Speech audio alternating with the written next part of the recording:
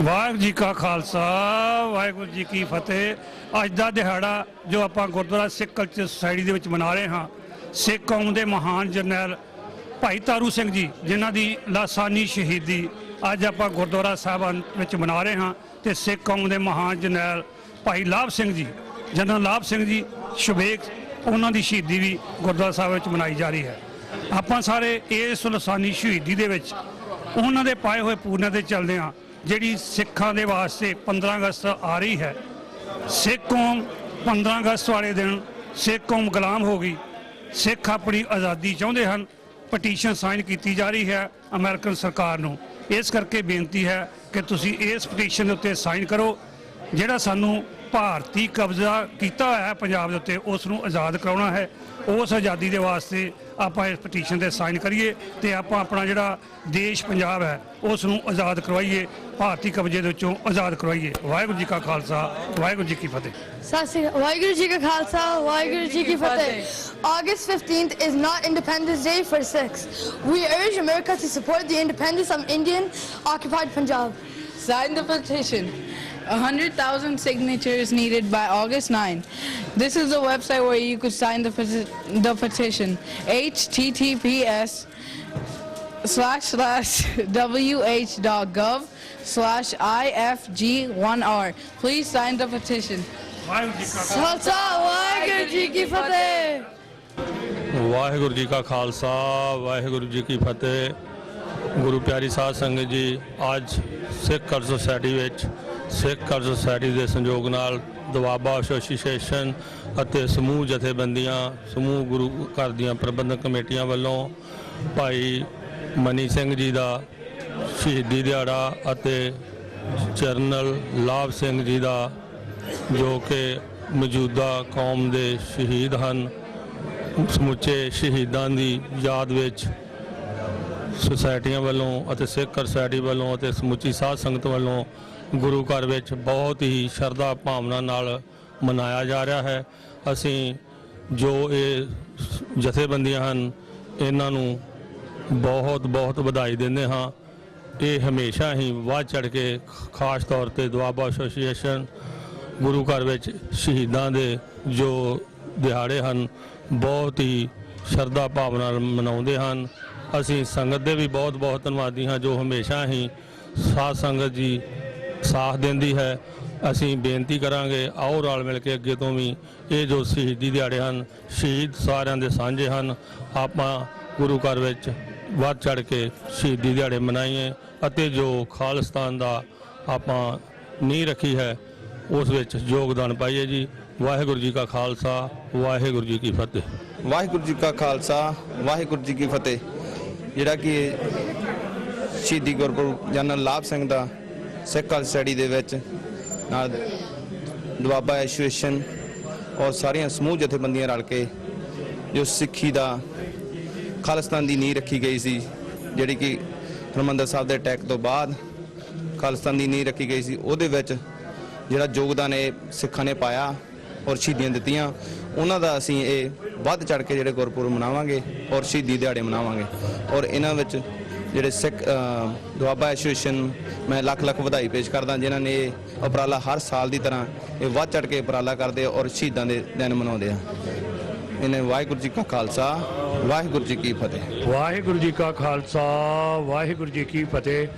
सारी साध संगत जिथे जिथे गुरसिख प्यारे सुनते हैं उन्होंने चरणों च बेनती है कि जिस तरह कि अजकल सिख कौम के उत्ते बहुत ज़्यादा ही कष्ट आया हुआ है कि असी हमेशा ही आउंदा रहा और सिंघां ने हस के इनू जड़िया और चढ़दियां कला विच रहे। और जिसनूं दे मद्दे नज़र अज सिख गुरुद्वारा सिख कल्चर सोसाइटी विच शहीदां दी यादगार मनाउंदे होए ये सारे ही प्रण करते हैं कि आने वाले समय के अपने खालसा राज की जो नींह रखी गई है उसकी प्राप्ति वास्ते सारिਆਂ ਨੂੰ वध चढ़ के योग पाउणा चाहिए, जोर लाउणा चाहिए है ताकि असी अपना आज़ाद अपना खिता जो अपना पंजाब है अपना खालिस्तान उन्हें जल्दी तो जल्दी आज़ाद करा सकीए। और मैं बधाई दिंदा हाँ दुआबा सिख एसोसीएशन और समूह सिख जथेबंदियां नूं जिन्हां ने यह ਸ਼ਹੀਦਾਂ ਦਾ ਸਮਾਗਮ ਜਿਹੜਾ ਹੈ ਬੜੇ ਹੀ ਜ਼ੋਰਾਂ ਸ਼ੋਰਾਂ ਦੇ ਨਾਲ ਚੜ੍ਹਦੀ ਕਲਾ ਦੇ ਨਾਲ ਕੀਤਾ ਹੈ ਔਰ ਇਹ ਵਧਾਈ ਦੇ ਪਾਤਰ ਹਨ।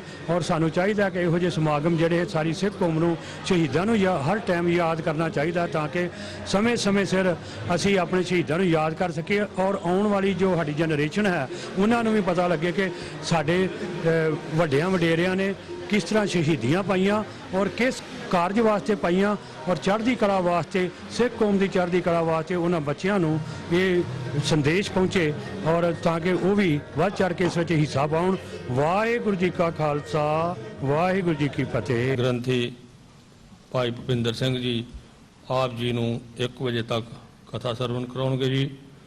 ਗੁਰੂ ਪਿਆਰੀ ਸਾਧ ਸੰਗਤ ਜੀ, ਅੱਜ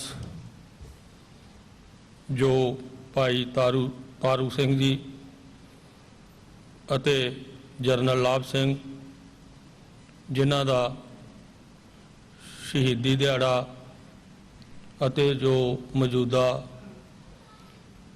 ਕੌਮ ਦੇ ਸ਼ਹੀਦ ਹਨ ਜੋ ਕਿ ਦੁਆਬਾ ਐਸੋਸੀਏਸ਼ਨ ਅਤੇ ਸਮੁੱਚੀਆਂ ਜਥੇਬੰਦੀਆਂ ਗੁਰੂ ਘਰਾਂ ਦੇ ਸਮੁੱਚੇ ਪ੍ਰਬੰਧਕ ਕਮੇਟੀਆਂ ਸਾਰਿਆਂ ਦੇ ਸਹਿਯੋਗ ਨਾਲ ਬਹੁਤ ਹੀ ਸ਼ਰਧਾ ਭਾਵਨਾ ਨਾਲ ਮਨਾਇਆ ਜਾ ਰਿਹਾ ਹੈ। ਅੱਜ ਦੇ ਸਮੁੱਚੇ ਦੀਵਾਨ ਇਹਨਾਂ ਸ਼ਹੀਦਾਂ ਨੂੰ ਸਮਰਪਿਤ ਹਨ। ਆਪ ਜੀ ਨੂੰ ਪਤਾ ਹੈ ਕਿ ਕਿਸ ਤਰ੍ਹਾਂ ਇੰਡੀਆ ਹਕੂਮਤ ਨੇ ਦਰਬਾਰ ਸਾਹਿਬ ਤੇ ਅਟੈਕ ਕੀਤਾ ਅਤੇ ਨਾਲ ਜਿੰਨੇ ਹੋਰ ਗੁਰੂ ਘਰ ਸਨ ਉਹਨਾਂ ਤੇ ਅਟੈਕ ਕੀਤਾ।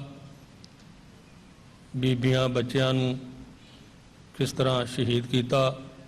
ਅਸੀਂ ਬਹੁਤ ਧੰਨਵਾਦੀ ਹਾਂ ਜਿਹੜੀਆਂ ਜਥੇਬੰਦੀਆਂ ਆਪਣੇ ਸ਼ਹੀਦਾਂ ਨੂੰ ਯਾਦ ਕਰਦੀਆਂ ਹਨ। ਸ਼ਹੀਦ ਜੋ ਸਾਡੇ ਲਈ ਜਾਨਾਂ ਵਾਰ ਗਏ ਹਨ, ਸਾਡਾ ਫਰਜ਼ ਬਣਦਾ ਹੈ ਕਿ ਅਸੀਂ ਹਮੇਸ਼ਾ ਹੀ ਆਪਣੇ ਸ਼ਹੀਦਾਂ ਨੂੰ ਯਾਦ ਕਰੀਏ। ਧੰਨਵਾਦੀ ਹਾਂ ਸਮੁੱਚੀ ਸਾਧ ਸੰਗਤ ਦੇ ਜੋ ਹਮੇਸ਼ਾ ਹੀ ਬਹੁਤ ਸੰਯੋਗ ਦਿੰਦੇ ਹਨ। ਆਓ ਹੁਣ ਭਾਈ ਸਾਹਿਬ ਹੋਰਾਂ ਤੋਂ 1 ਵਜੇ ਤੱਕ ਕਥਾ ਸਰਵਣ ਕਰੀਏ ਜੀ।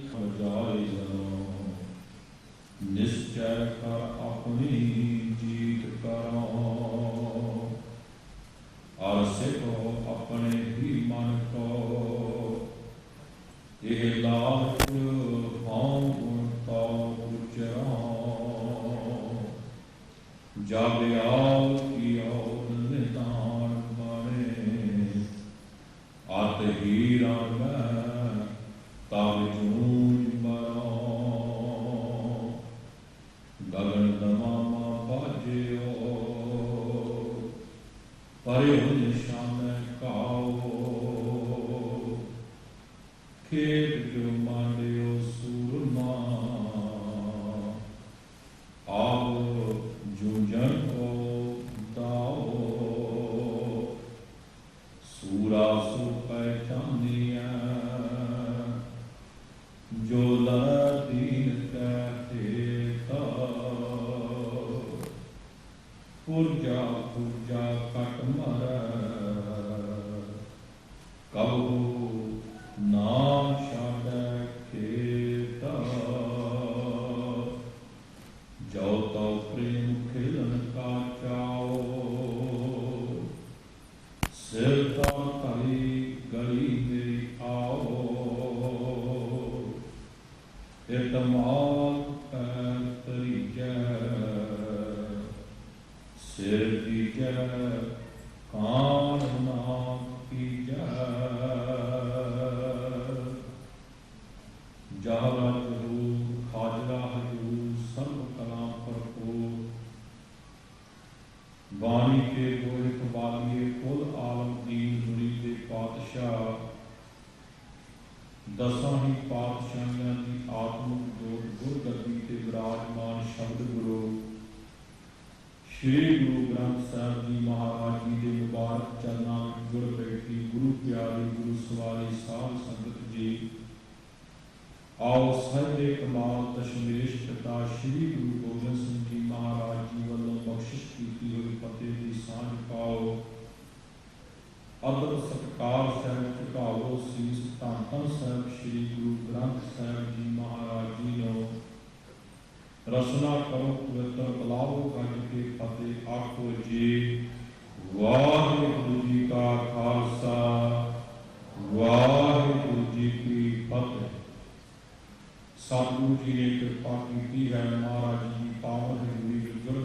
ਬੈਠਣ ਦਾ ਸੁਭਾਗ ਅਵਸਰ ਪ੍ਰਾਪਤ ਹੋਇਆ ਹੈ। ਸਤ ਸੰਗਤ ਦੀਆਂ ਘੜੀਆਂ ਮਿਲੀਆਂ ਨੇ ਜਿਨ੍ਹਾਂ ਵਿੱਚ ਜਿੱਥੇ ਗੁਰੂ ਦਾ ਦੀਦਾਰ ਕਰ ਰਹੇ ਹਾਂ ਉੱਥੇ ਗੁਰਬਾਣੀ ਸ਼ਬਦ ਕੀਰਤਨ ਸਰਵਣ ਕਰਕੇ ਆਪਣੇ ਜੀਵਨ ਦੇ ਇਹਨਾਂ ਸਵਾਸਾਂ ਨੂੰ ਸਫਲਾਉਣ ਦਾ ਯਤਨ ਕੀਤਾ ਜਾ ਰਿਹਾ ਹੈ। ਗੁਰੂ ਰਾਮਦਾਸ ਸਾਹਿਬ ਜੀ ਮਹਾਰਾਜ ਜੀ ਦੇ ਘਰ ਦੇ ਨਿਵਾਜੇ ਕੀਰਤਨੀ ਭਾਈ ਗੁਰਵਿੰਦਰ ਸਿੰਘ ਜੀ ਬਾਬਾ ਉਹਨਾਂ ਪਾਸੋਂ ਆਪ ਜੀ ਨੇ ਗੁਰਬਾਣੀ ਕੀਰਤਨ ਸਰਵਣ ਕੀਤਾ। ਅੱਜ ਦਾ ਦਿਨ ਭਾਰਤਾਂ ਦੇ ਨਾਮ ਸਮਾਗਮ ਮਹਾਨ ਸ਼ਹੀਦਾਂ ਦੀ ਯਾਦ ਵਿੱਚ ਹੈ, ਉਹਨਾਂ ਦੀ ਸਿਮਰਤੀ ਦੇ ਵਿੱਚ ਹੈ।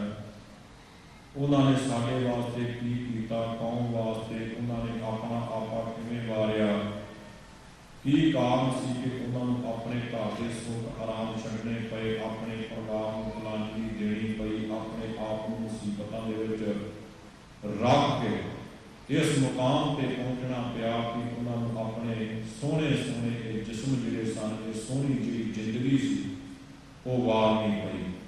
ਇਹਨਾਂ ਗੱਲਾਂ ਨੂੰ ਸੋਚਣ ਤੇ ਸਮਝਣ ਦੀ ਲੋੜ ਹੈ ਕਿਉਂਕਿ ਹਰ ਬੰਦਾ ਆਪਣੀ ਜ਼ਿੰਦਗੀ ਦੇ ਨਾਲ, ਆਪਣੇ ਜੀਵਨ ਦੇ ਨਾਲ ਬਹੁਤ ਪਿਆਰ ਕਰਦਾ ਹੈ। ਕਿਸੇ ਦਾ ਵੀ ਮਰਨ ਨੂੰ ਜੀ ਨਹੀਂ ਕਰਦਾ।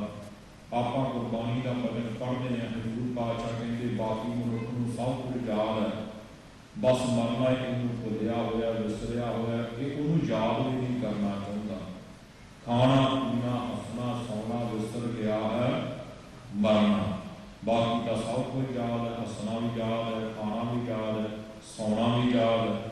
ਬਸ ਇੱਕੋ ਹੀ ਗੱਲ ਭੁੱਲੀ ਪਈ ਹੈ ਮਰਨਾ, ਕਿਉਂਕਿ ਆਪਣੇ ਚਿੱਤ ਵਿੱਚ ਵੀ ਇਹ ਲਿਆਉਣਾ ਚਾਹੁੰਦਾ ਔਰ ਆਪਣੀ ਜ਼ੁਬਾਨ ਤੇ ਵੀ ਇਹ ਬਚਨ ਨਹੀਂ ਲਿਆਉਣਾ ਚਾਹੁੰਦਾ। ਇਸੇ ਕਰਕੇ ਜਦੋਂ ਕੋਈ ਵਿਅਕਤੀ ਇਸ ਸੰਸਾਰ ਤੋਂ ਜਾਂਦਾ ਤਾਂ ਅਸੀਂ ਆਮ ਤੌਰ ਤੇ ਆਪਣੀ ਜ਼ੁਬਾਨ ਤੋਂ ਕਦੇ ਇਹ ਬਚਨ ਨਹੀਂ ਬੋਲਦੇ ਕਿ ਫਲਾਣਾ ਬੰਦਾ ਮਰ ਗਿਆ।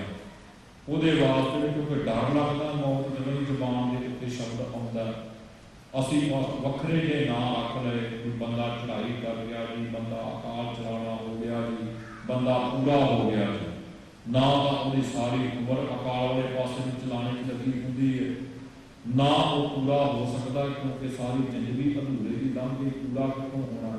ਫਿਰ ਹੋਰ ਸ਼ਬਦ ਵਸ ਨਹੀਂ ਵਰਤ ਨਹੀਂ, ਸਵਰਗਵਾਸ ਹੋ ਗਿਆ ਜੀ। ਜਿਹੜਾ ਜਿਉਂਦੇ ਜੀ ਸਵਰਗਾਂ ਦੇ ਮਾਲਕ ਵਾਹਿਗੁਰੂ ਦੇ ਨਾਲ ਆਪਣੀ ਸਾਂਝ ਨਹੀਂ ਬਣਾ ਸਕਿਆ, ਮਰਿਆਂ ਤੋਂ ਬਾਅਦ ਮਤ ਸੋਚਿਓ ਕਿ ਉਹਦਾ ਵਾਸਾ ਉੱਥੇ ਹੋ ਜਾਏਗਾ ਜਿੱਥੇ ਉਹ ਨਿਰੰਕਾਰ ਰਹਿੰਦਾ। ਹਜ਼ੂਰ ਨੇ ਸਾਨੂੰ ਸਮਝਾਇਆ, ਕਹਿਣ ਲੱਗੇ ਦੇਖ ਇਹ ਤੈਨੂੰ ਇੱਕ ਅਵਸਰ ਮਿਲਿਆ, ਇਹ ਇੱਕ ਤੈਨੂੰ ਵਾਰੀ ਮਿਲੀ ਹੈ, ਜ਼ਿੰਦਗੀ ਤੈਨੂੰ ਲਿਮਟਡ ਮਿਲੀ ਹੈ, ਸਵਾਸ ਦੇ ਜਿਹੜੇ ਗਿਣਤੀ ਦੇ ਉਸਨੇ ਤੈਨੂੰ ਕਿਸੇ ਸੀਮਾ ਦੇ ਵਿੱਚ ਬੰਨ੍ਹ ਕੇ ਇਸ ਸੰਸਾਰ ਦੇ ਉੱਤੇ ਘੱਲਿਆ, ਪਰ ਇਸ ਸੀਮਾ ਵਿੱਚ ਰਹਿੰਦਿਆਂ ਹੋਇਆਂ ਅਸੀਮ ਦੇ ਨਾਲ ਕਿਵੇਂ ਸਾਂਝ ਬਣਾਉਣੀ ਹੈ ਇਹ ਉਹਨੇ ਤੈਨੂੰ ਸਮਝ ਪ੍ਰਦਾਨ ਕੀਤੀ ਹੈ, ਅਕਲ ਦਿੱਤੀ ਹੈ ਕਿ ਸੰਸਾਰ ਅੰਦਰ ਉਹ ਕੁਝ ਕਰ ਕਿ ਦੁਨੀਆ ਦੇ ਲੋਕ ਵੀ ਤੈਨੂੰ ਯਾਦ ਰੱਖਣ ਤੇ ਪਰਮਾਤਮਾ ਦੀ ਦਰਗਾਹ ਦੇ ਵਿੱਚ ਵੀ ਤੈਨੂੰ ਮਾਣ ਪ੍ਰਾਪਤ ਹੋਵੇ। ਸਿਆਣੇ ਕਹਿੰਦੇ ਨੇ ਮਰਨਾ ਉਸਕਾ ਜਿਸ पे करे जमाना अफसोस, यूं तो आते हैं इस जहां में सब मरने के लिए। जेड़ा जन्म है जो जन्म है सो जानो हुआ, जिन्हें जन्म लिया उन्हें एक ना एक दिन मरना अवश्य है, मौत के मुंह में अवश्य पैना। पर तो सियाणे कहते ने भलियो मरना तो है पर मरना उदा चंगा है, मरना उदा दुनिया वास्ते सोहना है ਜਿਹੜੇ ਸੰਸਾਰ ਦੇ ਉੱਤੇ ਕੁਝ ਐਸਾ ਕਰਕੇ ਜਾਣ ਕਿ ਉਹਨਾਂ ਦੀ ਜਾਣ ਤੋਂ ਬਾਅਦ ਲੋਕ ਦੁਖੀ ਹੋਣ, ਲੋਕ ਅਫਸੋਸ ਕਰਨ ਭਈ ਫਲਾਣਾ ਬੰਦਾ ਤੁਰ ਗਿਆ ਜੇ ਕਿਤੇ ਹੁੰਦਾ ਤੇ ਅੱਜ ਮੇਰੀ ਬਾਂਹ ਫੜਦਾ। ਬਹੁਤ ਸਾਰੇ ਲੋਕ ਐਸੇ ਵੀ ਨੇ ਜਿਹੜੇ ਹਾਲੇ ਸੰਸਾਰ ਦੇ ਉੱਤੇ ਤੁਰੇ ਫਿਰਦੇ ਨੇ ਪਰ ਜਿਉਂਦੀਆਂ ਲਾਸ਼ਾਂ ਨੇ। ਲੋਕ ਉਹਨਾਂ ਦਾ ਸਿਆਪਾ ਕਰਦੇ ਪਏ ਨੇ, ਪਤਾ ਨਹੀਂ ਸਾਡੇ ਕੋਲੋਂ ਕਦੋਂ ਦੱਸਣਗੇ, ਕਦੋਂ ਇਹ ਜਾਣਗੇ, ਕਦੋਂ ਇਹ ਮਾਰ ਮੁੱਕਣਗੇ। ਔਰ ਕੁਝ ਲੋਕਾਂ ਵਾਸਤੇ ਲੋਕ ਅਰਦਾਸਾਂ ਕਰਦੇ ਨੇ, ਮਹਾਰਾਜ ਐਸਿਆਂ ਨੂੰ ਹੋਰ ਜ਼ਿੰਦਗੀ ਦੇ ਦਿਓ, ਮਹਾਰਾਜ ਐਸਿਆਂ ਨੂੰ ਹੋਰ ਜੀਵਨ ਪ੍ਰਦਾਨ ਕਰੋ। ਕੁਝ ਤੁਰ ਗਏ ਨੇ, ਇਸ ਦੁਨੀਆ ਤੋਂ ਤੁਰ ਗਏ ਔਰ ਉਹਨਾਂ ਦੇ ਵਾਸਤੇ ਅਰਦਾਸਾਂ ਕੀਤੀਆਂ ਜਾਂਦੀਆਂ, ਮਹਾਰਾਜ ਇਹੋ ਜਿਹਾ ਹੋਰ ਭੇਜ ਦੇ। ਸੰਤ ਬਾਬਾ ਜਰਨੈਲ ਸਿੰਘ ਵਰਗਾ ਲੋੜਾਂ ਨੇ ਨਾ ਅੱਜ ਮੰਗਦੇ ਹਾਂ ਨਾ ਆਪਾਂ ਕੌਮ ਨੂੰ ਕੋਈ ਲੀਡਰ ਐਸਾ ਮਿਲੇ ਜਿਹੜਾ ਆਪੇ ਭਾਵ ਤੋਂ ਉੱਪਰ ਉੱਠ ਕੇ, ਆਪਣੀਆਂ ਗਰਜਾਂ ਤੋਂ ਉੱਪਰ ਉੱਠ ਕੇ ਕੌਮ ਦੇ ਦਰਦ ਨੂੰ ਆਪਣੇ ਹਿਰਦੇ ਅੰਦਰ ਵਸਾ ਕੇ ਬੈਠਾ ਹੋਵੇ, ਜਿਹੜਾ ਆਪਣੇ ਮੇਰਾ ਭਾਵੇਂ ਕੁਛ ਬਣਦਾ ਹੈ, ਮੇਰਾ ਕੁਛ ਚਾਹੇ ਰਹਿੰਦਾ ਚਾਹੇ ਨਹੀਂ ਰਹਿੰਦਾ, ਕੌਮ ਦਾ ਘਰ ਬਣ ਜਾਵੇ। ਸਾਡੀ ਕੌਮ ਦੇ ਕੋਲ ਬਹੁਤ ਕੁਛ ਪੁੱਛ ਗਿਆ। ਅੱਜ ਸ਼ਹੀਦਾਂ ਨੂੰ ਵੀ ਯਾਦ ਕਰ ਰਹੇ ਨੇ, ਜਿਹੜੀ ਸੈਕਟਰੀ ਸਾਹਿਬ ਨੇ ਹੁਣੇ ਬੇਨਤੀ ਕੀਤੀ ਹੈ 15 ਅਗਸਤ ਆਜ਼ਾਦੀ ਦਾ ਦਿਨ। ਆਜ਼ਾਦੀ ਉਹਨਾਂ ਵਾਸਤੇ ਹੋਏ ਕਿ ਜਿਨ੍ਹਾਂ ਨੂੰ ਤਖਤ ਮਿਲ ਗਏ, ਜਿਨ੍ਹਾਂ ਨੂੰ ਆਜ਼ਾਦੀ ਦੇ ਸਾਰੇ ਸੁੱਖ ਆਰਾਮ ਮਿਲ ਗਏ, ਜਿਨ੍ਹਾਂ ਨੂੰ ਸੁੱਖ ਸਹੂਲਤਾਂ ਮਿਲ ਗਈਆਂ, ਜਿਨ੍ਹਾਂ ਨੇ ਕੀਤਾ ਕੱਖ ਨਹੀਂ, ਪ੍ਰਾਪਤੀ ਸਾਰਾ ਕੁਝ ਹੋ ਗਈ। ਪਰ ਸਿੱਖਾਂ ਵਾਸਤੇ 15 ਅਗਸਤ ਦਾ ਦਿਨ ਇੱਕ ਕਾਲਾ ਦਿਨ ਹੈ। ਇਹਦੇ ਨਾਲ ਤਾਂ ਉਹ ਦਿਨ ਚੰਗੇ ਸਨ ਜਦੋਂ ਅੰਗਰੇਜ਼ਾਂ ਦੀ ਹਕੂਮਤ ਸੀ। ਘੱਟੋ ਘੱਟ ਇਹ ਤਾਂ ਅਸੀਂ ਮਹਿਸੂਸ ਕਰ ਰਹੇ ਸਨ ਕਿ ਸਾਡਾ ਰਾਜ ਸਾਡੀਆਂ ਕਮਜ਼ੋਰੀਆਂ ਕਰਕੇ ਖੁੱਸਿਆ।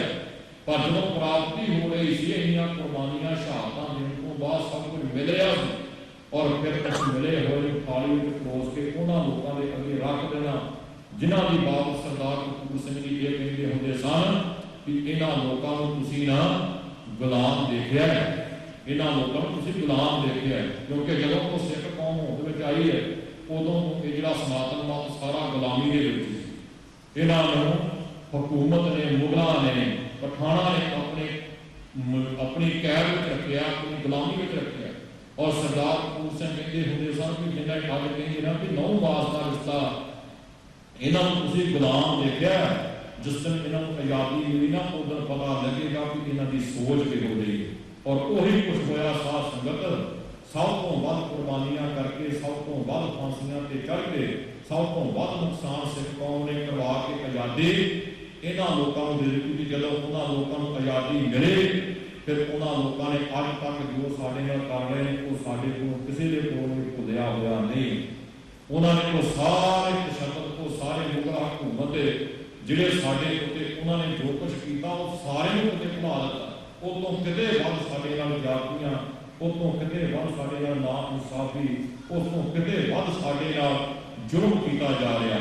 ਸੋ ਇਸ ਤੋਂ ਵੱਡਾ ਕਾਲਾ ਦਿਨ ਸਿੱਖ ਕੌਮ ਦਾ ਹੋਰ ਕੋਈ ਨਹੀਂ ਹੋ ਸਕਦਾ। ਪਰ ਇਹ ਕਾਲਾ ਦਿਨ ਕਿਸੇ ਹੋਰ ਨੇ ਨਹੀਂ ਬਣਾਇਆ। ਇਹ ਸਾਡੀਆਂ ਆਪਣੇ ਲੀਡਰਾਂ ਦੀਆਂ ਨਲਾਇਕੀਆਂ ਦਾ ਕਾਰਨ ਸਾਨੂੰ ਅੱਜ ਇਹ ਦਿਨ ਦੇਖਣੇ ਪੈ ਰਹੇ ਨੇ ਕਿ ਜਿਨ੍ਹਾਂ ਲੋਕਾਂ ਨੇ ਸਾਡੇ ਅੱਗੇ ਹੱਥ ਅੱਡੇ ਹੁੰਦੇ ਸਨ, ਉਹ ਆ ਸਾਡੇ ਅੱਗੇ ਸਿਰ ਚੁੱਕ ਕੇ ਤੁਰਦੇ ਨੇ। ਔਰ ਇੱਥੋਂ ਤੱਕ ਸਾਨੂੰ ਕਹਿੰਦੇ ਨੇ ਕਿ ਅੱਜ ਸਮਾਂ ਬਦਲ ਗਿਆ ਹੈ, ਉਹ ਵਕਤ ਕੁਝ ਔਰ था, ये वक्त कुछ और है। सो साध संगत जी आज़ादी वास्ते, अपने आप को स्वतंत्र करने वास्ते हर कौम जी है वो संघर्ष करती है। क्योंकि जिंदगी है ही एक संघर्ष, तुहाडे अंदर संघर्ष चल रहा है, तां तुहाडी जिंदगी चल रही है। इस करके जिहड़ियां कौमां संघर्ष करदियां ने, जिहड़ियां कौमां स्वतंत्रता प्राप्त करने वास्ते यत्नशील रहिंदियां ने, हिम्मत करदियां ने। क्योंकि हिम्मत मर्द मन दे खुदा, मर्द बन के जिहड़ा कोई बंदा हिम्मत करे, कहते ओदी ही परमात्मा जिहड़ा बांह फड़दा है, ओदी मदद परमात्मा करदा है। क्योंकि खुदा ने उस कौम की हालत कभी बदली नहीं, ना हो खुद जिसे एहसास अपने बदलने का। जिहड़े आप लोग ना होण, उन्हां दा नाल साथ देण वास्ते कोई किवें करेगा? असल दे विच जतन आप करना पएगा, कदम आप उठना पएगा। बंदा खलोता खलोता मंजिल दे उत्ते नहीं पहुंच सकदा, ਉਹਨੂੰ ਕਦਮ ਬਰ ਕਦਮ ਜਿਹੜਾ ਹੈ ਪੈਂਡਾ ਤੈਅ ਕਰਨਾ ਪੈਂਦਾ, ਫਿਰ ਵੀ ਇੱਕ ਨਾ ਇੱਕ ਦਿਨ ਉਹ ਮੰਜ਼ਿਲ ਦੇ ਉੱਤੇ ਪਹੁੰਚਦਾ। ਪਰ ਸਿੱਖ ਕੌਮ ਦੀ ਤਰਾਸਦੀ ਹੈ ਕਿ ਸਿੱਖ ਆਪ ਵੀ ਸਫ਼ਰ ਵਿੱਚ ਨੇ ਤੇ ਸਿੱਖਾਂ ਦੀ ਮੰਜ਼ਿਲ ਵੀ ਸਫ਼ਰ ਦੇ ਵਿੱਚ ਹੈ। ਜਿੰਨਾ ਅਸੀਂ ਅਗਾਂਹ ਨੂੰ ਤੁਰਦੇ ਹਾਂ, ਉਨੀ ਮੰਜ਼ਿਲ ਸਾਡੀ ਅਗਾਂਹ ਨੂੰ ਜਾਈ ਜਾਂਦੀ ਹੈ। ਕਾਰਨ ਇਹ ਹੈ ਕਿ ਸਾਡੇ ਆਪਣੇ ਸਾਨੂੰ ਆਪਣੀ ਆਜ਼ਾਦੀ ਤੋਂ ਦੂਰ ਕਰੀ ਜਾ ਰਹੇ ਹਨ। ਸੋ ਇਸ ਕੌਮ ਦੀ ਆਜ਼ਾਦੀ ਵਾਸਤੇ ਸੰਘਰਸ਼ ਜਿਹੜਾ ਉਹ ਅੱਜ ਤੋਂ ਨਹੀਂ, ਜਿਸ ਦਿਨ ਗੁਰੂ ਨਾਨਕ ਦੇਵ ਜੀ ਮਹਾਰਾਜ ਜੀ ਨੇ ਇਸ ਸੰਸਾਰ ਦੇ ਅੰਦਰ ਮਾਰਿਆ ਸਿੱਕਾ ਜਗਤ ਵਿੱਚ ਨਾਨਕ ਨਿਰਮਲ ਪੰਥ ਚਲਾਇਆ, ਉਸੇ ਦਿਨ ਤੋਂ ਸ਼ੁਰੂ ਹੋ ਗਿਆ ਖਾਸ ਲੋਕਾਂ ਦਾ ਰਾਜ, ਇਨਸਾਨੀਅਤ ਵਾਲਾ ਰਾਜ, ਜਿਸ ਦੇ ਵਿੱਚ ਸਮੁੱਚੀ ਮਨੁੱਖਤਾ ਵਾਸਤੇ ਸਭ ਸਾਂਝਾ ਪ੍ਰੋਗਰਾਮ ਹੋਵੇ, ਜਿਸ ਵਿੱਚ ਸਾਰੇ ਲੋਕਾਂ ਵਾਸਤੇ ਇੱਕੋ ਜਿਹਾ ਅਸੂਲ ਤੇ ਕਾਨੂੰਨ ਹੋਣ, ਜਿਹਦੇ ਵਿੱਚ ਸਾਰਿਆਂ ਵਾਸਤੇ ਪਿਆਰ ਵਾਲਾ ਇਹ ਸਾਰਾ ਸਿਸਟਮ ਹੋਵੇ। ਇਹੋ ਜਿਹੇ ਰਾਜ ਦੀ ਪ੍ਰਾਪਤੀ ਜਿਹੜੀ ਗੁਰੂ ਨਾਨਕ ਦੇਵ ਜੀ ਮਹਾਰਾਜ ਨੇ ਇਸ ਸੰਸਾਰ ਦੇ ਅੰਦਰ ਇਹ ਸਿੱਕਾ ਮਾਰਿਆ ਸੀ, ਇਹ ਸਿੱਕਾ ਚਲਾਇਆ ਸੀ, ਇਹ ਰਾਜ ਜਿਹੜਾ ਹੈ ਉਹ ਕਾਇਮ ਕੀਤਾ ਸੀ। ਔਰ ਗੁਰੂ ਨਾਨਕ ਦੇਵ ਜੀ ਮਹਾਰਾਜ ਦੇ ਉਸ ਉਦੇਸ਼, ਉਸ ਦੀ ਸਿੱਖਿਆ ਨੂੰ ਅੱਗੇ ਬਰਕਰਾਰ ਰੱਖਦਿਆਂ ਹੋਇਆ ਕੌਮ ਦੇ ਵੱਲ ਜੀਵਨਿਆਂ ਨੇ ਸਮੇਂ ਦੇ ਨਾਲ ਇਸ ਆਜ਼ਾਦ ਰਾਜ ਦੀ ਪ੍ਰਾਪਤੀ ਵਾਸਤੇ ਆਪਣਾ ਆਪਾ ਵਾਰਿਆ। ਭਾਵੇਂ ਕਿ ਗੁਰੂ ਅਰਜਨ ਦੇਵ ਜੀ ਮਹਾਰਾਜ ਨੂੰ ਤੱਤੀ ਤਵੀ ਦੇ ਉੱਤੇ ਬੈਠ ਕੇ ਸ਼ਹੀਦ ਹੋਣਾ ਪਿਆ, ਜਾਂ ਸਤਿਗੁਰੂ ਗੁਰੂ ਤੇਗ ਬਹਾਦਰ ਸਾਹਿਬ ਨੂੰ ਚਾਂਦਨੀ ਚੌਕ ਦੇ ਵਿੱਚ ਆਪਣਾ ਸੀਸ ਕਟਵਾਉਣਾ ਪਿਆ, ਜਾਂ ਸਤਿਗੁਰੂ ਦੇ ਪਿਆਰਿਆਂ ਵੱਲੋਂ ਉਹਨਾਂ ਦੀਆਂ ਅੱਖਾਂ ਦੇ ਸਾਹਮਣੇ ਆਪ ਸ਼ਹਾਦਤਾਂ ਦੇ ਜਾਮ ਪੀਣੇ ਪਏ ਨੇ। ਇਹਨਾਂ ਦੇ ਪਿੱਛੇ ਇਹ ਸੀ ਕਿ ਸੰਸਾਰ ਦੇ ਅੰਦਰ ਸਰਬ ਧਨ ਸਨਮਾਨਤਾ ਵਾਲਾ ਜਿਹੜਾ ਰਾਜ ਹੈ ਉਹ ਕਾਇਮ ਦਾਇਮ ਹੋ ਸਕੇ, ਨਾ ਕੋਈ ਕਿਸੇ ਨੂੰ ਧੱਕਾ ਦੇ ਕੇ ਆਪਣੇ ਰਾਜ ਵਿੱਚ ਮਿਲਾਵੇ, ਆਪਣੇ ਧਰਮ ਵਿੱਚ ਪ੍ਰਵਰਤ ਕਰੇ ਤੇ ਨਾ ਹੀ ਕੋਈ ਕਿਸੇ ਦਾ ਧੱਕਾ ਸਹਿਣ ਕਰੇ। ਹਰ ਇੱਕ ਨੂੰ ਆਜ਼ਾਦੀ ਪ੍ਰਾਪਤ ਹੋਵੇ, ਸੁਤੰਤਰਤਾ ਪ੍ਰਾਪਤ ਹੋਵੇ। ਇਹਦੇ ਵਾਸਤੇ ਉਦੋਂ ਤੋਂ ਹੀ ਉਹ ਜਿਹੜੇ ਨਿਰੰਕਾਰ ਨਾਲ ਜੁੜੀਆਂ ਹੋਈਆਂ ਰੂਹਾਂ ਸਨ, ਉਹਨਾਂ ਨੇ ਪੈਗਾਮ ਵੀ, ਉਹਨਾਂ ਦਾ ਉਦੇਸ਼ ਵੀ, ਉਹਨਾਂ ਦੀ ਸਿੱਖਿਆ ਵੀ, ਉਹਨਾਂ ਦਾ ਇਲਹਾਮ ਵੀ ਜਿਹੜਾ ਹੈ ਇਸੇ ਵਾਸਤੇ ਹੈ ਕਿ ਮਨੁੱਖ ਇੱਕ ਦੂਸਰੇ ਨਾਲ ਪਿਆਰ ਕਰੇ, ਕਿਸੇ ਦੇ ਨਾਲ ਈਰਖਾ ਨਾ ਹੋਵੇ, ਕਿਸੇ ਦਾ ਮਾੜਾ ਨਾ ਸੋਚੇ ਔਰ ਸਾਰੇ ਇੱਕ ਦੂਜੇ ਨੂੰ ਪਿਆਰ ਕਰਦਿਆਂ ਹੋਇਆ ਆਪਣੀ ਜ਼ੁਬਾਨ ਤੇ ਇਹ ਬਚਨ ਹੀ ਨਾ ਲਿਆਉਣ, ਬਲਕਿ ਇਹਨਾਂ ਨੂੰ ਜੀਵਨ ਦੇ ਅੰਦਰ ਕਾਇਮ ਕਰਨ ਕਿ ਸਭ ਕੋ ਮੀਤ ਹਮ ਆਪਨ ਕੀਨਾ ਹਮ ਸਭਨਾ ਕੇ ਸਾਜਨ। ਅਸੀਂ ਇਹ ਕਹੀਏ ਨਾ ਕਿ ਅਵਲ ਅੱਲਾਹ ਨੂੰ ਉਪਾਇਆ ਕੁਦਰਤ ਕੇ ਸਭ ਬੰਦੇ, ਸਗੋਂ ਸਾਨੂੰ ਸਾਰਿਆਂ ਦੇ ਵਿੱਚੋਂ ਕਾਬਲ ਨਜ਼ਰ ਆਉਣ ਲੱਗ ਪਵੇ, ਇਸ ਕੁਦਰਤ ਦੇ ਵਿੱਚੋਂ, ਇਸ ਖਲਕਤ ਦੇ ਵਿੱਚੋਂ ਖਾਲਕ ਦਿਸਣ ਲੱਗ ਪਵੇ ਔਰ ਮਨੁੱਖ ਦੇ ਅੰਦਰੋਂ ਇਹ ਆਵਾਜ਼ ਨਿਕਲੇ ਕਿ ਬੁਰਾ ਭਲਾ ਕੋ ਕਿਸ ਨੂੰ ਕਹੀਏ ਸਗਲੇ ਜੀ ਤੁਮਾਰੇ। ਸੋ ਮਹਾਨ ਸ਼ਹੀਦਾਂ ਦੀ ਸਿਮਰਤੀ ਦੇ ਵਿੱਚ ਆਪਾਂ ਜੁੜੇ ਹਾਂ, ਜਿਨ੍ਹਾਂ ਨੇ ਆਪਣੇ ਆਪ ਨੂੰ ਉੱਪਰ ਉੱਠ ਕੇ ਇਹੋ ਜਿਹੇ ਹਲੀਮੀ ਰਾਜ ਨੂੰ ਕਾਇਮ ਕਰਨ ਵਾਸਤੇ ਸ਼ਹਾਦਤਾਂ ਦੇ ਜਾਮ ਕੀਤੇ। ਸ਼੍ਰੀ ਅਖੰਡ ਪਾਠ ਸਾਹਿਬ ਦੇ ਭੋਗ ਪਏ ਹਨ। ਗੁਰਦੁਆਰਾ ਸਿੱਖ ਕਲਚਰ ਸੋਸਾਇਟੀ ਵੱਲੋਂ Doaba Sikh association, Sikh for justice, Sikh youth America Prem society, Panth Sikh society ਅਤੇ east coast Sikh coordinate society, ਸਮੁੱਚੀਆਂ ਸੋਸਾਇਟੀਆਂ ਸਭਾਵਾਂ ਜਥੇਬੰਦੀਆਂ ਦੇ ਸਹਿਯੋਗ ਦੇ ਨਾਲ ਇਹ ਸਮਾਗਮ ਸ਼ਹੀਦ ਭਾਈ ਤਾਰੂ ਸਿੰਘ ਜੀ ਉਹਨਾਂ ਦੇ ਸ਼ਹੀਦੀ ਦਿਹਾੜੇ ਨੂੰ ਸਮਰਪਿਤ ਔਰ ਇਸੇ ਤਰ੍ਹਾਂ ਮੌਜੂਦਾ ਸਮੇਂ ਦੇ ਵਿੱਚ ਇਸ ਸੰਘਰਸ਼ ਵਿੱਚ ਆਪਣਾ ਯੋਗਦਾਨ ਪਾਉਣ ਵਾਲੇ ਕੌਮ ਦੇ ਮਹਾਨ ਸੂਰਬੀਰ ਯੋਧੇ ਭਾਈ ਸੁਖਦੇਵ ਸਿੰਘ ਜੀ ਸੁੱਖਾ ਉਰਫ ਜਨਰਲ ਲਾਭ ਸਿੰਘ, ਉਹਨਾਂ ਦੇ ਸ਼ਹੀਦੀ ਦਿਹਾੜੇ ਨੂੰ ਮਨਾਉਂਦਿਆਂ ਇਸ ਸਮਾਗਮਾਂ ਦੀਆਂ ਸੇਵਾਵਾਂ ਨਿਭਾਈਆਂ ਜਾ ਰਹੀਆਂ। ਸੋ ਸਾਧ ਸੰਗਤ ਜੀ, ਆਪਾਂ ਸ਼ਹੀਦ ਭਾਈ ਤਾਰੂ ਸਿੰਘ ਦਾ ਇਤਿਹਾਸ ਲਗਾਤਾਰ ਪਿਛਲੇ ਦਿਨਾਂ ਤੋਂ ਸਰਵਣ ਕਰ ਰਹੇ ਹਾਂ ਕਿ ਉਸ ਗੁਰੂ ਕੇ ਲਾਲ ਨੇ ਕਿਵੇਂ ਸਿੱਖੀ ਆਨ ਸ਼ਾਨ ਵਾਸਤੇ ਸਿੱਖੀ ਕੇਸਾਂ ਸਵਾਸਾਂ ਸਮੇਂ ਨਿਭਾਉਂਦਿਆਂ ਹੋਇਆ ਸ਼ਹਾਦਤਾਂ ਦੇ ਜਾਮ ਕੀਤੇ। ਕਿਸੇ ਵਿਦਵਾਨ ਦੇ ਬੋਲ ਨੇ, ਜਦ ਡੋਲਦਾ ਖੂਨ ਸ਼ਹੀਦਾਂ ਦਾ, ਤਸਵੀਰ ਬਦਲਦੀ ਕੌਮਾਂ ਦੀ, ਰਮੀਆਂ ਠੋਕਰ ਲੈਂਦੇ ਜਾਂ ਤਕਦੀਰ ਬਦਲਦੀ ਕੌਮਾਂ ਦੀ। ਜਦੋਂ ਇਸ ਮੁਕਾਮ ਦੇ ਉੱਤੇ ਕੋਈ ਪਹੁੰਚਦਾ ਹੈ, ਇਹੋ ਜਿਹੇ ਦ੍ਰਿੜ ਇਰਾਦੇ ਦੇ ਨਾਲ ਆਪਣੀ ਕੌਮ ਦੀ ਗੱਲ ਕਰਦਾ ਹੈ, ਸੁਤੰਤਰਤਾ ਦੀ ਗੱਲ ਕਰਦਾ ਹੈ, ਫਿਰ ਉਹ ਦਿਨ ਦੂਰ ਨਹੀਂ ਹੁੰਦਾ ਜਿੰਨੀ ਦਿਨ ਕਿ ਸਫਲਤਾ ਉਸਦੇ ਪੈਰ ਨਾਲ ਚੁਣੇ, ਕਿਉਂਕਿ ਇਹ ਇਰਾਦੇ ਦ੍ਰਿੜ ਵਾਲਿਆਂ ਦੀ ਗੱਲ ਹੁੰਦੀ ਹੈ। इरादे दृढ़ हो तो सफलता फिर चलकर आती है। चट्टाने फल पर आती हैं, सागर राह देते हैं, चट्टाने फल पर आती हैं। अटक वर्गे दरिया उन्होंने सामने अटक जाते हैं, रुक जाते हैं, जिन्हों के इरादे दृढ़ होंगे ने, जिहड़े अंदरों मजबूत होंगे ने, और जिहड़े अंदरों मजबूत होण उन्होंने दुनिया का कोई भी बशर अपने अगे झुका नहीं सकता, उन्होंने डरा नहीं सकता, उन्होंने अगे अपने निभा नहीं सकता। बथेरे यतन कीते शहीद भाई तारू सिंह जी हुणां नूं डराउण वास्ते, अपने अगे झुकाउण वास्ते। ये तो एक वखरी गल सी ना कि जगरिया खान के मन के अंदर एक ख्याल सी कि मैं इस धरती के उत्ते किसी सिख नूं रहण नहीं देना, और उन्हें अपने जतन में सफलता प्राप्त करने के लिए हुक्मनामे भी जारी किए।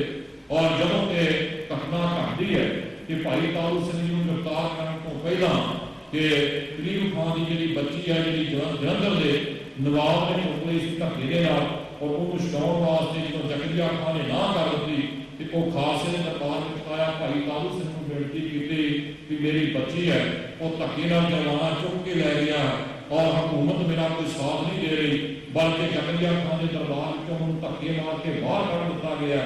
मेरी धी की इज्जत जी है वो खतरे में है, किसी ना किसी तरीके के नाल मेरी कोई मदद करे। तो भाई तारू सिंह ने कहा जिसका कोई साथ नहीं देता ਉਹਦਾ फिर साथ देने वास्ते गुरु गोबिंद सिंह ने खालसा बनाया, क्योंकि असल से भागे को संकट निवार देखो दुर्जन के मार देखो खालसा बनायो है। किसी उत्ते संकट आ जाए वो खालसे को आके बेनती करे, खालसा अपने सुख आराम को उस वे तिलांजलि दे देता है। किसी के दुख में अपना दुख करके जानता है, और जिनी देर तक उसके दुख को खत्म ना कर दे उन्नी देर तक आराम नाल बैठता नहीं। सो भाई तारू सिंह जी जिहड़े आए हुए गुरसिखां दी जिहड़े झड़ दुनिया रहिंदे ने, जिहड़े जंगलां विच रहिंदे ने, कौम की सेवा करते हैं, जिन्हां नाल ढाई घोड़ियां दी कोठियां काटियां दे उत्ते है, उन्हां नूं लंगर पानी छकाउंदा समय समय दे नाल उन्हां दीयां लोड़ां अपनी किरत कमाई दे विचों पूरीआं करदा है। और करीम खान नूं लैके जांदा है, सिंघां दे कोल कहंदा कि ऐ ਇਸ ਦੇ ਅੰਦਰ ਦੀ ਵੇਦਨਾ ਹੈ, ਇਹ ਇਹਦੇ ਅੰਦਰ ਦਾ ਦੁੱਖ ਹੈ ਵੀ ਜਰਵਾਣੇ ਵੱਲੋਂ ਇਹਦੀ 18 ਸਾਲ ਦੀ ਜਵਾਨ ਕੁੜੀ ਨੂੰ ਚੁੱਕ ਕੇ ਲੈ ਗਿਆ ਔਰ ਕੋਸ਼ਿਸ਼ ਕਰ ਰਿਹਾ ਕਿ ਉਹਦੇ ਘਰ ਵਿੱਚ ਰਵੇ, ਉਹਦਾ ਨਿਕਾਹ ਬਣਾਵੇ ਔਰ ਇਹ ਜਿਹੜਾ ਹੈ ਆਪਣੀ ਧੀ ਨੂੰ ਵਾਪਸ ਬੁਲਾਉਣਾ ਚਾਹੁੰਦਾ। ਧੀ ਇਹਦੀ ਬੜੀ ਦੁੱਖ ਦੇ ਵਿੱਚ ਤੇ ਆਪ ਵੀ ਬਹੁਤ ਔਖਾ ਹੈ, ਤਾਂ ਖਾਸ ਇਹਨੇ ਰੋਟੀ ਖਾਣੀ ਪ੍ਰਵਾਨ ਨਹੀਂ ਕੀਤੀ। ਪਹਿਲਾਂ ਇਹ ਕਿਹਾ ਕਿ ਅਸੀਂ ਪਹਿਲਾਂ ਇਸ ਦਾ ਦੁੱਖ ਜਿਹੜਾ ਉਹ ਦੂਰ ਕਰਾਂਗੇ, ਪ੍ਰਸ਼ਾਦਾ ਫੇਰ ਛਕਾਂਗੇ। ਔਰ ਇਤਿਹਾਸ ਕਹਿੰਦਾ ਕਿ ਉਹਨਾਂ ਨੇ ਉਸ ਦੀ ਧੀ ਨੂੰ ਬਚਾ ਕੇ ਲੈ ਕੇ ਆਂਦਾ, ਜਿੱਥੇ ਧੀ ਨੂੰ ਉਹ ਸਾਰੇ ਸੁੱਖ ਸਹੂਲਤਾਂ ਦੇ ਕੇ ਸਹੁਰੇ ਘਰ ਤੱਕ ਪਹੁੰਚਾਇਆ। ਉੱਥੇ ਆਪਣਾ ਜਿਹੜਾ ਸੁਭਾਅ ਨੂੰ ਕਾਇਮ ਰੱਖਦਿਆਂ ਹੋਇਆ ਆਪਣੀ ਜ਼ਿੰਮੇਵਾਰੀ ਨੂੰ ਨਿਭਾਇਆ। ਸਮਾਂ ਆਉਣ ਤੇ ਰਣਜੀਤ ਭਗਤ ਵੱਲੋਂ ਹਕੂਮਤ ਦੇ ਕੰਨ ਭਰਨੇ ਸ਼ੁਰੂ ਕੀਤੇ ਗਏ ਔਰ ਕੋਸ਼ਿਸ਼ ਇਹ ਕੀਤੀ ਗਈ ਕਿ ਜਿਨ੍ਹਾਂ ਦਾ ਮਾਨ ਸਨਮਾਨ ਸਮਾਜ ਦੇ ਅੰਦਰ ਬਣਿਆ ਉਹਨਾਂ ਨੂੰ ਕਿਸੇ ਨਾ ਕਿਸੇ ਤਰ੍ਹਾਂ ਆਪਣੇ ਰਾਹ ਦੇ ਵਿੱਚੋਂ ਦੂਰ ਕਰ ਦਿੱਤਾ ਜਾਵੇ, ਖਤਮ ਕਰ ਦਿੱਤਾ ਜਾਵੇ। ਅੱਜ ਦੇ ਲੋਕਾਂ ਦੀ ਇਹ ਸੋਚ ਹੁੰਦੀ ਹੈ ਕਿ ਚੰਗੇ ਬੰਦਿਆਂ ਨੂੰ ਆਪਣੇ ਰਾਹ ਦੇ ਵਿੱਚੋਂ ਹਟਾ ਦਿੱਤਾ ਜਾਵੇ। ਜੇ ਬੰਦਾ ਆਪ ਚਾਹੁੰਦਾ ਕਿਸੇ ਸਫਲਤਾ ਨੂੰ ਪ੍ਰਾਪਤ ਕਰਨਾ, ਉਹਦੇ ਵਿੱਚ ਕੋਈ ਗੁਣ ਹੋਣੇ ਚਾਹੀਦੇ ਨੇ, ਉਹਦੇ ਅੰਦਰ ਕੋਈ ਚੰਗਿਆਈਆਂ ਹੋਣੀਆਂ ਚਾਹੀਦੀਆਂ ਨੇ। ਉਹ ਆਪਣੇ ਅੰਦਰ ਉਹ ਸਾਰਾ ਕੁਝ ਪ੍ਰਗਟ ਕਰੇ ਕਿ ਲੋਕ ਆਪ ਉਹਦੇ ਅੱਗੇ ਝੁਕਣ। ਪਰ ਅੱਜ ਦੇ ਰਾਜ ਦੇ ਨਾਮ ਦੇ ਉੱਤੇ ਸੇਵਾ ਹੋਰ ਹੀ ਤਰ੍ਹਾਂ ਦੀ ਹੋ ਰਹੀ ਹੈ। ਸੋ ਇਸ ਕਰਕੇ ਸਾਧ ਸੰਗਤ ਜੀ ਬੰਦਾ ਇਹ ਸੋਚਦਾ ਹੈ ਕਿ ਜਿਹੜੇ ਦੁਨੀਆ ਦੇ ਅੰਦਰ, ਜਿਹੜੇ ਲੋਕਾਂ ਦੇ ਅੰਦਰ ਲੋਕ ਜਿਹੜੇ ਨੇ ਉਹ ਸਨਮਾਨੇ ਜਾ ਰਹੇ ਨੇ, ਸਤਿਕਾਰੇ ਜਾ ਰਹੇ ਨੇ, ਕਿਸੇ ਨਾ ਕਿਸੇ ਤਰੀਕੇ ਨਾਲ ਉਹਨਾਂ ਨੂੰ ਪਰਾਂ ਹਟਾ ਦਿੱਤਾ ਜਾਵੇ ਤਾਂ ਕਿ ਸਾਡਾ ਸਨਮਾਨ ਜਿਹੜਾ ਉਹ ਕਾਇਮ ਰਹਿ ਸਕੇ। ਇਸੇ ਤਰ੍ਹਾਂ ਰਣਜੀਤ ਭਗਤ ਨੂੰ ਪਤਾ ਸੀ ਕਿ ਭਾਈ ਤਾਰੂ ਸਿੰਘ ਦਾ ਬੜਾ ਮਾਣ ਸਨਮਾਨ ਹੈ। ਨੌਜਵਾਨੀ ਦੇ ਵਿੱਚ ਵੀ ਉਹ ਸਮਾਜ ਦੀ ਸੇਵਾ ਕਰ ਰਿਹਾ ਹੈ। ਜਿੱਥੇ ਕਿਸੇ ਨੂੰ ਲੋੜ ਹੁੰਦੀ ਹੈ ਉੱਥੇ ਜਾ ਕੇ ਆਪ ਖੜਦਾ ਹੈ, ਦੂਸਰਿਆਂ ਦੇ ਦੁੱਖ ਨੂੰ ਆਪਣਾ ਦੁੱਖ ਕਰਕੇ ਜਾਣਦਾ ਹੈ। ਉਹਦੀ ਪਹਿਚਾਣ ਬਣ ਰਹੀ ਹੈ, ਸਮਾਜ ਵਿੱਚ ਉਹਦਾ ਸਤਿਕਾਰ ਬਣ ਰਿਹਾ ਹੈ ਤੇ ਹੋਰ ਨਾ ਹੋਵੇ ਤਾਂ ਇਸ ਨੂੰ ਕਿਸੇ ਨਾ ਕਿਸੇ ਤਰੀਕੇ ਨਾਲ ਆਪਣੇ ਰਾਹ ਤੋਂ ਪਰਾਂ ਕੀਤਾ ਜਾਵੇ। ਔਰ ਉਹਨੇ ਲੋਕਾਂ ਘੜੀਆਂ, ਉਹਨੇ ਸਕੀਮਾਂ ਬਣਾਈਆਂ ਔਰ ਫਿਰ ਇਹ ਕਿਹਾ ਕਿ ਜਿਹੜੇ ਉਹ ਜੈਦਾਰ ਨੂੰ ਜਲੰਧਰ ਦੇ ਕਤਲ ਕੀਤਾ ਗਿਆ ਉਹਦੇ ਵਿੱਚ ਜੋ ਸੀ ਉਹ ਭਾਈ ਤਾਰੂ ਸਿੰਘ ਸ਼ਾਮਲ ਸੀ ਔਰ ਭਾਈ ਤਾਰੂ ਸਿੰਘ ਨੂੰ ਇਸੇ ਕਰਕੇ ਗ੍ਰਿਫਤਾਰ ਕੀਤਾ ਗਿਆ। ਗੱਲ ਨੇੜੇ ਕਰੀਏ, ਭਾਈ ਤਾਰੂ ਸਿੰਘ ਨੂੰ ਗ੍ਰਿਫਤਾਰ ਕਰਕੇ ਜਕਰੀਆ ਖਾਨ ਦੇ ਦਰਬਾਰ ਦੇ ਵਿੱਚ ਪੇਸ਼ ਕੀਤਾ ਗਿਆ ਔਰ ਉੱਥੇ ਇਹ ਗੱਲਾਂ ਕਹੀਆਂ ਗਈਆਂ ਵੀ ਦੇਖ ਤੂੰ ਇਹ ਜਿਹੜਾ ਸਾਰਾ ਜੁਰਮ ਕੀਤਾ ਹੈ, ਤੂੰ ਏਦਾਂ ਬੰਦੇ ਦਾ ਕਤਲ ਕੀਤਾ ਹੈ, ਪਰ ਤੇਰੇ ਕਤਲ ਦੀ ਸਜ਼ਾ ਵੀ ਤੈਨੂੰ ਮਾਫ ਕਰ ਦੇਣੇ ਜੇ ਤੂੰ ਇੱਕ ਕੰਮ ਕਰੇ, ਤੂੰ ਇਸਲਾਮ ਦੇ ਵਿੱਚ ਆ ਜਾਵੇਂ, ਜੇ ਤੂੰ ਇਸਲਾਮ ਨੂੰ ਕਬੂਲ ਕਰ ਲਵੇਂ। ਪਰ ਭਾਈ ਤਾਰੂ ਸਿੰਘ ਹੁਣ ਸਿੱਖੀ ਦੇ ਵਿੱਚ ਪੂਰਾ ਹੈ ਪਰ ਪੱਕ ਹੈ, ਕਿਉਂਕਿ ਉਹਦੀ ਰਾਗ ਦੇ ਵਿੱਚ ਗੁਰੂ ਗੋਬਿੰਦ ਸਿੰਘ ਦੇ ਦਿੱਤੇ ਹੋਏ ਅੰਮ੍ਰਿਤ ਦਾ ਛੱਟਾ ਵੱਜਾ ਹੋਇਆ ਹੈ, ਉਹਦੇ ਖੂਨ ਦੇ ਵਿੱਚ ਅੰਮ੍ਰਿਤ ਮਿਲਿਆ ਹੋਇਆ ਹੈ, ਉਹਦੇ ਸਾਸਾਂ ਦੇ ਵਿੱਚ ਸਿੱਖੀ ਚੱਲ ਰਹੀ ਹੈ। ਉਹ ਹੁਣ ਗੁਰੂ ਗੋਬਿੰਦ ਸਿੰਘ ਦੀ ਸਿੱਖੀ ਨੂੰ ਤਨਾਜ਼ਰੀ ਨਹੀਂ ਦੇ ਸਕਦਾ, ਪਰ ਇੱਕੋ ਗੱਲ ਕਹਿੰਦਾ ਕਹਿੰਦੇ ਵੀ ਤੇਰੇ ਉੱਤੇ ਬਹੁਤ ਜ਼ਿਆਦਾ ਜੁਰਮ ਕਰਾਂਗੇ। ਕਿਉਂਕਿ ਇਤਿਹਾਸ ਦੇਖੋ ਵੀ ਕਹਿੰਦਾ ਕਿ ਖੋਪੜੀ ਉਤਾਰਨ ਤੋਂ ਪਹਿਲਾਂ ਭਾਈ ਤਾਰੂ ਸਿੰਘ ਨੂੰ ਚੱਕਰੀ ਦੇ ਉੱਤੇ ਚਾੜਿਆ ਗਿਆ ਔਰ ਅਨੇਕਾਂ ਤਰ੍ਹਾਂ ਦੇ ਤਸ਼ੱਦਦ ਜਿਹੜੇ ਸਨ ਉਹ ਕੀਤੇ ਵੀ ਗਏ, ਭੁੱਖਿਆ ਵੀ ਰੱਖਿਆ ਗਿਆ, ਹੋਰ ਵੀ ਢੰਗ ਤਰੀਕੇ ਨਾਲ ਦੁੱਖ ਪਹੁੰਚਾਉਣ ਦਾ ਯਤਨ ਕੀਤਾ ਗਿਆ ਔਰ ਚੱਕਰੀ ਦੇ ਉੱਤੇ ਚਾੜਿਆ। ਫਿਰ ਵੀ ਗਿਆ ਕਿ ਹਾਲੇ ਮੰਨਦਾ ਇਸਲਾਮ ਨੂੰ ਕਬੂਲ ਕਰ ਲੈ, ਆਪਣੀ ਜਾਨ ਦਾ ਕਿਉਂ ਦੁਸ਼ਮਣ ਆਪ ਬਣਿਆ ਹੋਇਆ, ਜਵਾਨੀ ਤੇਰੀ ਸਿੱਖਾਂ ਦੇ ਸਿਰ ਦੇ ਉੱਤੇ ਹੈ, ਹਾਲੇ ਸਾਰੀ ਜ਼ਿੰਦਗੀ ਤੇਰੇ ਅੱਗੇ ਪਈ ਹੈ, ਸੁੱਖ ਆਰਾਮ ਤੈਨੂੰ ਪ੍ਰਾਪਤ ਹੋ ਸਕਦੇ ਨੇ, ਸਾਰਾ ਕੁਝ ਤੇਰਾ ਮਾਫ ਹੋ ਸਕਦਾ ਹੈ, ਬਸ ਤੂੰ ਇੰਜ ਕਰ ਸਿੱਖੀ ਛੱਡ ਦੇ ਤੇ ਇਸਲਾਮ ਨੂੰ ਕਬੂਲ ਕਰ ਲੈ। ਔਰ ਭਾਈ ਤਾਰੂ ਸਿੰਘ ਕਹਿੰਦਾ ਤੁਸੀਂ ਕਹਿੰਦੇ ਹੋ ਕਿ ਤੈਨੂੰ ਅਨੇਕਾਂ ਢੰਗ ਤਰੀਕਿਆਂ ਦੇ ਨਾਲ ਤਸ਼ੱਦਦ ਕਰਕੇ ਦੁਖੀ ਕਰਾਂਗੇ, ਤੇਰੇ ਉੱਤੇ ਆਹ ਢੰਗ ਤਰੀਕੇ ਦੇ ਨਾਲ ਅਸੀਂ ਜ਼ੁਲਮ ਕਰਾਂਗੇ। ਭਾਈ ਤਾਰੂ ਸਿੰਘ ਕਹਿੰਦਾ ਤੁਸੀਂ ਕਰ ਸਕਦੇ ਹੋ ਕਿਉਂਕਿ ਤੁਹਾਡੇ ਹੱਥ ਵਿੱਚ ਤਾਕਤ ਹੈ, ਤੁਸੀਂ ਤਖਤਾਂ ਦੇ ਬੈਠੇ ਹੋਏ ਸਾਮਰਾਜ ਦੇ ਮਾਲਕ, ਤੁਹਾਡੇ ਕੋਲ ਸ਼ਕਤੀ ਹੈ, ਤੁਸੀਂ ਕਿਸੇ ਬੰਦੇ ਨੂੰ ਇਸ ਤਰੀਕੇ ਦੇ ਨਾਲ ਜ਼ੁਲਮ ਕਰਕੇ ਦੁਖੀ ਕਰ ਸਕਦੇ ਹੋ। ਪਰ ਭਾਈ ਤਾਰੂ ਸਿੰਘ ਕਹਿੰਦਾ ਹਾਂ ਠੀਕ ਹੈ ਕਿ ਤੁਸੀਂ ਜ਼ੁਲਮ ਕਰਕੇ ਦੁਖੀ ਕਰ ਸਕਦੇ ਹੋ, ਪਰ ਦੁਖੀ ਸਰੀਰ ਨੂੰ ਕਰ ਸਕਦੇ ਹੋ। ਸਰੀਰ ਦੁੱਖ ਸੁੱਖ ਦੇ ਵਿੱਚ ਬੱਝਾ ਹੋਇਆ, ਜਿਹੜਾ ਇਸ ਸਰੀਰ ਦੇ ਅੰਦਰ ਬੈਠਾ ਹੋਇਆ ਉਹ ਇਸ ਦੁੱਖ ਸੁੱਖ ਤੋਂ ਨਿਰਲੇਪ ਹੈ, ਕਿਉਂਕਿ ਪਰਮਾਤਮਾ ਦੀ ਅੰਸ਼ ਹੈ ਜਿਹੜੀ ਅੰਦਰ ਬੈਠੀ ਹੋਈ ਹੈ। ਜਿੱਥੇ ਪਰਮਾਤਮਾ ਦੇ ਉੱਤੇ ਕਿਸੇ ਦੁੱਖ ਸੁੱਖ ਦਾ ਪ੍ਰਭਾਵ ਨਹੀਂ ਹੈ, ਉੱਥੇ ਉਹਦੀ ਅੰਸ਼ ਦੇ ਉੱਤੇ ਵੀ ਇਸ ਚੀਜ਼ ਦਾ ਕਿਸੇ ਦਾ ਕੋਈ ਅਸਰ ਨਹੀਂ ਹੈ। ਆਪਾਂ ਦੇਖਦੇ ਹਾਂ ਨਾ, ਕੋਈ ਬੰਦਾ ਚਲਾਣਾ ਕਰ ਜਾਂਦਾ ਹੈ, ਆਪਾਂ ਉਹਦਾ ਸਰੀਰ ਦਾ ਦਾਹ ਸੰਸਕਾਰ ਕਰਨ ਵਾਸਤੇ ਜਾਂਦੇ ਹਾਂ, ਕਦੇ ਕਿਸੇ ਨੇ ਕਿਹਾ ਉਹਦੀ ਆਤਮਾ ਦਾ ਸੰਸਕਾਰ ਕਰਨ ਚੱਲੇ, ਇਹ ਵੀ ਕਹੀਦਾ ਨਾ ਕਿ ਸਰੀਰ ਦਾ ਸੰਸਕਾਰ ਕਰਨ ਵਾਸਤੇ ਚੱਲੇ ਹੈ, ਇਸ ਮਰੋਦੇ ਦਾ ਸੰਸਕਾਰ ਕਰਨ ਵਾਸਤੇ ਚੱਲੇ ਹੈ, ਕਿਉਂਕਿ ਆਤਮਾ ਨੂੰ ਨਾ ਕੋਈ ਸਾੜ ਸਕਦਾ ਹੈ, ਨਾ ਆਤਮਾ ਨੂੰ ਪਾਣੀ ਵਿੱਚ ਡੁਬੋਇਆ ਜਾ ਸਕਦਾ। ਆਤਮਾ ਦੇ ਉੱਤੇ ਕਿਸੇ ਕਿਸਮ ਦਾ ਵੀ ਕੋਈ ਅਸਰ ਨਹੀਂ ਹੁੰਦਾ, ਕਿਉਂਕਿ ਉਹ ਪਰਮਾਤਮਾ ਦਾ ਸਰੂਪ ਹੈ, ਉਹ ਇਹਨਾਂ ਸਾਰੀਆਂ ਚੀਜ਼ਾਂ ਤੋਂ ਉੱਤੇ ਹੈ। ਪਰ ਇਸ ਆਤਮਾ ਨੂੰ ਆਤਮਿਕ ਤੌਰ ਦੇ ਉੱਤੇ ਮਨੁੱਖ ਜਾਣ ਕੇ ਸਮਝ ਕੇ ਉਹੀ ਜੀ ਸਕਦਾ ਹੈ ਜਿਹੜੇ ਉੱਤੇ ਸਤਿਗੁਰੂ ਜੀ ਦੀ ਕਿਰਪਾ ਹੋ ਜਾਵੇ। ਆਤਮ ਜਿਨ੍ਹਾਂ ਸਗਲ ਵਸ ਤਾਂਕੈ ਜਾਂ ਕਾ ਸਤਿਗੁਰ ਪੂਰਾ। ਪੂਰੇ ਸਤਿਗੁਰੂ ਜੀ ਨਾਲ ਸਾਂਝ ਪੈ ਗਈ, ਆਤਮਾ ਨੂੰ ਜਾਣਿਆ ਜਾ ਸਕਦਾ ਹੈ, ਜਿਹੜਾ ਅੰਦਰ ਬੈਠਾ ਉਹਨੂੰ ਸਮਝਿਆ ਜਾ ਸਕਦਾ ਹੈ। ਆ ਪਰਮਾਤਮਾ ਨੂੰ ਬਾਹਰ ਲੱਭਣ ਦੀ ਲੋੜ ਕੋਈ, ਉਹ ਅੰਦਰ ਬੈਠਾ ਹੋਇਆ। ਪਰ ਹਜ਼ੂਰ ਪਾਤਸ਼ਾਹ ਕਹਿੰਦੇ ਨੇ ਭਲਿਆ ਬਾਹਰ ਢੂੰਡਣ ਤੋਂ ਤਾਕ ਪਰੇ ਗੁਰ ਘਰ ਦੀ ਮਾਹੇ ਦਿਖਾਇਆ ਨਾ। ਗੁਰੂ ਨੇ ਇਹ ਕਹਿ ਦਿੱਤਾ ਜੋ ਬ੍ਰਹਮੰਡ ਹੈ ਸੋਈ ਪਿੰਡ ਹੈ, ਜੋ ਖੋਜੈ ਸੋ ਪਾਲੈ। ਜਿਹਨੂੰ ਬਾਹਰ ਲਾਉਂਦਾ ਫਿਰਦਾ ਉਹ ਤੇਰੇ ਹਿਰਦੇ ਦੇ ਅੰਦਰ ਵਸਿਆ ਪਿਆ। ਆਤਮਾ ਨੂੰ ਕਿਸੇ ਵੀ ਅਸਤਰ ਤੇ ਸ਼ਸਤਰ ਦੇ ਨਾਲ ਕੱਟਿਆ ਨਹੀਂ ਜਾ ਸਕਦਾ, ਕੋਈ ਨੁਕਸਾਨ ਨਹੀਂ ਪਹੁੰਚਾਇਆ ਜਾ ਸਕਦਾ। ਜਿਹੜਾ ਆਤਮਿਕ ਤੌਰ ਦੇ ਉੱਤੇ ਬਹੁਤ ਬਲਵਾਨ ਹੋ ਜਾਂਦਾ ਹੈ, ਉਹਦੇ ਤਨ ਦੇ ਉੱਤੇ ਜਿੰਨੇ ਮਰਜ਼ੀ ਅਸਤਰ ਸ਼ਸਤਰ ਚੱਲਦੇ ਹੋਣ ਉਹ ਅੰਦਰੋਂ ਅਡੋਲ ਹੋ ਜਾਂਦਾ ਹੈ। ਔਰ ਭਾਈ ਤਾਰੂ ਸਿੰਘ ਕਹਿੰਦੇ ਜਿੰਨੇ ਮਰਜ਼ੀ ਅਸਤਰ ਸ਼ਸਤਰ ਵਰਤ ਲਓ, ਭਾਵੇਂ ਚਰਖੜੀ ਤੇ ਚੜਾ ਲਓ, ਭਾਵੇਂ ਕੁੰਬਾ ਕਰਕੇ ਉਡਾ ਦਿਓ, ਭਾਵੇਂ ਜੋ ਮਰਜ਼ੀ ਕਰ ਲਓ, ਤੁਸੀਂ ਮੇਰੇ ਸਿਦਕ ਤੋਂ ਮੈਨੂੰ ਬੁਲਾ ਨਹੀਂ ਸਕਦੇ, ਕਿਉਂਕਿ ਮੈਂ ਸਰੀਰ ਨਹੀਂ ਹਾਂ। ਭਾਈ ਤਾਰੂ ਸਿੰਘ ਨੂੰ ਪੁੱਛਿਆ ਤੁਸੀਂ ਸਰੀਰ ਨਹੀਂ ਹੋ ਤੇ ਫਿਰ ਹੋਰ ਕੀ ਹੋ? ਤੇ ਭਾਈ ਤਾਰੂ ਸਿੰਘ ਨੇ ਇੱਕੋ ਜਵਾਬ ਦਿੱਤਾ ਸੀ, ਕਹਿਣ ਲੱਗੇ ਸਰੀਰ ਤਾਂ ਕੁਝ ਸਮੇਂ ਦੀ ਖੇਡ ਹੈ, ਕੁਝ ਸਮੇਂ ਦੀ ਖੇਡ ਹੀ ਹੈ। ਕੋਈ 5 ਸਾਲ ਜਿਉਂਦਾ, ਕੋਈ 10 ਸਾਲ, ਕੋਈ 20, ਕੋਈ 50, ਕੋਈ 100 ਸਾਲ ਜੀਏਗਾ, ਵੱਧ ਤੋਂ ਵੱਧ ਕੋਈ ਛਾਲ ਮਾਰ ਲੇ 150 ਸਾਲ ਜੀਏਗਾ। ਸਰੀਰ ਦੀ ਖੇਡ ਤਾਂ ਇੱਥੋਂ ਤੱਕ ਦੀ ਹੈ, ਪਰ ਜਿਹੜਾ ਇਹਦੇ ਅੰਦਰ ਬੈਠਾ ਉਹਦੀ ਯਾਤਰਾ ਕੋਈ ਅੱਜ ਕੱਲ੍ਹ ਦੀ ਥੋੜੀ। ਭਗਤ ਰਮਦਾਸ ਜੀ ਕਹਿੰਦੇ ਬਹੁਤ ਜਨਮ ਪਿਛਲੇ ਤੇ ਮਾਲੋ, ਕੋਈ ਇੱਕ ਜਨਮ ਦੀ ਗੱਲ ਥੋੜੀ ਹੈ। ਇਹਦੇ ਪਤਾ ਨਹੀਂ ਕਿੰਨੇ ਜਨਮਾਂ ਦੀ ਤੇਰੀ ਯਾਤਰਾ ਹੈ। ਇਹ ਸਰੀਰ ਦੀ ਖੇਡ ਤਾਂ ਕੁਝ ਸਮੇਂ ਦੀ ਹੈ, ਇਹ ਤਾਂ ਅੱਜ ਨਹੀਂ ਤੇ ਕੱਲ੍ਹ ਨੂੰ ਇਸਨੇ ਖਤਮ ਹੋਣਾ ਹੀ ਹੋਣਾ ਹੈ। ਭਾਈ ਤਾਰੂ ਸਿੰਘ ਕਹਿੰਦੇ ਮੈਂ ਕੋਈ ਸਰੀਰ ਥੋੜੀ ਹੈ, ਉਹ ਕਹਿੰਦੇ ਸਰੀਰ ਨਹੀਂ ਤੇ ਫਿਰ ਤੂੰ ਕੀ ਹੈ? ਤੇ ਭਾਈ ਤਾਰੂ ਸਿੰਘ ਕਹਿੰਦਾ ਮੈਂ ਉਹ ਹਾਂ ਜਿਹੜਾ ਸਰੀਰ ਤੋਂ ਪਹਿਲਾਂ ਵੀ ਸੀ, ਤੇ ਤੁਸੀਂ ਸਰੀਰ ਖਤਮ ਕਰ ਦਿਓਗੇ ਨਾ, ਸਰੀਰ ਤੋਂ ਬਾਅਦ ਵੀ ਜਿੰਨੇ ਰਹਿਣਾ ਮੈਂ ਉਹ ਹਾਂ। ਉਹ ਕੀ ਹੈ? ਕਹੋ ਕਬੀਰ ਕੇ ਰਾਮ ਕੀ ਅੰਸ਼, ਉਹ ਪਰਮਾਤਮਾ ਦਾ ਸਰੂਪ, ਪਰਮਾਤਮਾ ਦੀ ਅੰਸ਼, ਜਿਹਨੂੰ ਕੋਈ ਖਤਮ ਨਹੀਂ ਕਰ ਸਕਦਾ। ਜਿਸ ਨੇ ਇਸ ਗੱਲ ਨੂੰ ਸਮਝ ਲਿਆ, ਜਿਸ ਨੇ ਇਸ ਗੱਲ ਨੂੰ ਜਾਣ ਲਿਆ, ਉਹਨੂੰ ਦੁਨੀਆ ਦਾ ਕੋਈ ਵੀ ਜ਼ੁਲਮ ਜਿਹੜਾ ਹੈ ਉਹ ਡਰਾ ਨਹੀਂ ਸਕਦਾ, ਉਹਨੂੰ ਕਿਸੇ ਕਿਸਮ ਦਾ ਡਰ ਜਿਹੜਾ ਉਹਦੇ ਅਕੀਦੇ ਤੋਂ ਭਟਕਾ ਨਹੀਂ ਸਕਦਾ। ਔਰ ਸ਼ਹੀਦ ਭਾਈ ਤਾਰੂ ਸਿੰਘ ਜਦੋਂ ਉਹਨਾਂ ਨੂੰ ਪਹਿਲਾਂ ਚਰਖੜੀ ਤੇ ਚੜਾਇਆ, ਫਿਰ ਗੱਲ ਕੀਤੀ ਗਈ ਇਹਨਾਂ ਦੇ ਵਾਲ ਕੱਟੇ ਜਾਣ, ਇਹਨਾਂ ਦੇ ਕੇਸ ਕੱਟੇ ਜਾਣ, ਔਰ ਕੋਸ਼ਿਸ਼ ਵੀ ਕੀਤੀ ਉਹਨਾਂ ਨੇ ਜਿਨ੍ਹਾਂ ਦੇ ਇਰਾਦੇ ਦ੍ਰਿੜ ਹੁੰਦੇ ਨੇ, ਜਿਹੜੇ ਅੰਦਰੋਂ ਮਜ਼ਬੂਤ ਹੁੰਦੇ ਨੇ, ਜਿਹੜੇ ਅੰਦਰੋਂ ਜੁੜ ਜਾਂਦੇ ਨੇ ਪਰਮਾਤਮਾ ਦੇ ਨਾਲ। ਪਰਮਾਤਮਾ ਕੀ ਨਹੀਂ ਕਰ ਸਕਦਾ? ਰਾਜੇ ਰਾਮ ਮਾਇਆ ਫੇਰੀ, ਉਹ ਪਰਮਾਤਮਾ ਸਭ ਕੁਝ ਕਰ ਸਕਦਾ। ਧਰਤੀ ਤੇ ਆਕਾਸ਼ ਚੜਾਵੇ, ਚੜੇ ਆਕਾਸ਼ ਗਿਰਾਵੇ, ਕਹਿੰਦੇ ਉਹ ਸਭ ਕੁਝ ਕਰ ਸਕਦਾ। ਉਹ ਕੀ ਨਹੀਂ ਕਰ ਸਕਦਾ? ਉਹਦਾ ਹੁਕਮ ਹੋਵੇ ਤਾਂ ਇਹ ਲਾ ਤੇ ਕੇਸ ਦੀ ਇਹ ਵਾਲ ਵੀ ਹੋਏ ਜਾਂ ਤਾਰਾਂ ਬਣ ਸਕਦੀਆਂ ਨੇ। ਇਹ ਸਾਡੇ ਮਨ ਦੇ ਭਰਨੇ ਵੀ ਇਹ ਕੁਝ ਨਹੀਂ ਹੋ ਸਕਦਾ। ਜੇ ਉਹ ਤਕੀਆਂ ਖੰਭਾਂ ਨੂੰ ਜੱਟੀਆਂ ਪਵਾ ਕੇ ਜੁੰਦੇ ਰੱਖ ਸਕਦਾ, ਜੇ ਉਹ ਬਾਲਦੇ ਭੱਠ ਵਿੱਚ ਬਿਜਲੀ ਚੰਦ ਨੂੰ ਅੱਗ ਨਹੀਂ ਲੱਗਣ ਦਿੰਦਾ, ਜੇ ਉਹ ਡੁੱਬਦੇ ਬੇੜਿਆਂ ਨੂੰ ਪਾਰ ਕਰ ਸਕਦਾ, ਤੇ ਫਿਰ ਦੱਸੋ ਭਲਾ ਉਹਦੇ ਵੱਸ ਵਿੱਚ ਹੋਰ ਕੀ ਨਹੀਂ? ਸਭ ਕੁਝ ਉਹਦੇ ਵੱਸ ਵਿੱਚ ਹੈ, ਸਭ ਕੋ ਤੇਰੇ ਵੱਸ ਅਗੰਮ ਅਗੋਚਰਾ। ਐ ਨਿਰੰਕਾਰ ਰੂਪ ਪਰਮਾਤਮਾ ਤੇਰੇ ਵੱਸ ਵਿੱਚ ਕੀ ਨਹੀਂ ਹੈ?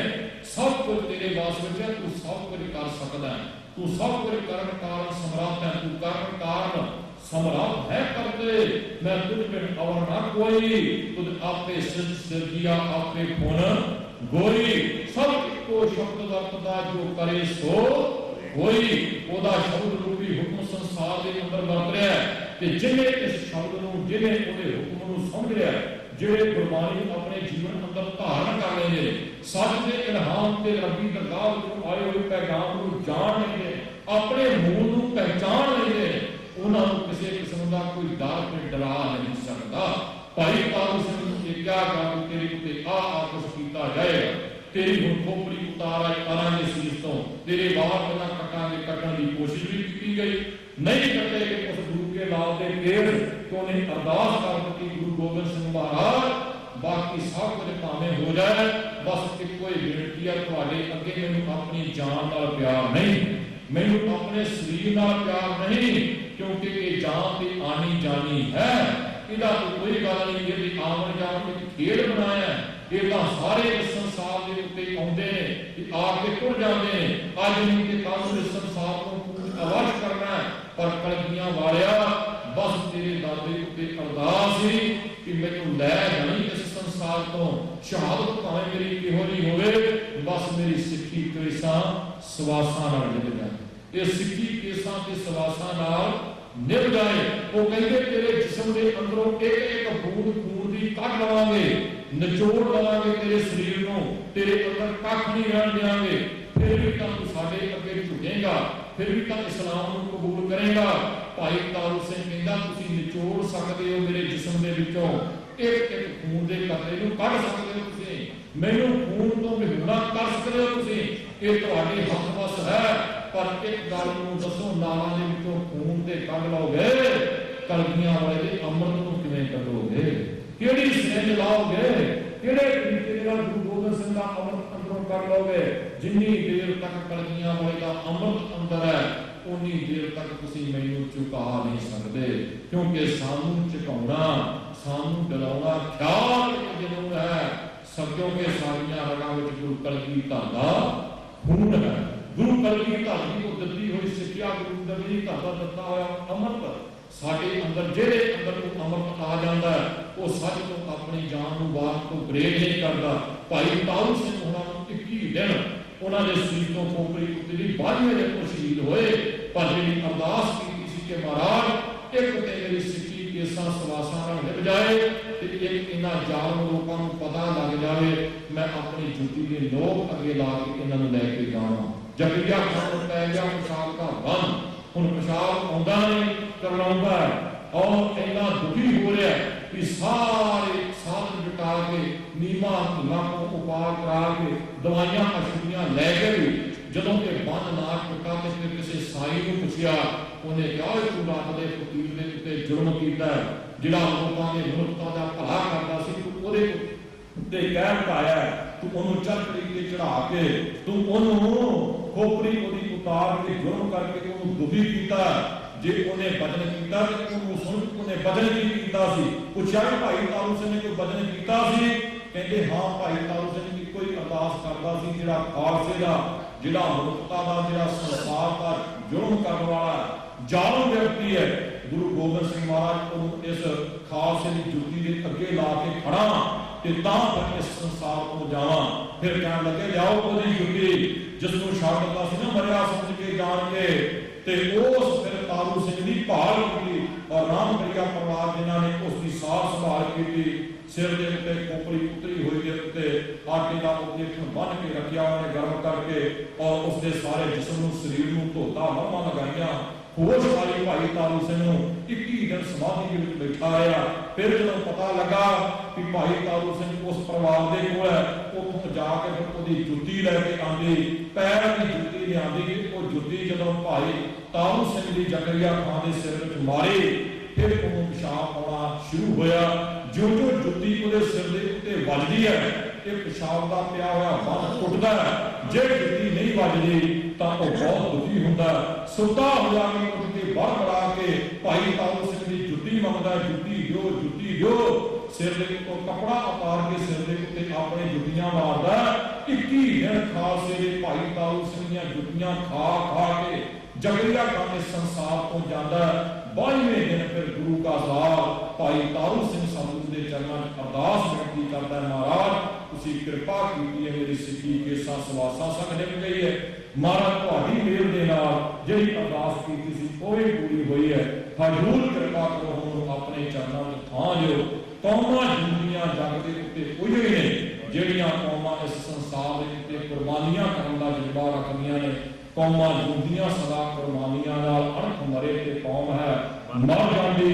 ਉਸ ਕੌਮ ਨੂੰ ਸਦਾ ਇਤਿਹਾਸ ਪੂਜੇ ਬਿਰਤਾ ਹੱਸ ਕੇ ਕੌਮ ਜੋ ਜਲ ਜਾਂਦੀ। ਜਿਹੜੀਆਂ ਕੌਮਾਂ ਔਖੇ ਸਮੇਂ ਨੂੰ ਵੀ ਜਲ ਜਾਂਦੀਆਂ ਨੇ, ਉਹ ਸੰਸਾਰ ਦੇ ਉੱਤੇ ਆਪਣੀ ਪਹਿਚਾਣ ਰੱਖਦੀਆਂ ਨੇ, ਆਪਣੀ ਹੋਂਦ ਰੱਖਦੀਆਂ ਨੇ। ਜਿਹੜੀਆਂ ਕੌਮਾਂ ਆਪਣੇ ਇਤਿਹਾਸ ਨੂੰ ਭੁੱਲ ਜਾਂਦੀਆਂ ਨੇ, ਸੱਚ ਕਰਕੇ ਜਾਣੋ ਕਿ ਉਹ ਸੰਸਾਰ ਰੂਪੀ ਇਸ ਸਲੇਟ ਤੋਂ ਗਲਤ ਅੱਖਰਾਂ ਦੀ ਤਰ੍ਹਾਂ ਮਿਟਾ ਦਿੱਤੀਆਂ ਜਾਂਦੀਆਂ ਨੇ। ਜਿਨ੍ਹਾਂ ਨੇ ਆਪਣੇ ਆਪ ਨੂੰ ਕਾਇਮ ਰੱਖਣਾ ਹੈ। ਉਹ ਸ਼ਹੀਦਾਂ ਦੇ ਪਾਏ ਹੋਏ ਪੂਰਨਿਆਂ ਤੇ ਚੱਲਦੇ ਨੇ। ਭਾਈ ਤਾਰੂ ਸਿੰਘ ਦਾ ਸ਼ਹੀਦੀ ਦਿਨ ਮਨਾਇਆ ਜਾ ਰਿਹਾ ਹੈ। ਜਨਰਲ ਲਾਭ ਸਿੰਘ ਦੀ ਸ਼ਹਾਦਤ ਦਾ ਦਿਨ ਮਨਾਇਆ ਜਾ ਰਿਹਾ ਹੈ। ਜਿਹੜੀ ਬਾਤ ਆਦਮੀ ਖੁਸ਼ੀ ਅਤੇ ਨੇ ਵਾਰ ਸੁਣਾਉਣੀਆਂ ਨੇ, ਕਿਉਂਕਿ ਸਮਾਂ ਪੂਰਾ ਹੋ ਚੁੱਕਿਆ ਹੈ। ਉਹ ਗੁਰੂ ਕਾ ਲਾਲ ਜਿਹਨੇ ਸੰਤ ਬਾਬਾ ਜਰਨੈਲ ਸਿੰਘ ਜੀ ਹੁਣਾਂ ਪਾਸੋਂ ਅੰਮ੍ਰਿਤ ਛਕਿਆ, ਉਸ ਦੀ ਨੌਕਰੀ ਛੱਡੀ ਔਰ ਫਿਰ ਉਹਨਾਂ ਪਾਪੀਆਂ ਨੂੰ ਗੱਡੀ ਜਾ ਰਿਹਾ ਜਿਹੜੇ ਕੌਮ ਦੇ ਜਿਹੜੇ ਪੰਥ ਦੇ ਦੁਖਿਆਰੇ ਸਨ। ਔਰ ਫਿਰ ਇੱਕ ਦਿਨ ਕਿਸੇ ਟੌਰ ਦੀ ਟੋਟੀ ਕਰਕੇ ਗਦਾਰੀ ਕਰਕੇ ਉਸ ਸਾਡਾ ਵੀ ਸਾਡੀ ਕੌਮ ਤੋਂ ਹਮੇਸ਼ਾ ਦੇ ਲਈ ਸ਼ਹੀਦੀ ਜਾਮ ਪੀ ਕੇ ਸਾਨੂੰ ਅਲਵਿਦਾ ਕਹਿ ਗਿਆ। ਉਹਨਾਂ ਸ਼ਹੀਦਾਂ ਨੂੰ ਕੋਟਾਨ ਕੋਟ ਪ੍ਰਣਾਮ। ਸਾਰਿਆਂ ਦਾ ਹਾਥ ਤਲਵਾਰ ਭਾਈ ਵਾਹਿਗੁਰੂ ਜੀ ਕਾ ਖਾਲਸਾ ਵਾਹਿਗੁਰੂ ਜੀ ਕੀ ਫਤਿਹ। ਗੁਰੂ ਪਿਆਰੀ ਸਾਧ ਸੰਗਤ ਜੀ, ਇਹ ਸਨ ਸਤਿਕਾਰਯੋਗ ਹੈਡ ਗ੍ਰੰਥੀ ਗਿਆਨੀ ਭੁਪਿੰਦਰ ਸਿੰਘ ਜੀ, ਜੋ ਆਪ ਜੀ ਨੂੰ ਕਥਾ ਸਰਵਣ ਕਰਾ ਰਹੇ ਸਨ ਜੀ। ਭਾਈ ਸਾਹਿਬ ਉਹਨਾਂ ਦੇ ਬਹੁਤ ਬਹੁਤ ਧੰਨਵਾਦੀ ਹਾਂ। ਉਪਰੰਤ ਸਾਡੇ ਪਾਸ ਬਹੁਤ ਹੀ ਨਾਮਵਰ ਕਵੀਸ਼ਰੀ ਜਥਾ ਭਾਈ ਸੁੱਚਾ ਸਿੰਘ ਜੀ ਡੇਰਾ ਪਠਾਣਾ ਗੁਰਦਾਸਪੁਰ ਵਾਲੇ ਆਪ ਜੀ ਨੂੰ 1:30 ਤੱਕ ਕਵੀਸ਼ਰੀ ਵਾਰਾ ਸਵਰਨ ਕਰਾਉਣਗੇ ਜੀ। ਸਾਧ ਸੰਗਤ ਜੀ, ਅੱਜ ਉਹਨਾਂ ਮਹਾਨ ਸ਼ਹੀਦਾਂ ਦਾ ਸ਼ਹੀਦੀ ਦਿਹਾੜਾ ਗੁਰੂ ਘਰ ਵਿੱਚ ਮਨਾਇਆ ਜਾ ਰਿਹਾ ਹੈ। ਜੋ ਜਥੇਬੰਦੀਆਂ ਸ਼ਹੀਦੀ ਦਿਹਾੜਾ ਮਨਾ ਰਹੀਆਂ ਹਨ, ਦੁਆਬਾ ਐਸੋਸੀਏਸ਼ਨ,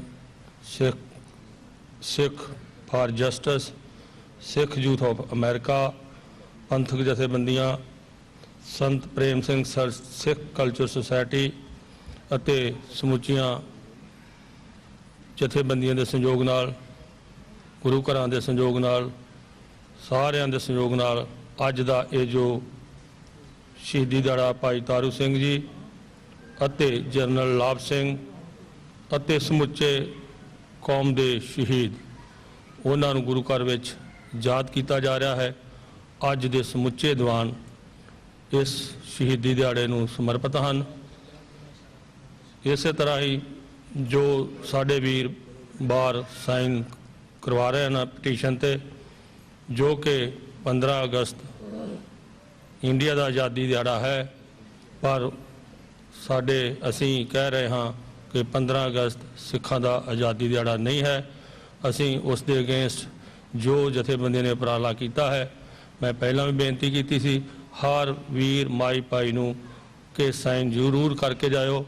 ਬਾਕੀ ਜੋ ਘੱਲੂਘਾਰਾ ਜਾਂ ਸ਼ਹੀਦਾਂ ਨਾਲ ਹੁਣ ਤੱਕ ਦੁਖਾਂਤ ਵਾਪਰੇ ਹਨ, ਉਸ ਦੇ ਸੰਬੰਧ ਵਿੱਚ ਡਿਟੇਲ ਵਿੱਚ ਸਾਡੇ ਬਹੁਤ ਹੀ ਸਤਿਕਾਰਯੋਗ ਡਾਕਟਰ ਅਮਰਜੀਤ ਸਿੰਘ ਜੀ ਕਵੀਸ਼ਰੀ ਜਥੇ ਤੋਂ ਬਾਅਦ ਆਪ ਜੀ ਨੂੰ ਜਾਣੂ ਕਰਾਉਣਗੇ। ਆਓ ਕਵੀਸ਼ਰੀ ਜਥੇ ਤੋਂ ਕਵੀਸ਼ਰੀ ਵਾਰਾ ਸਰਵਣ ਕਰੀਏ ਜੀ।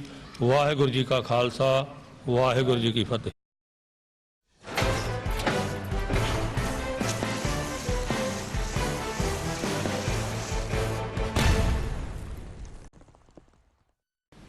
ਸਿੱਖ ਕੌਮ ਦੇ ਹਿੱਸੇ ਆਇਆ ਅਣਖ ਵਾਸਤੇ ਮਰਨਾ,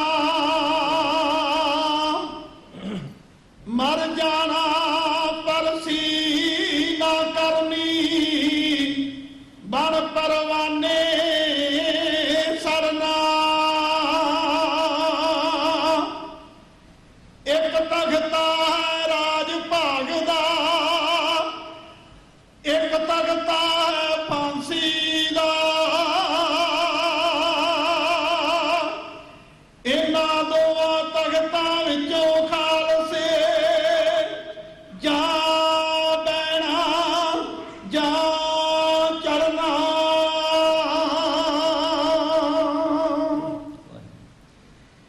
ਜਦ ਵੀ ਧਰਮਾਂ ਦਾ ਕੀਤੇ ਵਿਰੋਧ ਹੋਇਆ, ਜਾਨਾਂ ਹੱਸ ਕੇ ਵਾਰੀਆਂ ਖਾਲਸੇ ਨੇ। ਗੁਰੂ ਗ੍ਰੰਥ ਤੇ ਪੰਥ ਦੀ ਸ਼ਾਨ ਬਦਲੇ, ਲਾਈਆਂ ਅਰਸ਼ੀ ਉਡਾਰੀਆਂ ਖਾਲਸੇ ਨੇ। ਬਦਸਾਵਰ ਤੇ ਆਣਕ ਦੀ ਲੈ ਗੁੜਤੀ, ਡੇਰਾ ਫੇਰ ਹੀ ਧਾਰੀਆਂ ਖਾਲਸੇ ਨੇ। ਮੌਤ ਖਾਲਸੇ ਤੋਂ ਜੀਵਨ ਮੰਗਦੀ ਹੈ, ਤੇਗਾ ਮੌਤ ਨੂੰ ਮਾਰੀਆਂ ਖਾਲਸੇ ਨੇ। ਜਿਉਣਾ ਜੋਧਿਆਂ ਦਾ ਮਰਦਾਂ ਵਾਂਗ ਮਰਨਾ, ਮੁੱਢੋਂ ਰਿਹਾ ਨਿਸ਼ਾਨਾ ਏ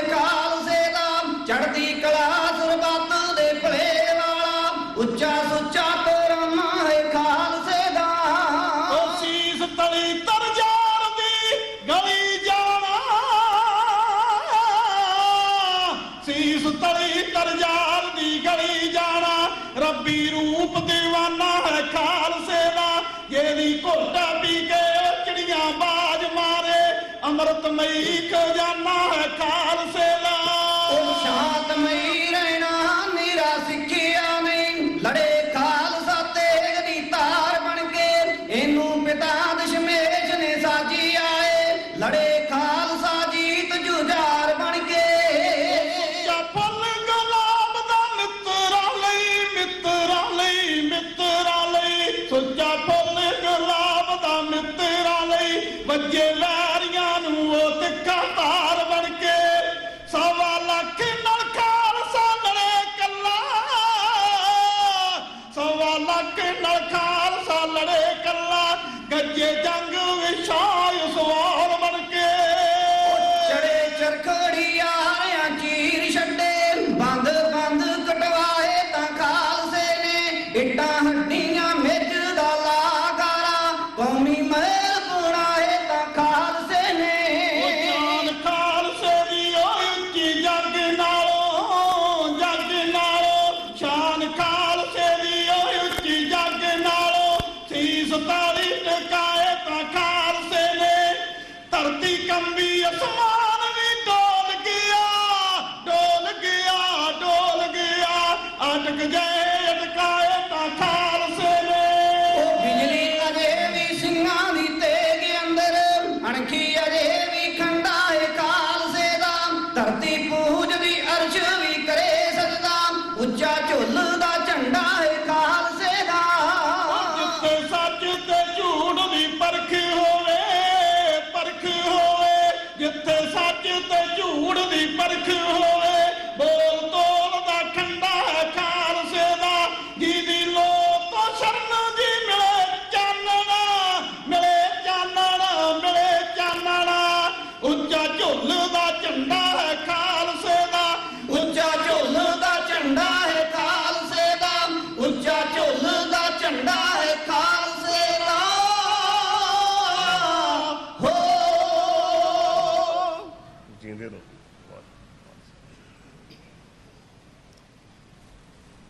ਮਾਨਵਤਾ ਦੇ ਕਲਿਆਣਕਾਰੀ, ਖੰਡਾ ਬ੍ਰਹਮੰਡਾਂ ਦੇ ਮਾਲਕ, ਹਾਜ਼ਰਾ ਹਜੂਰ ਗਰੀਬ ਨਵਾਜ਼ ਸਤਿਗੁਰੂ ਸ੍ਰੀ ਗੁਰੂ ਗ੍ਰੰਥ ਸਾਹਿਬ ਜੀ ਦੇ ਪਵਿੱਤਰ ਚਰਨਾਂ 'ਚ ਸ਼ਹੀਦਾਂ ਦੇ ਡੁੱਲੇ ਹੋਏ ਖੂਨ ਨੂੰ ਪ੍ਰਣਾਮ ਕਰਨ ਵਾਸਤੇ ਦੇਵਤਿਆਂ ਵਾਂਗ ਸਮਾਧੀਆਂ ਲਗਾ ਕੇ ਬੈਠੇ ਸਤਸੰਗੀ ਜਨੋ, ਫਤਿਹ ਦੇ ਸਿਮਰਨ ਦੇ ਨਾਲ ਸਾਡੇ ਜਥੇ ਦੀ ਹਾਜ਼ਰੀ ਸਤਿਗੁਰੂ ਜੀ ਦੇ ਪਵਿੱਤਰ ਚਰਨਾਂ ਵਿੱਚ ਲਗਵਾ ਕੇ ਸਾਨੂੰ ਕੁਝ ਕਹਿਣ ਦੀ ਇਜਾਜ਼ਤ ਬਖਸ਼ਿਸ਼ ਕਰੋ।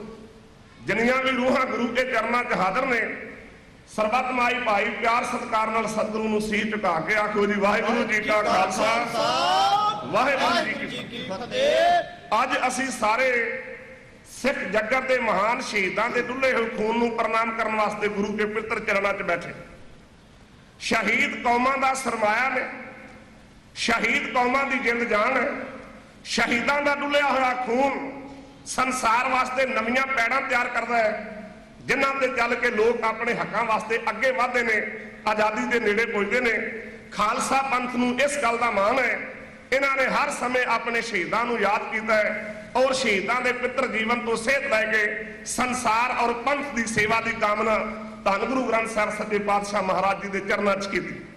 ਸਮੂਹ ਜਥੇਬੰਦੀਆਂ ਵੱਲੋਂ ਸ਼ਹੀਦ ਭਾਈ ਤਾਰੂ ਸਿੰਘ ਸਾਹਿਬ, ਜਿਨ੍ਹਾਂ ਦਾ ਜ਼ਿਕਰ ਜਿੰਨੀ ਵਾਰ ਅਰਦਾਸ ਕੀਤੀ ਜਾਂਦੀ ਹੈ ਗੁਰੂ ਗ੍ਰੰਥ ਸਾਹਿਬ ਮਹਾਰਾਜ ਦੇ ਪਿੱਤਰ ਚਰਨਾਂ 'ਚ ਖੜੇ ਹੋ ਕੇ ਕੀਤਾ ਜਾਂਦਾ। ਔਰ 20ਵੀਂ ਸਦੀ ਦੇ ਮਹਾਨ ਸ਼ਹੀਦ ਭਾਈ ਸੁਖਦੇਵ ਸਿੰਘ ਦੀ ਸੁੱਖਾ, ਜਿਨ੍ਹਾਂ ਨੂੰ ਜਰਨਲ ਲਾਭ ਸਿੰਘ ਕਹਿ ਕੇ ਸਤਿਕਾਰਿਆ ਜਾਂਦਾ ਹੈ, ਉਸ ਮਹਾਨ ਸ਼ਹੀਦ ਦਾ ਸ਼ਹੀਦੀ ਦਿਨ ਔਰ ਉਹਨਾਂ ਦੇ ਨਾਲ ਹੋਰ ਬਹੁਤ ਸਾਰੇ ਸ਼ਹੀਦਾਂ ਦੀ ਯਾਦ ਨੂੰ ਤਾਜ਼ਾ ਕਰਨ ਵਾਸਤੇ ਸਮੂਹ ਜਥੇਬੰਦੀਆਂ ਔਰ ਗੁਰੂ ਘਰ ਦੇ ਸਮੁੱਚੇ ਪ੍ਰਬੰਧਕ ਧੰਨ ਗੁਰੂ ਗ੍ਰੰਥ ਸਾਹਿਬ ਸੱਚੇ ਪਾਤਸ਼ਾਹ ਮਹਾਰਾਜ ਜੀ ਦੇ ਪਿੱਤਰ ਚਰਨਾਂ 'ਚ ਬੈਠੇ ਨੇ। ਸਾਡੇ ਤੋਂ ਪਹਿਲਾਂ ਗੁਰੂ ਘਰ ਦੇ ਵਜ਼ੀਰ ਸਾਹਿਬ ਜੀ ਹੋਰਾਂ ਨੇ ਬੜੇ ਵਿਸਥਾਰਪੂਰਵਕ ਤਰੀਕੇ ਦੇ ਨਾਲ ਭਾਈ ਤਾਰੂ ਸਿੰਘ ਸਾਹਿਬ ਹੋਰਾਂ ਦੀ ਸ਼ਹਾਦਤ ਦਾ ਜ਼ਿਕਰ ਤੁਹਾਡੇ ਨਾਲ। ਦੋਸ਼ ਕੋਈ ਨਹੀਂ ਭਾਈ ਤਾਰੂ ਸਿੰਘ ਸਾਹਿਬ ਹੋਰਾਂ ਦਾ, ਗੁਨਾਹ ਕੋਈ ਨਹੀਂ ਭਾਈ ਤਾਰੂ ਸਿੰਘ ਸਾਹਿਬ ਹੋਰਾਂ ਦਾ। ਨਾ ਡਕੈਤ ਨੇ ਭਾਈ ਤਾਰੂ ਸਿੰਘ ਸਾਹਿਬ ਤੇ ਨਾ ਧਾੜਵੀ ਨੇ ਭਾਈ ਤਾਰੂ ਸਿੰਘ ਸਾਹਿਬ। ਉਹ ਸੱਚੇ ਸੁੱਚੇ ਬ੍ਰਹਮ ਗਿਆਨੀ ਸੰਤ ਨੇ। ਬ੍ਰਹਮ ਗਿਆਨੀ ਦੀ ਡੈਫੀਨੇਸ਼ਨ ਧੰਨ ਗੁਰੂ ਅਰਜਨ ਦੇਵ ਮਹਾਰਾਜ ਸੁਖਮਨੀ ਸਾਹਿਬ ਦੀ ਪਵਿੱਤਰ ਗੁਰਬਾਣੀ 'ਚ ਦੱਸਦੇ ਨੇ, ਮਨ ਸਾਚਾ ਮੁਖ ਸਾਚਾ ਸੋਏ, ਅਵਰ ਨਾ ਭੇਖਾ ਇੱਕ ਬਿਨ ਕੋਏ। ਨਾਨਕ ਇਹ ਲੱਛਣ ਬ੍ਰਹਮ ਗਿਆਨੀ ਹੋਏ। ਬ੍ਰਹਮ ਗਿਆਨੀ ਆਤਮਾ ਦਾ ਮਾਲਕ ਭਾਈ ਤਾਰੂ ਸਿੰਘ ਸਾਹਿਬ ਉਹਦੇ ਖੂਹ ਤੇ ਆਣ ਕੇ ਰਹੀਮ ਬਖਸ਼ ਮਾਸ਼ੀ ਨੇ ਧਾਈ ਮਾਰ ਕੇ ਆਖਿਆ, ਸਰਦਾਰਾ ਮੇਰੀ ਜਵਾਨ ਧੀ ਪੱਟੀ ਦਾ ਹਾਕਮ ਜਾਫਰ ਬੇਗ ਚੁੱਕ ਕੇ ਲੈ ਗਿਆ ਔਰ ਉਹਨੇ ਜ਼ਬਰਦਸਤੀ ਆਪਣੇ ਮਹੱਲਾ 'ਚ ਪਾ ਲਏ। ਭਾਈ ਤਾਰੂ ਸਿੰਘ ਸਾਹਿਬ ਹੋਰਾਂ ਨੇ ਆਖਿਆ, ਬਾਬਾ ਕਲਗੀਆਂ ਵਾਲੇ ਪਾਤਸ਼ਾਹ ਨੇ ਇੱਕ ਜਿਉਂਦਾ ਜਾਗਦਾ ਦੇਵਤਾ ਸਾਜਿਆ, ਜਿਹੜੀ ਲੋਕਾਂ ਦੀ ਸੇਵਾ ਉਹਨੂੰ ਆਪਣੀ ਸੇਵਾ ਸਮਝ ਕੇ ਖਾਲਸਾ ਨੇਪਰੇ ਚੜਾਉਂਦਾ ਹੈ। ਗੁਰੂ ਨਾਨਕ ਸਾਹਿਬ ਦਾ ਮਿਸ਼ਨ ਹੈ, ਜਾਓ ਤੋ ਪ੍ਰੇਮ ਖੇਲਣ ਕਾ ਜਾਓ, ਸਿਰ ਧਰ ਤਲੀ ਗਲੀ ਮੇਰੀ ਆਓ, ਇਤ ਮਾਰਗ ਪੈਰ ਧਰੀਜਾ, ਸਿਰ ਦੀਜਾ ਕਾਨ ਨਾ ਕੀਜਾ। ਸਾਡੀਆਂ ਰਗਾਂ ਵਿੱਚ ਗੁਰੂ ਤੇਗ ਬਹਾਦਰ ਸਾਹਿਬ ਦਾ ਖੂਨ ਵਹਿ ਰਿਹਾ ਔਰ ਤੇਰੇ ਨਾਲ ਦਾਵਾ ਕਰਦੇ ਵਾਅਦਾ ਕਰਦੇ ਆ ਤੇਰੀ ਧੀ ਜਾਨਵੇ ਤੇਰੇ ਹੈਂਡਓਵਰ ਕੀਤੀ ਜਾਵੇਗੀ। ਸਿੰਘਾਂ ਦੇ ਜੱਥੇ ਨੂੰ ਨਾਲ ਲੈ ਕੇ ਪੱਤੀ ਦੇ ਆਖਰ ਹਾਕਮ ਜਾਫਰ ਬੇਗ ਦਾ ਕੀਰਤਨ ਸੋਹਣਾ ਪੜਿਆ। ਇਹਦੇ ਵਜਾਨੇ ਵਿੱਚ ਭਗਤ ਹਰ ਨਿਰੰਜਣੀਆ ਜੰਡਿਆਲੇ ਵਾਲਾ ਜਿਹੜਾ ਭਾਈ ਹੰਦਾਲ ਦੀ ਖਾਨਦਾਨੀ ਨਾਲ ਸੰਬੰਧ ਰੱਖਣ ਵਾਲਾ ਸੀ। ਭਾਈ ਹੰਦਾਲ ਧੰਨ ਗੁਰੂ ਅਮਰਦਾਸ ਮਹਾਰਾਜ ਜੀ ਦੇ ਵੇਲੇ ਦਾ ਬੜਾ ਪ੍ਰਸਿੱਧ ਸਿੱਖ ਹੋਇਆ ਹੈ। ਸਿੱਖੀ ਇੰਨਾ ਚਿਰ ਇਹਦੇ ਘਰ ਵਿੱਚ ਰਹੀ ਜਿੰਨਾ ਚਿਰ ਭਾਈ ਹੰਦਾਲ ਜਿਉਂਦਾ ਰਿਹਾ। ਜਦੋਂ ਭਾਈ ਹੰਦਾਲ ਖਾਨੀ ਦੁਨੀਆ ਤੋਂ ਕੂਚ ਕਰ ਗਿਆ, ਇਹਦਾ ਪਰਿਵਾਰ ਸਿੱਖੀ ਦੇ ਪਰਗਣੇ ਤੋਂ ਹਟ ਕੇ ਗਦਾਰਾਂ ਦੀ ਲਿਸਟ ਵਿੱਚ ਜਾ ਕੇ ਸ਼ਾਮਲ ਹੋਇਆ। ਇਹਦੇ ਹੀ ਪਰਿਵਾਰ ਵਿੱਚੋਂ ਸੀ ਹਰਭਗਤ ਨਿਰੰਜਣੀ, ਜਿਹੜਾ ਸਹੁੰ ਖਾ ਕੇ ਸਿੱਖਾਂ ਦਾ ਵੈਰੀ ਬਣਿਆ ਸੀ। ਉਹਨੇ ਆਖਿਆ, ਸੂਬਾ ਖਾਨ ਬਹਾਦਰ ਪੱਟੀ ਦੇ ਹਾਕਮ ਦਾ ਕਤਲ ਕਰਨ ਵਾਲੇ ਬਾਹਰੋਂ ਨਹੀਂ, ਊਲੇ ਪਿੰਡ ਦਾ ਤਾਰੂ ਸਿੰਘ ਔਰ ਉਹਦੀ ਸ਼ਹਿ ਉੱਤੇ ਉਹਦੇ ਕਹੇ ਮੁਤਾਬਕ ਜਾਫਰ ਬੇਗ ਦਾ ਕਤਲ ਹੋਇਆ। ਇਸ ਵਜਾਨੇ ਵਿੱਚ ਮੋਮਨ ਖਾਨ ਥਾਣੇਦਾਰ ਨੇ ਹੱਥ ਕੜੀਆਂ ਲਾ ਕੇ ਭਾਈ ਤਾਰੂ ਸਿੰਘ ਸਾਹਿਬ ਹੋਰਾਂ ਨੂੰ ਪਿੰਡ ਦੀ ਸੱਥ ਵਿੱਚ ਪਾਇਆ। ਕਿਸੇ ਨੇ ਜਾ ਕੇ ਮਾਂ ਨੂੰ ਦੱਸਿਆ, ਮਾਤਾ ਤੇਰੇ ਦਿਲ ਵਿੱਚ ਰੀਝ ਸੀ ਆਪਣੇ ਪੁੱਤਰ ਦੇ ਸਿਰਾਂ ਤੋਂ ਦੀ ਸਗਨਾਂ ਦਾ ਪਾਣੀ ਵਾਰ ਕੇ ਪੀਣ ਦੀ। ਭੈਣ ਨੂੰ ਦੱਸਿਆ, ਭੈਣੇ ਤੇਰੇ ਦਿਲ ਵਿੱਚ ਰੀਝ ਸੀ ਘੋੜੀ ਚੜੇ ਵੀਰ ਦੀ ਵਾਹ ਕੁੰਦਣ ਦੀ। ਪੱਟੀ ਦੇ ਹਾਕਮ ਮੋਮਨ ਖਾਨ ਨੇ ਤੇਰੇ ਪੁੱਤਰ ਤੇ ਤੇਰੇ ਭਰਾ ਨੂੰ ਕੈਦੀ ਬਣਾ ਕੇ ਪਿੰਡ ਦੀ ਸੱਥ ਵਿੱਚ ਬਿਠਾਇਆ ਹੋਇਆ ਹੈ। ਦੋਵੇਂ ਮਾਵਾਂ ਧੀਆਂ ਪਿੰਡ ਦੀ ਸੱਥ ਵਿੱਚ ਪੁੱਜੀਆਂ। ਭਾਈ ਤਾਰੂ ਸਿੰਘ ਸਾਹਿਬ ਦੇ ਸਾਹਮਣੇ ਖਲੋ ਕੇ ਭਾਈ ਤਾਰੂ ਸਿੰਘ ਸਾਹਿਬ ਹੋਰਾਂ ਦੀ ਸਤਿਕਾਰਯੋਗ ਮਾਤਾ ਤੇ ਸਤਿਕਾਰਯੋਗ ਭੈਣ ਬੀਬੀ ਤਾਰੋ ਜੋਗੜ ਭਾਈ ਤਾਰੂ ਸਿੰਘ ਸਾਹਿਬ ਹੋਰਾਂ ਨੂੰ ਕਹਿੰਦੇ ਨੇ, ਉਹਦਾ ਉਹ ਲੱਥਾ ਕਵੀਸ਼ਰੀ ਜਫਾ ਤੁਹਾਡੀ ਸੇਵਾ 'ਚ ਇੰਜ ਬਿਨੇ ਕਰ। ਆਖਦੀ ਹੈ ਭੈਣ ਵੀਰ ਜਰਾ ਠਹਿਰ ਵੇ, ਸਾਡੇ ਉੱਤੇ ਪਾਪੀਆਂ ਕਮਾਇਆ ਕਰ ਵੇ। ਪੁੱਤਰੇ ਤੈਨੂੰ ਮਾਰ ਕੇ ਜੰਜੀਰ ਵੇ, ਵੇਖੀ ਕਿਤੇ ਚਿੱਤ ਨਾ ਡਲਾਵੀ ਵੀਰ ਵੇ। ਉਹ ਮਾਂ ਕਹਿੰਦੀ ਬੱਚਾ ਮਾਤਾ ਦੀ ਅਸੀਸ ਵੇ, ਧਰਮ ਨਾ ਡੋਲੀ ਲੱਗ ਜਾਵੇ ਸੀਸ ਵੇ। ਹਾਰ ਕੇ ਧਰਮ ਜਾਨ ਨੂੰ ਬਚਾਉਣਾ ਨਹੀਂ, ਦੁਨੀਆ ਤੇ ਬੱਚਾ ਦੂਜੀ ਵਾਰ ਆਉਣਾ ਨਹੀਂ। ਉਹ ਆਸਾ ਨਹੀਂ ਸੀ ਕੁਝ ਕਿਸੇ ਦਾ ਗਵਾਇਆ ਵੇ, ਕਾਤੋਂ ਬੰਨ ਜਾਲ ਮਾਣੇ ਅੱਗੇ ਲਾਇਆ ਵੇ। ਬਦਲੀ ਤਕਦੀਰ ਵੇ, ਵੇਖੀ ਕਿਤੇ ਚਿੱਤ ਨਾ ਡਲਾਵੀ ਵੀਰ ਵੇ। ਉਹ ਵੈਰੀ ਤੈਨੂੰ ਡਾਢੇ ਚੰਨ ਵੇ ਸਤਾਉਣਗੇ, ਮਾਇਆ ਲੋਭ ਲਾਲਚਾਂ ਦੇ ਜਾਲ ਪਾਉਣਗੇ। ਕਿਸੇ ਗੱਲ ਉੱਤੇ ਜਿੱਤ ਫਰਮਾਉਣਾ ਨਹੀਂ, ਕਿਸੇ ਗੱਲ ਉੱਤੇ ਜਿੱਤ ਫਰਮਾਉਣਾ ਨਹੀਂ, ਦੁਨੀਆ ਤੇ ਬੱਚਾ ਦੂਜੀ ਵਾਰ ਆਉਣਾ ਨਹੀਂ। ਉਹ ਚੁਗਲੀ ਹੈ ਲਾਈ ਕਿਸੇ ਹੱਥਿਆਰੇ ਵੇ, ਵੈਰੀ ਤੇਰੇ ਜਾਪਦੇ ਨੇ ਅੱਜ ਸਾਰੇ ਵੇ। ਪਈਆਂ ਚੱਲੀ ਦੇ ਲਤਾਰ ਵੀਰ ਵੇ, ਵੇਖੀ ਕਿਤੇ ਚਿੱਤ ਨਾ ਡਲਾਵੀ ਵੀਰ ਵੇ। ਭੁੱਖਾ ਤੇ ਧਿਆਇਆ ਜੇਲ੍ਹ 'ਚ ਰਖਾਉਣਗੇ, ਦੇ ਕੇ ਤਸੀਹੇ ਸੋਹਣਿਆਂ ਡਰਾਉਣਗੇ। ਦੁੱਖਾਂ ਵੱਲ ਵੇਖ ਮੁਖੜਾ ਪਵਾਉਣਾ ਨਹੀਂ ਵਾ, ਦੁੱਖਾਂ ਵੱਲ ਵੇਖ ਮੁਖੜਾ ਪਵਾਉਣਾ ਨਹੀਂ, ਦੁਨੀਆ ਤੇ ਬੱਚਾ ਦੂਜੀ ਵਾਰ ਆਉਣਾ ਨਹੀਂ। ਉਹ ਮਾਰਨਗੇ ਬੈਂਤ ਚਰਖੜੀ ਚਰਾਉਣਗੇ, ਕਮਚਾਂ ਦੇ ਨਾਲ ਬੋਟੀਆਂ ਅਡਾਉਣਗੇ। ਹੱਥ ਵਿੱਚ ਰੋਲ ਦੇਣਗੇ ਸਰੀਰ ਵੇ, ਵੇਖੀ ਕਿਤੇ ਚਿੱਤ ਨਾ ਡਲਾਵੀ ਵੀਰ ਵੇ। ਉਹ ਪੋਟਾ ਪੋਟਾ ਕਰ ਦੇਣੇ ਆਰੇ ਨਾਲ ਵੇ, ਸੀਨਾ ਸੁਣਾਵੀ ਮੂੰਹ ਮੇਰੇ ਲਾਲ ਵੇ। ਪੁੱਠੀ ਖੱਲ ਲਾਉਣ ਪਾਵੇ ਕਬਰਾਉਣਾ ਨਹੀਂ ਵੇ, ਪੁੱਠੀ ਖੱਲ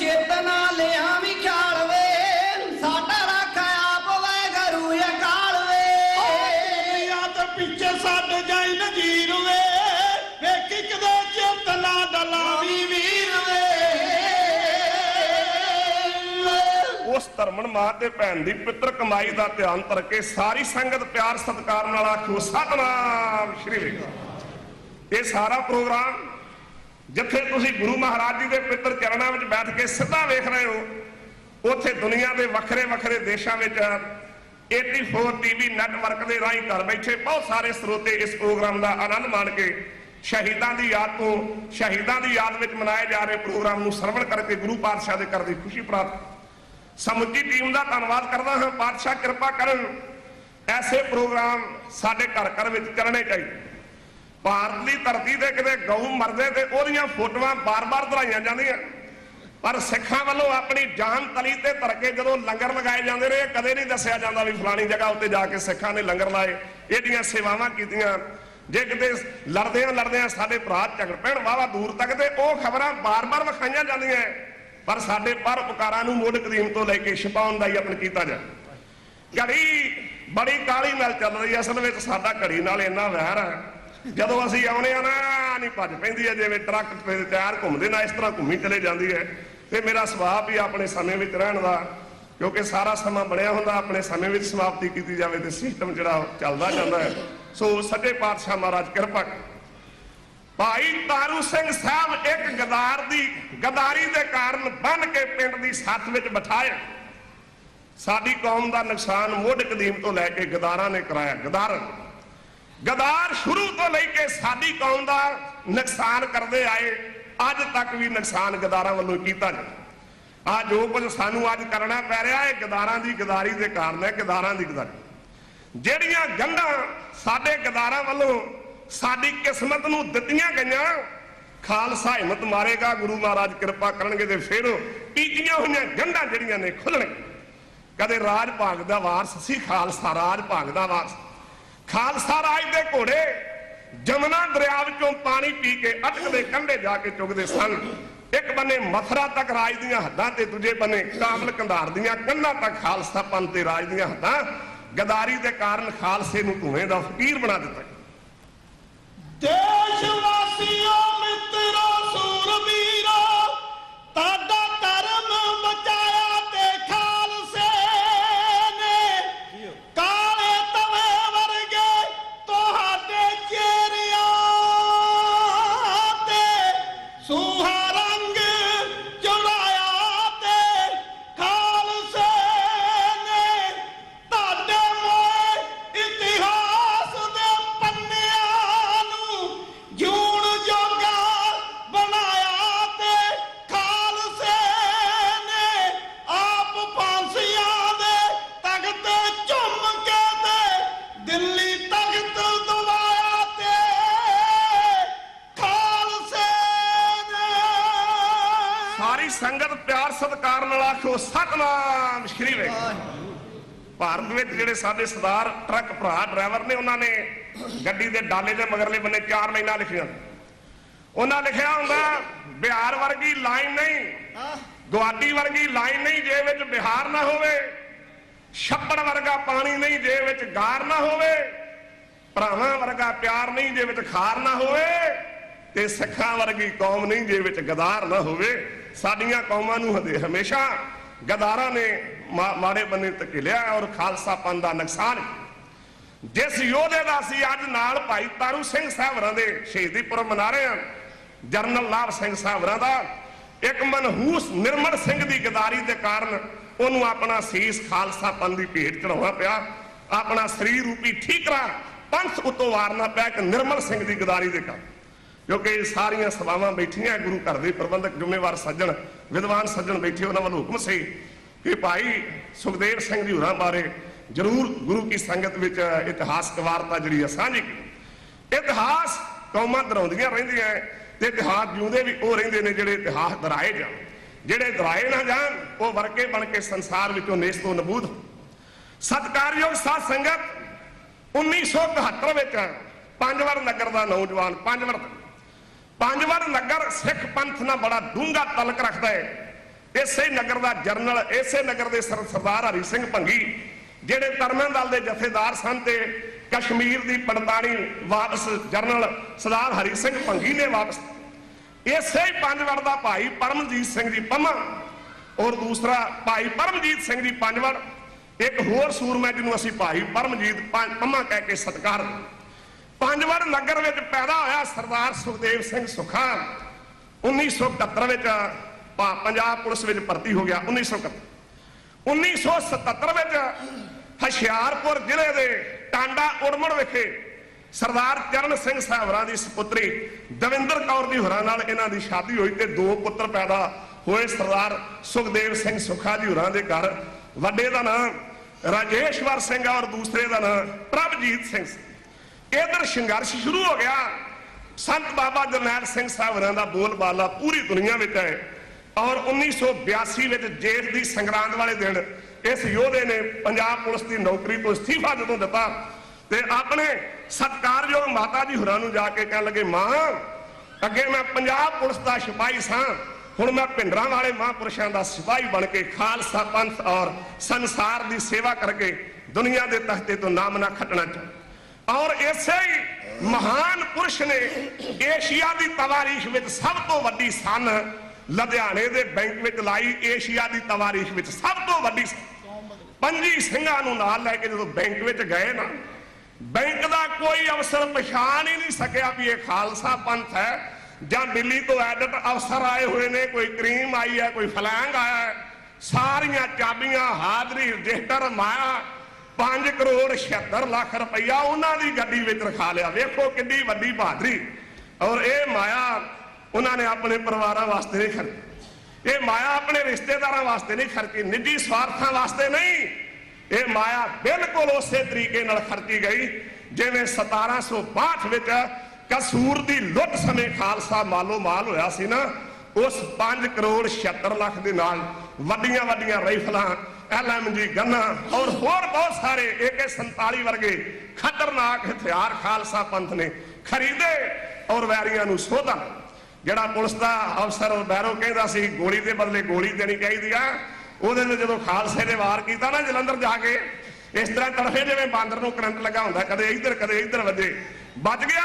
ਮਨਹੂਸ ਨੀਤੀ ਦੇ ਕਾਰਨ ਬੜੇ ਵੱਡੇ ਵਿਰੋਧੀਆਂ ਦਾ, ਬੜੇ ਵੱਡੇ ਦੁਸ਼ਮਣਾਂ ਦਾ ਟਾਕਰਾ ਜਰਨਲ ਲਾਭ ਸਿੰਘ ਸਾਹਿਬਰਾਂ ਨੇ ਆਪਣੇ ਸਾਥੀਆਂ ਦੇ ਨਾਲ ਕੀਤਾ। ਉਹਨਾਂ ਦਾ ਪੈਗਾਮ ਭਿੰਡਰਾਂ ਵਾਲੇ ਮਹਾਂਪੁਰਸ਼ਾਂ ਦਾ ਪੈਗਾਮ ਸੀ। ਆਓ ਪਿਆਰ ਸਤਿਕਾਰ ਨਾਲ ਸਰਵਣ ਕਰੋ। ਮਾਰਦੇ ਬੜਕਾਂ, ਖਾੜਕੂ ਲੜਦੇ, ਖਾਲਸਾ ਪੰਥ ਦੀ ਪੱਤ ਆਬਰੂ ਨੂੰ ਬਚਾਉਣ ਦੇ ਲਈ ਖਾਲਸਾ ਆਪਣੀ ਜਾਨ ਤਲੀ ਤੇ ਧਰ ਕੇ ਪੰਥਕ ਹਿੱਤਾਂ ਦੇ ਲਈ ਇੰਜ ਜੂਝਦੇ।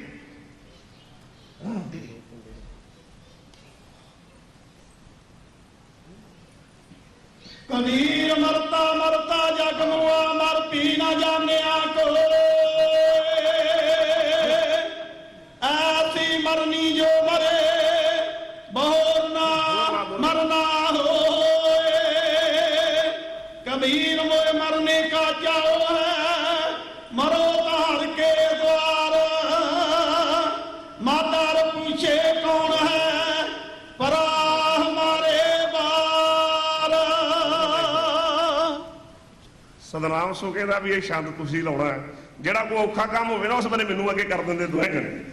ਇਹਦੀ ਆਵਾਜ਼ ਵੇਖ ਲਓ ਤੁਸੀਂ ਕਿਸ ਤਰ੍ਹਾਂ ਮੋਹਲੇ ਧਾਰ ਜਦੋਂ ਮੀਂਹ ਪੈਂਦਾ ਨਾ ਅਰਸ਼ਾਂ ਤੋਂ, ਇਸ ਤਰ੍ਹਾਂ ਦੀ ਆਵਾਜ਼ ਸੱਚੇ ਪਾਤਸ਼ਾਹ ਕਿਰਪਾ ਕਰਨ। ਆਹ ਸਾਥੀ ਨੂੰ ਅਸੀਂ ਬੜੀ ਖਰਾਕ ਨੂੰ ਉਚਾਰਨੇ ਆ, ਅਮਰੀਕਾ ਵਾਲੇ ਤੇ ਰਾਜੀ ਹੁੰਦੇ ਜਾਂਦੇ, ਪਤਾ ਨਹੀਂ ਕਿਹੜੇ ਫਿਕਰਾਂ ਦੇ ਸੁੱਕਦਾ ਹੀ ਜਾਂਦਾ। ਸੋ ਕਾਕਾ ਮੇਰਾ ਸਾਥ ਦੇਣ ਲੱਗਾ, ਪਿਆਰ ਸਤਿਕਾਰ ਨਾਲ ਸ਼ਾਨ ਸਰਵਣ। ਦਿਲ ਨੂੰ ਵੱਲ ਠੋਕਰ ਗਈ ਬਲਦੀਆਂ ਲਾਟਾਂ ਉੱਠਣ ਚਰਨਾੜਾ ਮੰਦਰ ਨੂੰ ਵੇਖ ਦਲਾਵਤ ਸ਼ੇਖ ਅਣਖੀਆਂ ਦੇ ਗੁੱਸੇ ਨਾਲ ਪੈ ਗਿਆ। ਤਖਤ ਅਕਾਲ ਦੀਆਂ ਬਾਰੀਆਂ ਬਣੀਆਂ ਕੰਨਾਂ ਸਭ ਛੜੀਆਂ ਉੱਠਣ ਚਰਨਾੜੇ ਜਿਗਰ ਪੈ ਪਾਕੇ ਸ਼ਹੀਦ ਸਿੰਘ ਹੋਏ ਤਖਤ ਵੀ ਟਹਿ ਗਿਆ। ਆਪਣੀ ਕਿਸ ਬੇਗ ਜਾਏ ਵਾਰ ਗਏ ਜਾਨਾ ਬਣੇ ਨਿਸ਼ਾਨਾ ਡਿੱਗੇ ਹੋਏ ਪੁਰਜੇ ਸਦੀਨਾ ਗੁਰਜੇ ਹੌਸਲੇ ਉੱਚੇ ਘਰ ਵਿੱਚ ਸਰਦੇ। ਹੱਕ ਧਰਮ ਦਾ ਬਦਲੇ ਜੀ ਸੂਰਮੇ ਜਵਾਨ ਬਲੀ ਬਲਵਾਨ ਵੈਰੀ ਨੂੰ ਫੜ ਝੱਬਦੇ ਗੋਲੀ ਦੇ ਨਾਲ ਬੰਬ ਦੇ ਮਾਰਦੇ ਬੜਕਾ ਖਾੜਕੂ ਲੜਦੇ। ਸੂਰਬਾਲਕਾਂ ਨੂੰ ਜ਼ਾਲਮਾਂ ਕੋਇਆ ਅੰਬਰ ਤੱਕ ਲੋਇਆ ਭੁੱਖੇ ਰਖ ਮਾਰੇ ਗਾਲਾ ਸਾਰੇ ਨਗਰ ਕਰ ਕੁੜੀਆਂ ਕਰੀ ਤਲਾਸ਼ੀ। ਸਤਿਗੁਰ ਦੀ ਨਗਰੀ ਤੇ ਨੇਰ ਜਾ ਸ਼ਾਹ ਪਾਲ ਚੜਿਆ ਜਾ ਬੜਾ ਕਰੋ ਟੰਕਲਾ ਤੋਪ ਗੁਰੂ ਕਰ ਢਾ ਕਰੀ ਬਦਮਾਸ਼ੀ।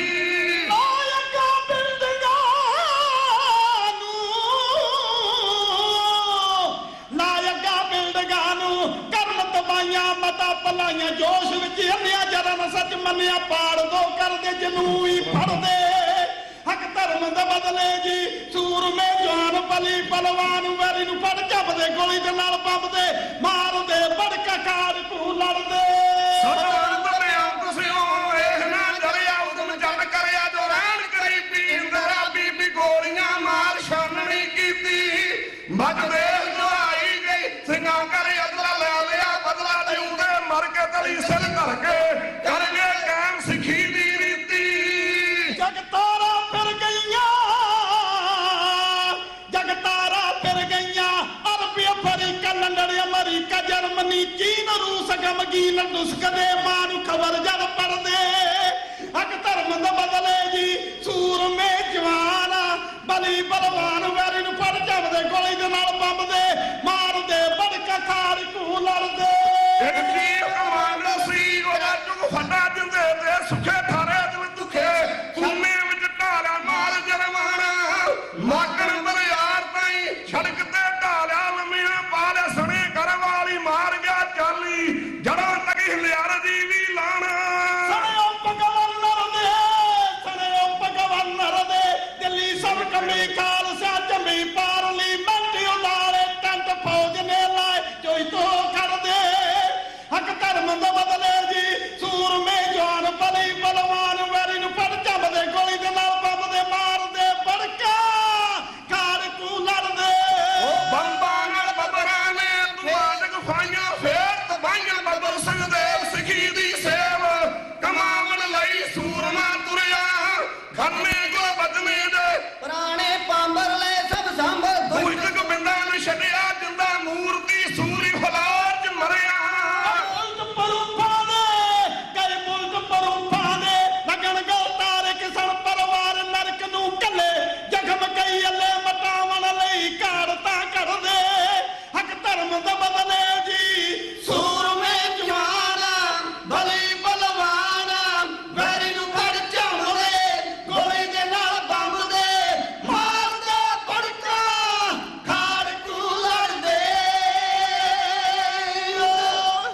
ਯੋਧਿਆਂ ਦੀ ਪਿੱਤਰ ਕਮਾਈ ਦਾ ਧਿਆਨ ਧਰ ਕੇ ਸਾਰੀ ਸੰਗਤ ਪਿਆਰ ਨਾਲ ਆਖੂ ਸਤਨਾਮ ਸ਼੍ਰੀ ਆਖਰਕਾਰ ਇਹ ਯੋਧਾ 11 ਔਰ 12 ਜੁਲਾਈ 1986 ਨੂੰ ਇੱਕ ਗਦਾਰ ਦੀ ਗਦਾਰੀ ਦੇ ਕਾਰਨ ਪੰਥ ਉਤੋਂ ਨਿਸ਼ਾਵਰ ਹੋ ਗਿਆ ਜਦੋਂ ਤੱਕ ਸੰਸਾਰ ਰਹੇਗਾ ਪੰਥ ਰਹੇਗਾ ਸ਼ਹੀਦਾਂ ਦੇ ਡੁੱਲੇ ਹੋਏ ਖੂਨ ਨੂੰ ਕੌਮਾਂ ਪ੍ਰਨਾਮਾ ਕਰਦੀਆਂ ਰਹਿਣਗੀਆਂ ਔਰ ਉਹਨਾਂ ਦੇ ਪਾਏ ਹੋਏ ਪੂਰਨਿਆਂ ਤੇ ਚੱਲ ਕੇ ਆਪਣੇ ਹਿੱਤਾਂ ਦੀ ਖਾਤਰ ਅੱਗੇ ਜੂਝਦੀਆਂ ਰਹਿਣਗੀਆਂ ਸੋ ਸਮਾਂ ਸਮਾਪਤ ਹੋ ਚੁੱਕਾ ਹੈ ਗੁਰੂ ਘਰ ਦੀ ਸਮੁੱਚੀ ਪ੍ਰਬੰਧਕ ਕਮੇਟੀ ਸਾਰੀਆਂ ਜਿੰਨੀਆਂ ਜਥੇਬੰਦੀਆਂ ਵੱਲੋਂ ਸ਼ਹੀਦਾਂ ਦੇ ਪੁਰਬ ਮਨਾਏ ਜਾ ਰਹੇ ਨੇ ਮੈਂ ਸਾਰਿਆਂ ਦਾ ਧੰਨਵਾਦ ਕਰਦਾ ਹਾਂ ਸੱਚੇ ਪਾਤਸ਼ਾਹ ਮਹਾਰਾਜ ਜੀ ਕਿਰਪਾ ਕਰਨ ਅਗਲਾ ਪ੍ਰੋਗਰਾਮ ਗੁਰੂ ਘਰ ਦੇ ਸੈਕਟਰੀ ਸਰਦਾਰ ਕੁਲਦੀਪ ਸਿੰਘ ਜੀ ਢਿੱਲੋਂ ਸਾਹਿਬ ਤੁਹਾਡੇ ਨਾਲ ਸਾਂਝਾ ਵੇਖ ਲਓ ਜੀ ਘੜੀ ਐਨ ਬਿਲਕੁਲ ਜਾਏ ਥੈਂਕ ਯੂ ਮੈਂ ਨਹੀਂ ਅੱਗੇ ਜਾਂਦਾ ਗਿਆਨੀ ਮੋਲਕ ਸਵਾਂਗ 5-6 ਮਿੰਟ ਉੱਤੇ ਲਾ ਜਾਣਾ ਨਹੀਂ ਜੀ ਮੈਨੂੰ ਲੱਭਾ ਹੀ ਨਹੀਂ ਭੁੱਲਾਂ ਚੁੱਕਿਆਂ ਦੀ ਖਿਮਾ ਵਾਹਿਗੁਰੂ ਜੀ ਕਾ ਖਾਲਸਾ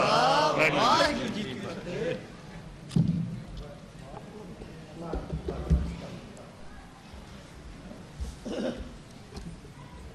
ਗੁਰੂ ਪਿਆਰੀ ਸਾਧ ਸੰਗਤ ਜੀ ਗੁਰੂ ਪਿਆਰੀ ਸਾਧ ਸੰਗਤ ਜੀ ਇਹ ਸਨ ਨਾਮਵਾਰ ਕਵੀਸ਼ਰੀ ਜਥਾ ਭਾਈ ਸੁੱਚਾ ਸਿੰਘ ਜੀ ਡੇਰਾ ਪਠਾਣਾ ਗੁਰਦਾਸਪੁਰ ਵਾਲੇ ਜਿਨ੍ਹਾਂ ਨੇ ਅੱਜ ਦੇ ਇਸ ਸ਼ਹੀਦੀ ਦਿਹਾੜੇ ਤੇ ਕਵੀਸ਼ਰੀ ਵਾਰਾਂ ਸਰਵਣ ਕਰਾਈਆਂ ਜੀ ਬਹੁਤ ਬਹੁਤ ਧੰਨਵਾਦੀ ਹਾਂ ਹੁਣ ਸਾਡੇ ਪਾਸ ਜੋ ਡਾਕਟਰ ਅਮਰਜੀਤ ਸਿੰਘ ਜੀ ਪਹੁੰਚੇ ਹਨ ਉਹ ਆਪ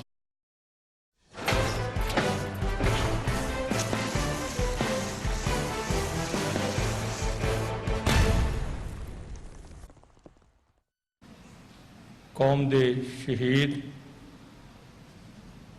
ਧੰਨਵਾਦੀ ਹਾਂ ਜੋ ਜਥੇਬੰਦੀਆਂ ਆਪਣੇ ਸ਼ਹੀਦਾਂ ਨੂੰ ਯਾਦ ਕਰਦੀਆਂ ਹਨ ਇਹ ਦਿਹਾੜੇ ਮਨਾਉਂਦੀਆਂ ਹਨ ਜਿਨ੍ਹਾਂ ਵਿੱਚ Doaba association Sikh for justice Panthak Sikh society, Sant Baba Prem Singh Sikh culture society New York, east coast coordinator committee ਅਤੇ ਸਮੁੱਚੀਆਂ ਜਥੇਬੰਦੀਆਂ, ਸਮੁੱਚੇ ਗੁਰੂ ਘਰਾਂ ਦੇ ਪ੍ਰਬੰਧਕ ਅਤੇ ਜਿਹੜੇ ਜਥੇਬੰਦੀ ਕਿਸੇ ਦਾ ਨਾਂ ਨਹੀਂ ਵੀ ਬੋਲਿਆ ਗਿਆ, ਅਸੀਂ ਉਹਨਾਂ ਦੇ ਵੀ ਧੰਨਵਾਦੀ ਹਾਂ, ਕਿਉਂਕਿ ਅੱਗੇ ਲੱਗ ਕੇ ਕੁਝ ਕਮੇਟੀਆਂ ਜ਼ਿਆਦਾ ਕੰਮ ਕਰਦੀਆਂ ਹਨ, ਕੁਝ ਘੱਟ ਕਰਦੀਆਂ ਹਨ, ਪਰ ਸਾਡਾ ਜੋ ਫਰਜ਼ ਬਣਦਾ ਹੈ ਕਿ ਅਸੀਂ ਸਾਰੇ ਜੋ ਸਾਡੇ ਸਿੱਖ ਕੌਮ ਦੇ ਸ਼ਹੀਦ ਹਨ, ਸਾਂਝੇ ਹਨ, ਸਾਨੂੰ ਸਾਰਿਆਂ ਨੂੰ ਰਲ ਮਿਲ ਕੇ ਇਹਨਾਂ ਦੇ ਦਿਹਾੜੇ ਗੁਰੂ ਘਰ ਵਿੱਚ ਮਨਾਉਣੇ ਚਾਹੀਦੇ ਹਨ। ਦੂਸਰਾ ਜੋ TV 84 ਹੈ, ਅਸੀਂ ਉਹਨਾਂ ਦੇ ਵੀ ਬਹੁਤ ਬਹੁਤ ਧੰਨਵਾਦੀ ਹਾਂ, ਜੋ ਹਮੇਸ਼ਾ ਹੀ ਧਾਰਮਿਕ ਪ੍ਰੋਗਰਾਮ ਜਾਂ ਸ਼ਹੀਦੀ ਦਿਹਾੜੇ ਹੁੰਦੇ ਹਨ ਉਹ ਲਾਈਵ ਦਿਖਾਉਂਦੇ ਹਨ। ਜਿਸ ਤਰ੍ਹਾਂ ਅੱਜ ਵੀ ਉਹਨਾਂ ਨੇ ਦੱਸਿਆ ਹੈ ਕਿ ਇਹ ਪ੍ਰੋਗਰਾਮ ਜੋ ਹੈ ਉਹ ਲਾਈਵ ਦਿਖਾ ਰਹੇ ਹਨ, ਅਸੀਂ ਇਹਨਾਂ ਦੇ ਵੀ ਬਹੁਤ ਬਹੁਤ ਧੰਨਵਾਦੀ ਹਾਂ। ਆਓ ਹੁਣ ਡਾਕਟਰ ਅਮਰਜੀਤ ਹੋਰਾਂ ਪਾਸੋਂ 40 ਮਿੰਟ ਤੱਕ ਉਹਨਾਂ ਦੇ ਵਿਚਾਰ ਸੁਣੀਏ ਜੀ। ਵਾਹਿਗੁਰੂ ਜੀ ਕਾ ਖਾਲਸਾ, ਵਾਹਿਗੁਰੂ ਜੀ ਕੀ ਫਤਿਹ।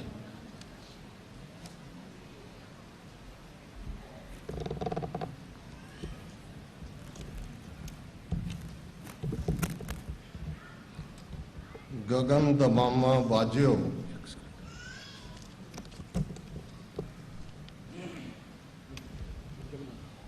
ਗਗਨ ਦਮਾਮਾ ਬਾਜਿਓ, ਪਰਿਓ ਨਿਸਾਣੈ ਘਾਓ, खेत जो मांड्यो सूरमा, अब जूझण को दाओ, सूरा सो पहचानी है, जो लरै दीन के हेत, पुरजा पुरजा कट मरै, कबू न छाड़ै खेत। वाहिगुरु जी का खालसा, वाहिगुरु जी की फतेह।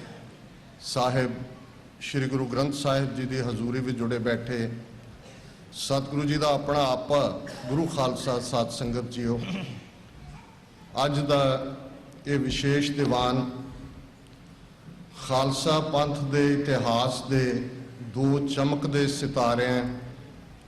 एक पुरातन इतिहास 18वीं सदी का ते एक अजोका संघर्ष 20वीं सदी का इतिहास। इस दे दो योधे हैं, शहीद भाई तारू सिंह जी जिन्हां दा संबंध पूला पिंड नाल सी, ते जनरल लाभ सिंह जिन्हां दा बेशक नामकरण भाई सुखदेव सिंह दे तौर ते होया है, पर उन्हां नूं ये लाभ सिंह दा नाम संत जरनैल सिंह जी खालसा पिंडरां वालियां ने दिता है।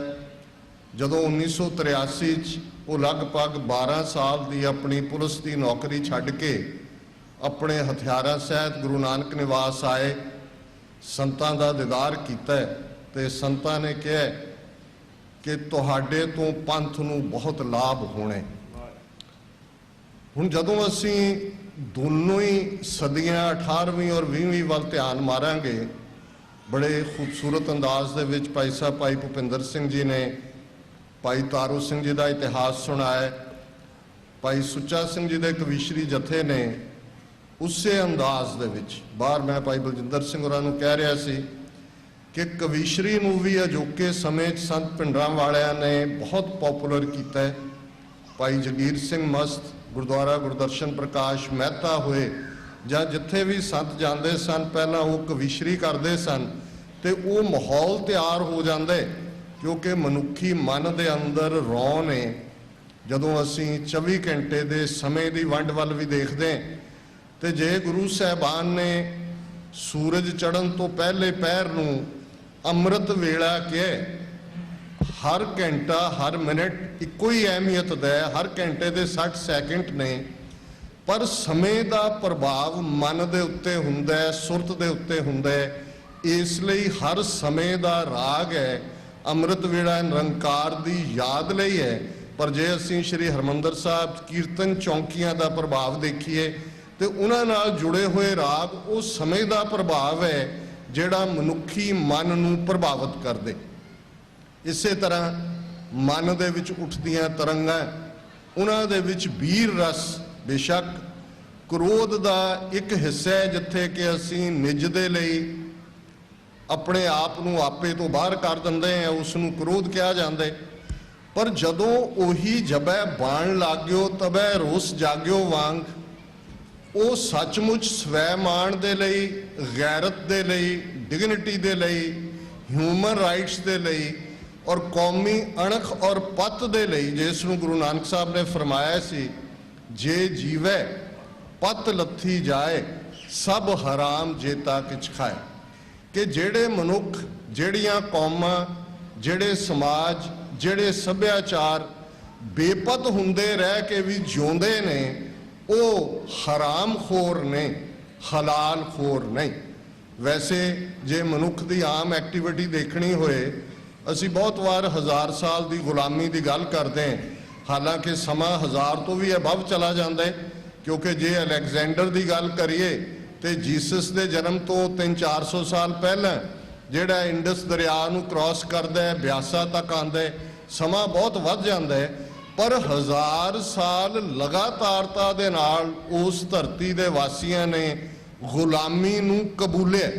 ਹਮਲਾਵਰ ਕਿੰਨੇ ਕੁ ਹੁੰਦੇ ਸਨ, ਕੋਈ ਲੱਖਾਂ 'ਚ ਨਹੀਂ ਸੀ, ਕੋਈ ਉਹਨਾਂ ਕੋਲ ਟੈਂਕ ਤੋਪਾਂ ਨਹੀਂ ਸੀ, ਲੇਕਿਨ ਉਹਨਾਂ ਨੇ ਇਸ ਕਦਰ ਇੱਕ ਡਰ ਪੈਦਾ ਕਰ ਦਿੱਤਾ, ਇੱਕ ਸਹਿਮ ਪੈਦਾ ਕਰ ਦਿੱਤਾ ਉਸ ਖਿੱਤੇ ਦੇ ਲੋਕਾਂ 'ਚ ਕਿ ਜਿਹੜਾ ਵੀ ਮੌਸਮ ਬਦਲਣ ਦੇ ਨਾਲ, ਸਰਦੀਆਂ ਅਫਗਾਨਿਸਤਾਨ ਦੇ ਵਿੱਚ ਬੜੀਆਂ ਭਿਆਨਕ ਹੁੰਦੀਆਂ ਨੇ, ਇਸ ਲਈ ਵਿੰਟਰ ਦੇ ਵਿੱਚ ਐਕਟੀਵਿਟੀ ਰੁਕ ਜਾਂਦੀ ਹੈ, ਤੇ ਉਹ ਸਰਦੀਆਂ ਦੇ ਵਿੱਚ ਜਿਹੜਾ ਵੀ ਕੋਈ 5-7 ਹਜ਼ਾਰ ਆਜੜੀ ਇਕੱਠਾ ਕਰਦਾ ਸੀ, ਉਹ ਕ੍ਰਾਸ ਕਰਦਾ ਸੀ ਦਰਾ ਖੈਬਰ ਨੂੰ, ਅੱਗੋਂ ਇੰਡਸ ਦਰਿਆ ਜਿਹਨੂੰ ਦਰਿਆਏ ਸਿੰਧ ਜਾਂ ਅਸੀਂ ਅਟਕ ਕਹਿੰਦੇ ਹਾਂ, ਉਹ ਕ੍ਰਾਸ ਕਰਕੇ ਚਨਾਹ ਤੇ ਜੇਹਲਮ ਦੀ ਵੈਲੀ, ਫਿਰ ਜੇਹਲਮ ਤੇ ਰਾਵੀ ਤੱਕ ਦੀ ਵੈਲੀ, ਰਾਵੀ ਤੋਂ ਬਿਆਸ, ਬਿਆਸ ਤੇ ਸਤਲੁਜ ਦੇ ਦੁਆਬੇ ਨੂੰ ਕ੍ਰਾਸ ਕਰਕੇ ਦਿੱਲੀ ਤੱਕ ਜਾ ਪਹੁੰਚਦੇ ਸਨ। ਕੋਈ ਰੋਕਣ ਵਾਲਾ ਨਹੀਂ ਸੀ, ਸਗੋਂ ਇਸ ਦੇ ਉਲਟ ਜਿਹੜੇ ਉਹਨਾਂ ਦੇ ਧਰਮ ਗੁਰੂ ਸਨ, ਜਿਨ੍ਹਾਂ ਨੇ ਲੋਕਾਂ ਨੂੰ ਅਣਖ ਔਰ ਗੈਰਤ ਨਾਲ ਜਿਉਣ ਦੀ ਜਾਚ ਦੱਸਣੀ ਸੀ, ਉਹਨਾਂ ਨੇ ਤਾਂ ਸ਼ਲੋਕ ਘੜ ਲਿਆ, ਦਿੱਲੀਸ਼ਵਰੋ ਈਸ਼ਵਰੋ, ਕਿ ਦਿੱਲੀ ਦਾ ਬਾਦਸ਼ਾਹ ਹੀ ਰੱਬ ਹੈ। ਔਰ ਇਹੋ ਜਿਹੇ ਬੇਗੈਰਤ ਲੋਕਾਂ ਨੂੰ ਜਿਨ੍ਹਾਂ ਨੇ ਗੁਲਾਮੀ ਕਬੂਲੀ ਹੋਈ ਸੀ, ਗੁਰੂ ਨਾਨਕ ਸਾਹਿਬ ਦੀ ਬਾਣੀ ਜਿਸ ਦਾ ਬਹੁਤ ਵੱਡਾ ਹਿੱਸਾ ਹੈ, ਜਿਸ ਨੂੰ ਅਸੀਂ ਰੈਵੋਲੂਸ਼ਨਰੀ ਅੰਦਾਜ਼ ਦੇ ਵਿੱਚ ਕਦੇ ਵੀ ਪੇਸ਼ ਨਹੀਂ ਕਰਦੇ, ਜੇ ਇਹ ਮੈਂਡੇਟਰੀ ਹੈ ਕਿ ਰੋਜ਼ਾਨਾ ਆਸਾ ਦੀ ਵਾਰ ਜਾਂ ਆਸਾ ਕੀ ਵਾਰ ਜਿਵੇਂ ਪੁਰਾਤਨ ਸਿੰਘ ਕਹਿੰਦੇ ਸਨ, ਇਸ ਨੂੰ ਪੜ੍ਹਨਾ, ਤੇ ਜੇ ਤੁਸੀਂ ਆਸਾ ਕੀ ਵਾਰ 'ਚ ਗੁਰੂ ਨਾਨਕ ਸਾਹਿਬ ਦੇ, ਗੁਰੂ ਅੰਗਦ ਸਾਹਿਬ ਦੇ ਸ਼ਲੋਕ ਉਹਨਾਂ ਨੂੰ ਦੇਖੋ ਤੇ ਇੱਕ ਇੱਕ ਸ਼ਲੋਕ ਗੁਲਾਮੀ ਨੂੰ ਆਇਡੈਂਟੀਫਾਈ ਕਰਦੇ, ਚੇਂਜ ਦੀ ਗੱਲ ਕਰਦੇ, ਬ੍ਰਾਹਮਣਵਾਦ ਦਾ ਖਾਤਮਾ ਕਰਨ ਦੀ ਗੱਲ ਕਰਦੇ, ਆਨ ਤੇ ਅਣਖ ਨਾਲ ਜਿਉਣ ਦੀ ਗੱਲ ਕਰਦੇ। ਐਵੇਂ ਨਹੀਂ ਸਾਨੂੰ ਇਹ ਰੋਜ਼ਾਨਾ ਪੜ੍ਹਨ ਦੀ ਹਦਾਇਤ ਕਿ ਮੱਥਾ ਟਿੱਕਾ, ਤੇੜ ਧੋਤੀ ਕਖਾਈ, ਹੱਥ ਛੁਰੀ, ਜਗਤ ਕਸਾਈ। ਤੁਸੀਂ ਐਨਮੀ ਦੇ ਨਾਲ ਲੜਨ ਤੋਂ ਪਹਿਲਾਂ ਐਨਮੀ ਨੂੰ ਆਇਡੈਂਟੀਫਾਈ ਕਰਦੇ ਹੋ, ਉਸ ਦੀ ਸ਼ਨਾਖਤ ਹੁੰਦੀ ਹੈ, ਉਸ ਦੀ ਪਛਾਣ ਹੁੰਦੀ ਹੈ। ਹੁਣ ਮੱਥੇ ਤੇ ਟਿੱਕਾ ਕਿਹਦੇ ਹੈ, ਕਖਾਈ ਸਟਾਈਲ 'ਚ ਧੋਤੀ ਕਿਹਨੇ ਬੰਨੀ ਹੋਈ ਹੈ, ਤੇ ਕਿਸ ਦੇ ਹੱਥ ਵਿੱਚ ਛੁਰੀ ਹੈ, ਤੇ ਕਿਹੜਾ ਬੁੱਚਰ ਆਫ ਦਾ ਵਰਲਡ ਹੈ। ਜਦੋਂ ਜਗਤ ਕਸਾਈ ਦੀ ਗੱਲ ਹੁੰਦੀ ਹੈ, ਬੁੱਚਰ ਆਫ ਦਾ ਵਰਲਡ। ਹੁਣ ਇੱਕ ਪਾਸੇ ਇਹ ਆਇਡੈਂਟੀਫਾਈ ਕੀਤਾ ਹੋਇਆ, ਤੇ ਗੁਰੂ ਸਾਹਿਬ ਨੇ 3 ਥਾਵਾਂ ਦੇ ਉੱਤੇ ਪਹਿਰਾਵਾ, ਖੁਰਾਕ ਤੇ ਲੈਂਗੁਏਜ, ਜ਼ਬਾਨ, ਇਹ ਕਿਵੇਂ ਜਿਹੜੇ ਨੀਵੇਂ ਸੱਭਿਆਚਾਰ ਹੋ ਜਾਂਦੇ ਨੇ ਗੁਲਾਮੀ ਤੋਂ ਬਾਅਦ, ਉਹ ਕਬੂਲਦੇ ਨੇ, ਇਸ ਨੂੰ ਗੁਰੂ ਸਾਹਿਬ ਨੇ ਯਾਦ ਕਰਵਾਇਆ। ਗੁਰੂ ਨਾਨਕ ਸਾਹਿਬ ਨੇ ਫਰਮਾਇਆ, ਖੱਤਰੀਆਂ ਤਾਂ ਧਰਮ ਛੋੜਿਆ, ਮਲੇਛ ਭਾਖਿਆ ਗਹੀ, ਕਿ ਇਹ ਜਿਹੜੇ ਕਸ਼ਤਰੀ ਆਪਣੇ ਆਪ ਨੂੰ, ਜਿਹਨੂੰ ਬ੍ਰਾਹਮਣ ਦੀ ਵਰਨ ਵੰਡ ਨੇ ਲੜਨ ਦੇ ਲਈ ਤਿਆਰ ਕੀਤਾ ਸੀ, ਇਹਨੇ ਆਪਣਾ ਕਸ਼ਤਰੀ ਧਰਮ ਛੱਡ ਦਿੱਤੇ, ਤੇ ਜਿਸ ਜ਼ਬਾਨ ਨੂੰ ਅਦਰਵਾਈਜ਼ ਇਹ ਮਲੇਛ ਭਾਸ਼ਾ ਕਹਿੰਦੇ ਨੇ, ਕਿਉਂਕਿ ਬ੍ਰਾਹਮਣ ਨੇ ਮੁਸਲਮਾਨਾਂ ਦੇ ਲਈ ਸ਼ਬਦ ਮਲੇਛ ਘੜਿਆ, ਡਰਟੀ, ਜਿਵੇਂ ਸਾਡੇ ਲਈ ਸ਼ਬਦ ਘੜੇ ਨੇ ਅਲਗਾਵਵਾਦੀ, ਉਗਰਵਾਦੀ, ਆਤੰਕਵਾਦੀ, ਇਹ ਸਾਰੇ ਸਮੇਂ-ਸਮੇਂ ਘੜਦੇ ਰਹੇ ਨੇ। ਜਿਵੇਂ ਐਰੀਅਨਸ ਨੇ ਜਿਨ੍ਹਾਂ ਨੂੰ ਡੋਮੀਨੇਟ ਕੀਤਾ, ਧੋਖੇ ਦੇ ਨਾਲ ਹਰਾਇਆ ਦਰਾਵੜਸ ਨੂੰ, ਉਹਨਾਂ ਦਾ ਨਾਂ ਰੱਖਿਆ ਰਾਖਸ਼ਸ। ਹੁਣ ਬਹੁਤ ਵਾਰ ਅੱਜ ਇੱਕ ਦਲਿਤ ਪੁਨਰ ਜਾਗਰਤੀ ਹੈ ਉਸ ਧਰਤੀ ਦੇ ਉੱਤੇ, ਔਰ ਉਹ ਬਹੁਤ ਸਾਰੇ ਉਸ ਇਤਿਹਾਸ ਨੂੰ, ਸੋ ਕਾਲਡ ਇਤਿਹਾਸ ਨੂੰ ਚੈਲੰਜ ਕਰ ਰਹੇ ਨੇ, ਜਿਸ ਨੂੰ ਦੇਵਤਿਆਂ ਤੇ ਰਾਖਸ਼ਾਂ ਦਾ ਇਤਿਹਾਸ ਬਣਾ ਕੇ ਸੁਣਾਇਆ ਸੀ। ਅਸੀਂ ਵੀ ਉਹੀ ਪੜ੍ਹਦੇ ਰਹੇ। ਸਾਨੂੰ ਵੀ ਲੱਗਦਾ ਸੀ ਕਿ ਰਾਖਸ਼ ਕੋਈ ਸਿਰ ਤੇ ਸਿੰਘ ਨਿਕਲੇ ਹੋਣਗੇ, ਉਹਦੇ 10-10 ਸਿਰ, ਇੱਕ ਕੱਟਿਆ ਇੱਕ ਹੋਰ ਨਿਕਲ ਆਉਂਦਾ ਸੀ। ਪਰ ਜਦੋਂ ਅਸੀਂ ਹੁਣ ਆਪਣੀ ਕੌਮ ਦੇ ਲਈ ਇਹਨਾਂ ਦੀ ਵੋਕੈਬਲਰੀ ਦੇਖੀ ਹੈ ਤੇ ਸਾਨੂੰ ਇਹ ਗੱਲ ਸਮਝ ਆਉਣੀ ਸ਼ੁਰੂ ਹੋਈ ਹੈ ਕਿ ਐਰੀਅਨ ਨਸਲ ਵਾਲੇ ਇਹਨਾਂ ਬ੍ਰਾਹਮਣਵਾਦੀਆਂ ਨੇ ਕਿਵੇਂ, ਜਿਵੇਂ ਅੰਗਰੇਜ਼ੀ 'ਚ ਕਿਹਾ ਜਾਂਦਾ ਹੈ ਕਿ before killing a dog declare that the dog is mad, ਕਿ ਕੁੱਤੇ ਨੂੰ ਮਾਰਨ ਤੋਂ ਪਹਿਲਾਂ ਇਹ ਸਾਬਤ ਕਰੋ ਕਿ ਕੁੱਤਾ ਪਾਗਲ ਹੈ।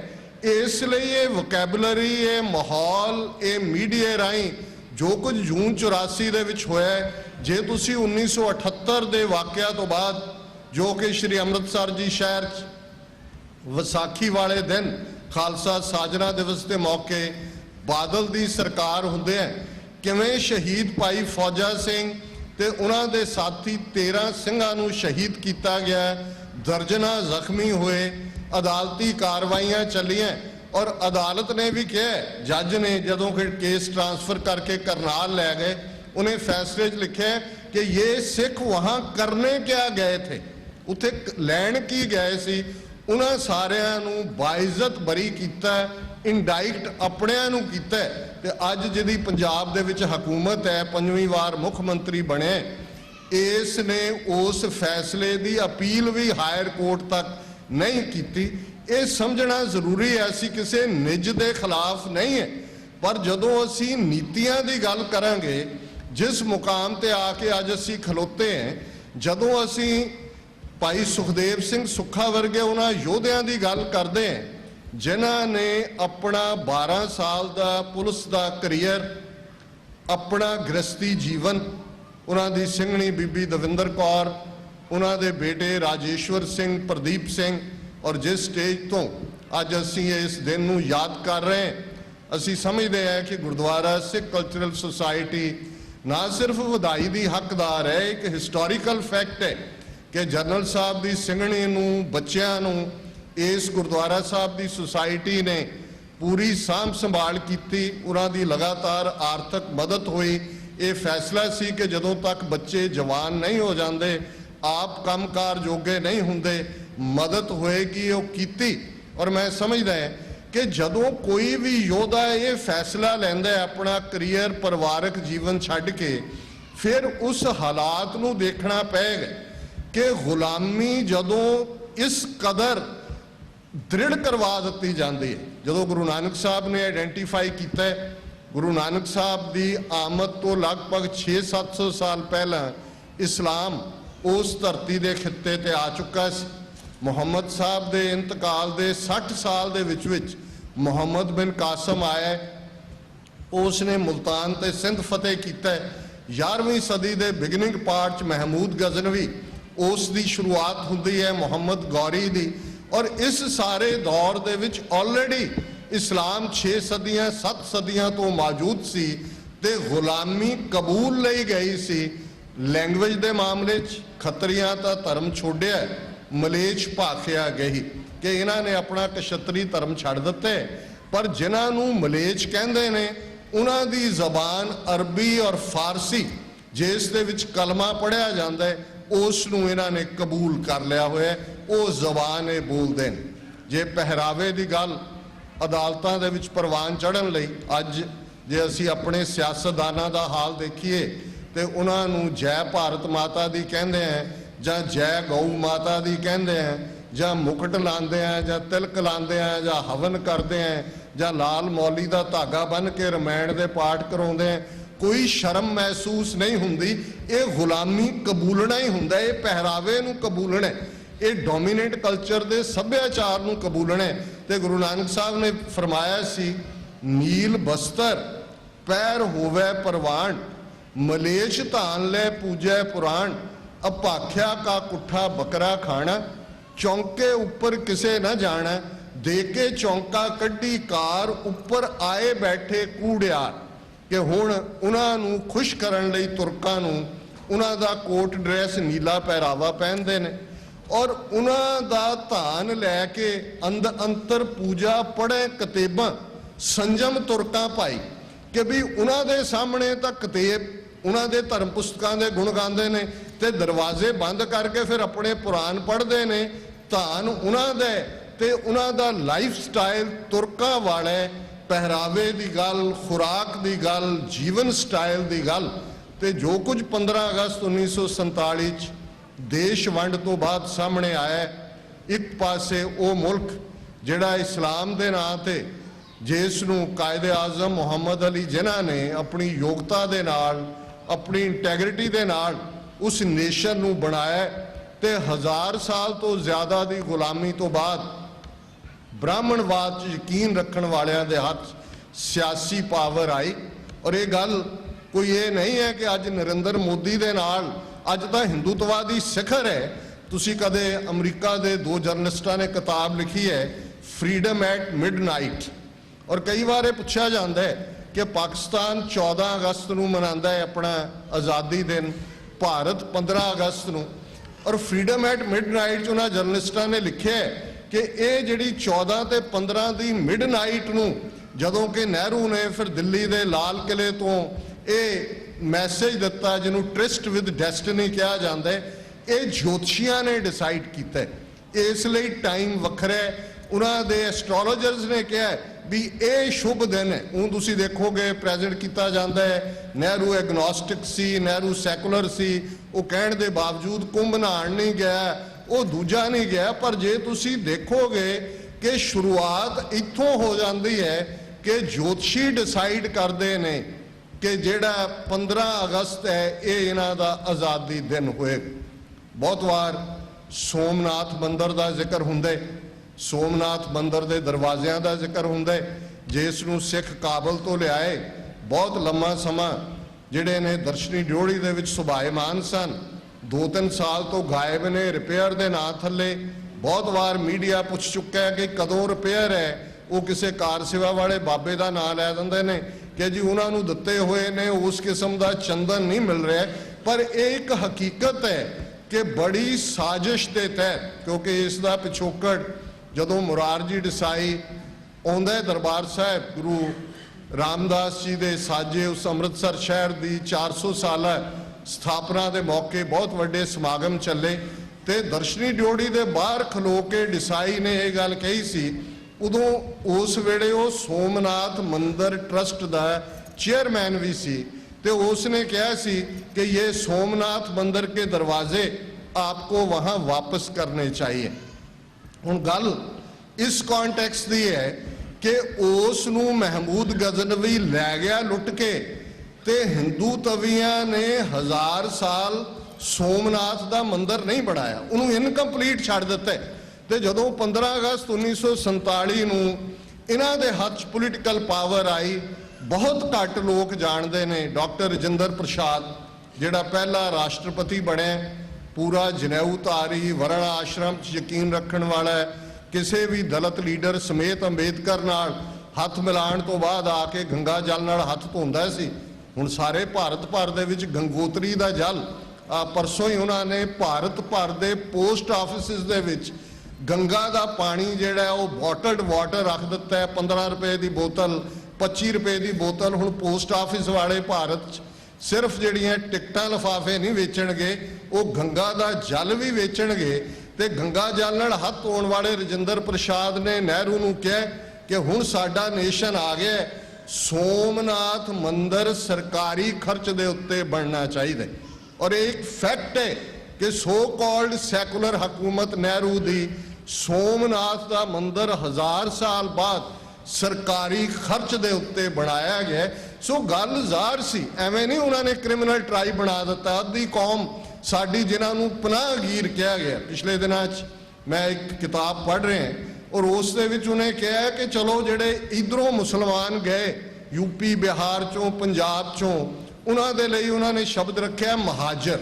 ਮਹਾਜਰ ਅੰਗਰੇਜ਼ੀ 'ਚ ਕਹਿੰਦੇ ਨੇ ਮਾਈਗ੍ਰੈਂਟ, ਕਿ ਮਾਈਗ੍ਰੈਂਟ। ਉਹਨਾਂ ਨੇ ਕਿਹਾ ਜੀ ਸਾਡੀ ਸੰਭਾਲ ਤਾਂ ਕੀ ਕਰਨੀ ਸੀ, ਉਹ ਤਾਂ ਰੁਪਈਏ ਦੀ ਚਵਾਨੀ ਜ਼ਮੀਨਾਂ ਦਿੱਤੀਆਂ, ਸਾਨੂੰ ਇਹਨਾਂ ਨਖਿਦ ਨਾਂ ਦਿੱਤਾ ਪਨਾਹਗੀਰ, ਕਿ ਅਸੀਂ ਇਹਨਾਂ ਤੋਂ ਆ ਕੇ ਜਿਵੇਂ ਪਨਾਹ ਲਈ ਹੈ। ਇਹ ਜਦੋਂ ਪੋਲਿਟਿਕਸ ਦੀ ਅਸੀਂ ਗੱਲ ਕਰਦੇ ਹਾਂ, ਰਾਜ ਸ਼ਕਤੀ ਦੀ ਗੱਲ ਕਰਦੇ ਹਾਂ, ਕਿਵੇਂ ਰਾਜ ਸ਼ਕਤੀ ਨਾਲ ਇਕੁਏਸ਼ਨਸ ਬਦਲ ਜਾਂਦੀਆਂ, ਕਿਵੇਂ ਰਾਜ ਸ਼ਕਤੀ ਦੇ ਨਾਲ ਮਤਲਬ ਬਦਲ ਜਾਂਦੇ।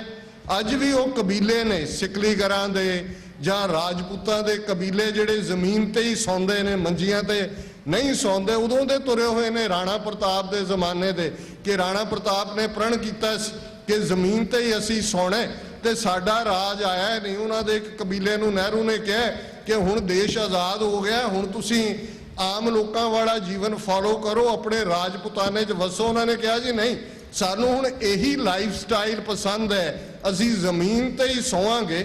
ਇਹ ਇਕੁਏਸ਼ਨਸ ਬਦਲ ਜਾਂਦੀਆਂ ਨੇ। ਕਿੱਥੇ ਉਹ ਰਾਜੇ ਕੇ ਪੂਤ ਸੀ, sons of the kings, Rajput tribe basically ruler tribes, ਪਰ ਫਿਰ ਉਹ ਸਿਕਲੀਗਰ ਬਣ ਗਏ, ਛੁਰੀਆਂ ਕਾਂਟੇ ਤੇਜ਼ ਕਰਨ ਵਾਲੇ, ਜਾਲੀ ਜੇ ਹਥਿਆਰ ਬਣਾਉਣ ਵਾਲੇ। ਇਹ ਰਾਜ ਸ਼ਕਤੀ ਦਾ ਕਮਾਲ ਹੁੰਦੇ। 1000 ਸਾਲ ਬਾਅਦ ਜਿਨ੍ਹਾਂ ਦੇ ਹੱਥ 'ਚ ਪੋਲੀਟੀਕਲ ਪਾਵਰ ਆਈ, ਅੱਧੀ ਕੌਮ ਸਾਡੀ ਪਨਾਹਗੀਰ, 174 ਦੇ ਕਰੀਬ ਇਤਿਹਾਸਕ ਗੁਰਦੁਆਰੇ ਅਸੀਂ ਪਾਕਿਸਤਾਨ ਦੇ ਵਿੱਚ ਛੱਡੇ। ਇੱਧਰ ਆਉਂਦੇ ਆ 10 ਅਕਤੂਬਰ 1947 ਨੂੰ ਅਸੀਂ ਕ੍ਰਿਮੀਨਲ ਟ੍ਰਾਈਬ ਬਣ ਗਏ, ਜ਼ਰਾਇਮ ਪੇਸ਼ਾ ਕਬੀਲਾ। ਅਸੀਂ ਤਾਂ ਅੱਡ ਧਰਮ ਦੀ ਗੱਲ ਕਰਦੇ ਹਾਂ, ਅੱਡ ਕੌਮ ਦੀ ਗੱਲ ਕਰਦੇ ਹਾਂ, ਕੌਮ ਦੇ ਲਈ ਰਾਜ ਦੀ ਗੱਲ ਕਰਦੇ ਹਾਂ। ਉਹਨਾਂ ਦੀ ਕਿਤਾਬ 'ਚ ਅਸੀਂ ਕਬੀਲਾ ਸੀ ਤੇ ਕਬੀਲਾ ਵੀ ਜ਼ਰਾਇਮ ਪੇਸ਼ਾ ਹੈ। ਔਰ ਉਸ ਗੱਲ ਨੂੰ ਜਦੋਂ ਭਾਰਤ ਦਾ ਸੰਵਿਧਾਨ 26 ਜਨਵਰੀ 1950 ਦੇ ਵਿੱਚ ਲਾਗੂ ਹੁੰਦਾ, ਜਿਸ ਦੇ ਲਈ ਕਾਂਸਟੀਟਿਊਐਂਟ ਅਸੈਂਬਲੀ ਬਣੀ, ਕਾਂਸਟੀਟਿਊਸ਼ਨ ਦਾ ਡਰਾਫਟ ਡਿਸਕਸ ਹੁੰਦਾ, ਉਸ ਡਰਾਫਟ ਦੀ ਡਿਸਕਸ਼ਨ ਦੇ ਦੌਰਾਨ 2 ਮੈਂਬਰ ਜਿਹੜੇ ਕਾਂਸਟੀਟਿਊਐਂਟ ਅਸੈਂਬਲੀ ਦੇ ਅਕਾਲੀਆਂ ਵੱਲੋਂ ਸਨ, ਸਰਦਾਰ ਹੁਕਮ ਸਿੰਘ, ਸਰਦਾਰ ਭੁਪਿੰਦਰ ਸਿੰਘ ਮਾਨ, ਉਹ ਉਹਨਾਂ ਦੇ ਯਤਨਾਂ ਦੇ ਬਾਵਜੂਦ, ਕਿਉਂਕਿ ਫੈਸਲਾ ਸੀ ਕਿ ਕਾਂਸਟੀਟਿਊਐਂਟ ਅਸੈਂਬਲੀ 'ਚ ਸਿੰਪਲ ਮੈਜੋਰਿਟੀ ਦੇ ਨਾਲ ਫੈਸਲਾ ਹੋਣਾ, ਉਹਨਾਂ ਨੇ ਬਥੇਰਾ ਯਾਦ ਕਰਵਾਇਆ ਤੁਹਾਡੇ ਇਕਰਾਰ, ਸਾਡਾ ਧਰਮ, ਸਾਨੂੰ ਅੰਗਰੇਜ਼ਾਂ ਨੇ ਤੀਜੀ ਕੌਮ ਮੰਨਿਆ ਸੀ, ਸਾਡਾ ਸੈਪਰੇਟ ਇਲੈਕਟੋਰੇਟ ਸੀ, ਅਸੀਂ ਸਾਰੀਆਂ ਵੋਟਾਂ ਸਿੱਖ ਨੁਮਾਇੰਦਿਆਂ ਨੂੰ ਪਾਉਂਦੇ ਸਨ। ਨਹਿਰੂ ਨੇ ਇੱਕ ਲਾਈਨ ਦੇ ਵਿੱਚ ਮਾਸਟਰ ਤਾਰਾ ਸਿੰਘ ਨੂੰ ਆਨੇ ਵਾਲੀ ਥਾਂ ਤੇ ਬਿਠਾ ਦਿੱਤਾ। ਉਸਨੇ ਕਿਹਾ ਸਰਕਮਸਟੈਂसेस हैव नाउ चेंज्ड। मास्टर जी, तब बात और थी, अब बात और है, ਸਰਕਮਸਟੈਂसेस हैव नाउ चेंज्ड। ਤੇ ਉਹ ਸੰਵਿਧਾਨ ਸਾਨੂੰ ਆਰਟੀਕਲ 25(b) ਦੇ ਥੱਲੇ ਹਿੰਦੂਆਂ, ਸਿੱਖਾਂ, ਜੈਨੀਆਂ, ਬੋਧੀਆਂ ਨੂੰ ਹਿੰਦੂ ਬਣਾ ਕੇ ਧਰ ਦਿੰਦਾ। ਅਸੀਂ 18ਵੀਂ ਸਦੀ ਦੀ ਗੱਲ ਕੀਤੀ ਹੈ। ਹਮੇਸ਼ਾ ਕਿਸੇ ਲੜਾਈ ਦੇ 3 ਟਾਇਰ ਲੜਾਈ ਹੁੰਦੀ ਹੈ। ਇੱਕ ਉਹ ਹੁੰਦੇ ਨੇ ਜਿਹੜੇ ਐਕਟਿਵਲੀ ਜੰਗ ਦੇ ਵਿੱਚ ਜੂਝਦੇ ਨੇ, ਔਰ ਜੇ ਅਸੀਂ ਗੱਲ ਜਦੋਂ ਅਸੀਂ ਖਾਲਸਾ ਸਾਜਨਾ ਦੀ ਕਰਦੇ, ਅਸੀਂ 80,000 ਦੇ ਇਕੱਠ ਦੀ ਗੱਲ ਕਰਦੇ, ਪਰ ਸਾਰੇ ਇਤਿਹਾਸਕ ਸੋਰਸ ਦੇਖ ਲਓ, 9 ਮਹੀਨੇ ਦੇ ਲਗਭਗ ਘੇਰਾ ਅਨੰਦਪੁਰ ਸਾਹਿਬ ਦਾ 10ਵੇਂ ਪਾਤਸ਼ਾਹ ਨਾਲ ਈਵਨ ਬਾਈ ਲਿਬਰਲ ਅਕਾਊਂਟ 10,000 ਤੋਂ ਜ਼ਿਆਦਾ ਸਿੰਘ ਨਹੀਂ ਸਨ।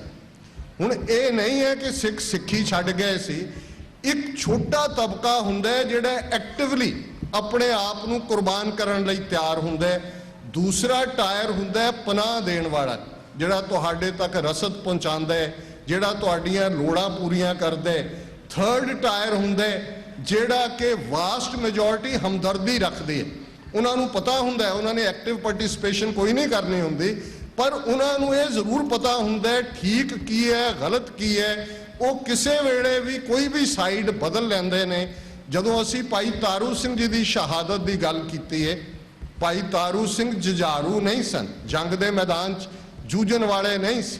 ਬਾਗੀ ਖਾਲਸਾ ਉਹ ਸੀ ਜਿਹਨੇ ਘਰਦਿਆਂ ਨੂੰ ਫਤਿਹ ਬੁਲਾ ਕੇ ਜਿਹੜੇ ਜੰਗਲਾਂ ਦੇ ਵਿੱਚ ਜਾ ਕੇ ਸ਼ਹੀਦੀ ਨੂੰ ਲੋਚਦੇ ਸਨ।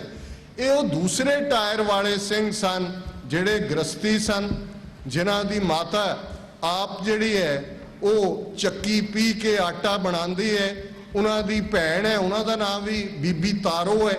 ਔਰ ਇਹ ਰੋਜ਼ਾਨਾ, ਕਿਉਂਕਿ ਇਹ ਪੂਲਾ ਪਿੰਡ ਦੇ ਆਲਾ ਦੁਆਲਾ ਅੱਜ ਤਾਂ ਪੰਜਾਬ ਸਾਰਾ ਫਲੈਟ ਕਰ ਦਿੱਤਾ ਹੈ, ਸਾਰੀ ਗ੍ਰੀਨਰੀ ਖਤਮ ਕਰ ਦਿੱਤੀ ਹੈ, ਲੇਕਿਨ ਗੁਰਦਾਸਪੁਰ ਜ਼ਿਲ੍ਹਾ ਜਦੋਂ ਅਸੀਂ ਕਾਹਨੂੰਵਾਨ ਦਾ ਛੰਭ ਕਹਿੰਦੇ ਹਾਂ, ਛੰਭ ਜਿਹੜਾ ਬੜਾ ਲੰਬਾ ਦਰਖਤਾਂ ਦੀ ਲਾਈਨ, ਉਸ ਦੇ ਵਿੱਚ ਕਿਤੇ ਕਿਤੇ ਦਲਦਲ ਚਿੱਕੜ, ਇਸੇ ਤਰ੍ਹਾਂ ਮਾਝੇ ਦੇ ਵਿੱਚ, ਅੰਮ੍ਰਿਤਸਰ ਦੇ ਵਿੱਚ ਇਹ ਸਾਰੀ ਬੈਲਟ ਬੜੇ ਡੈਂਸ ਫੋਰੈਸਟ ਸਨ।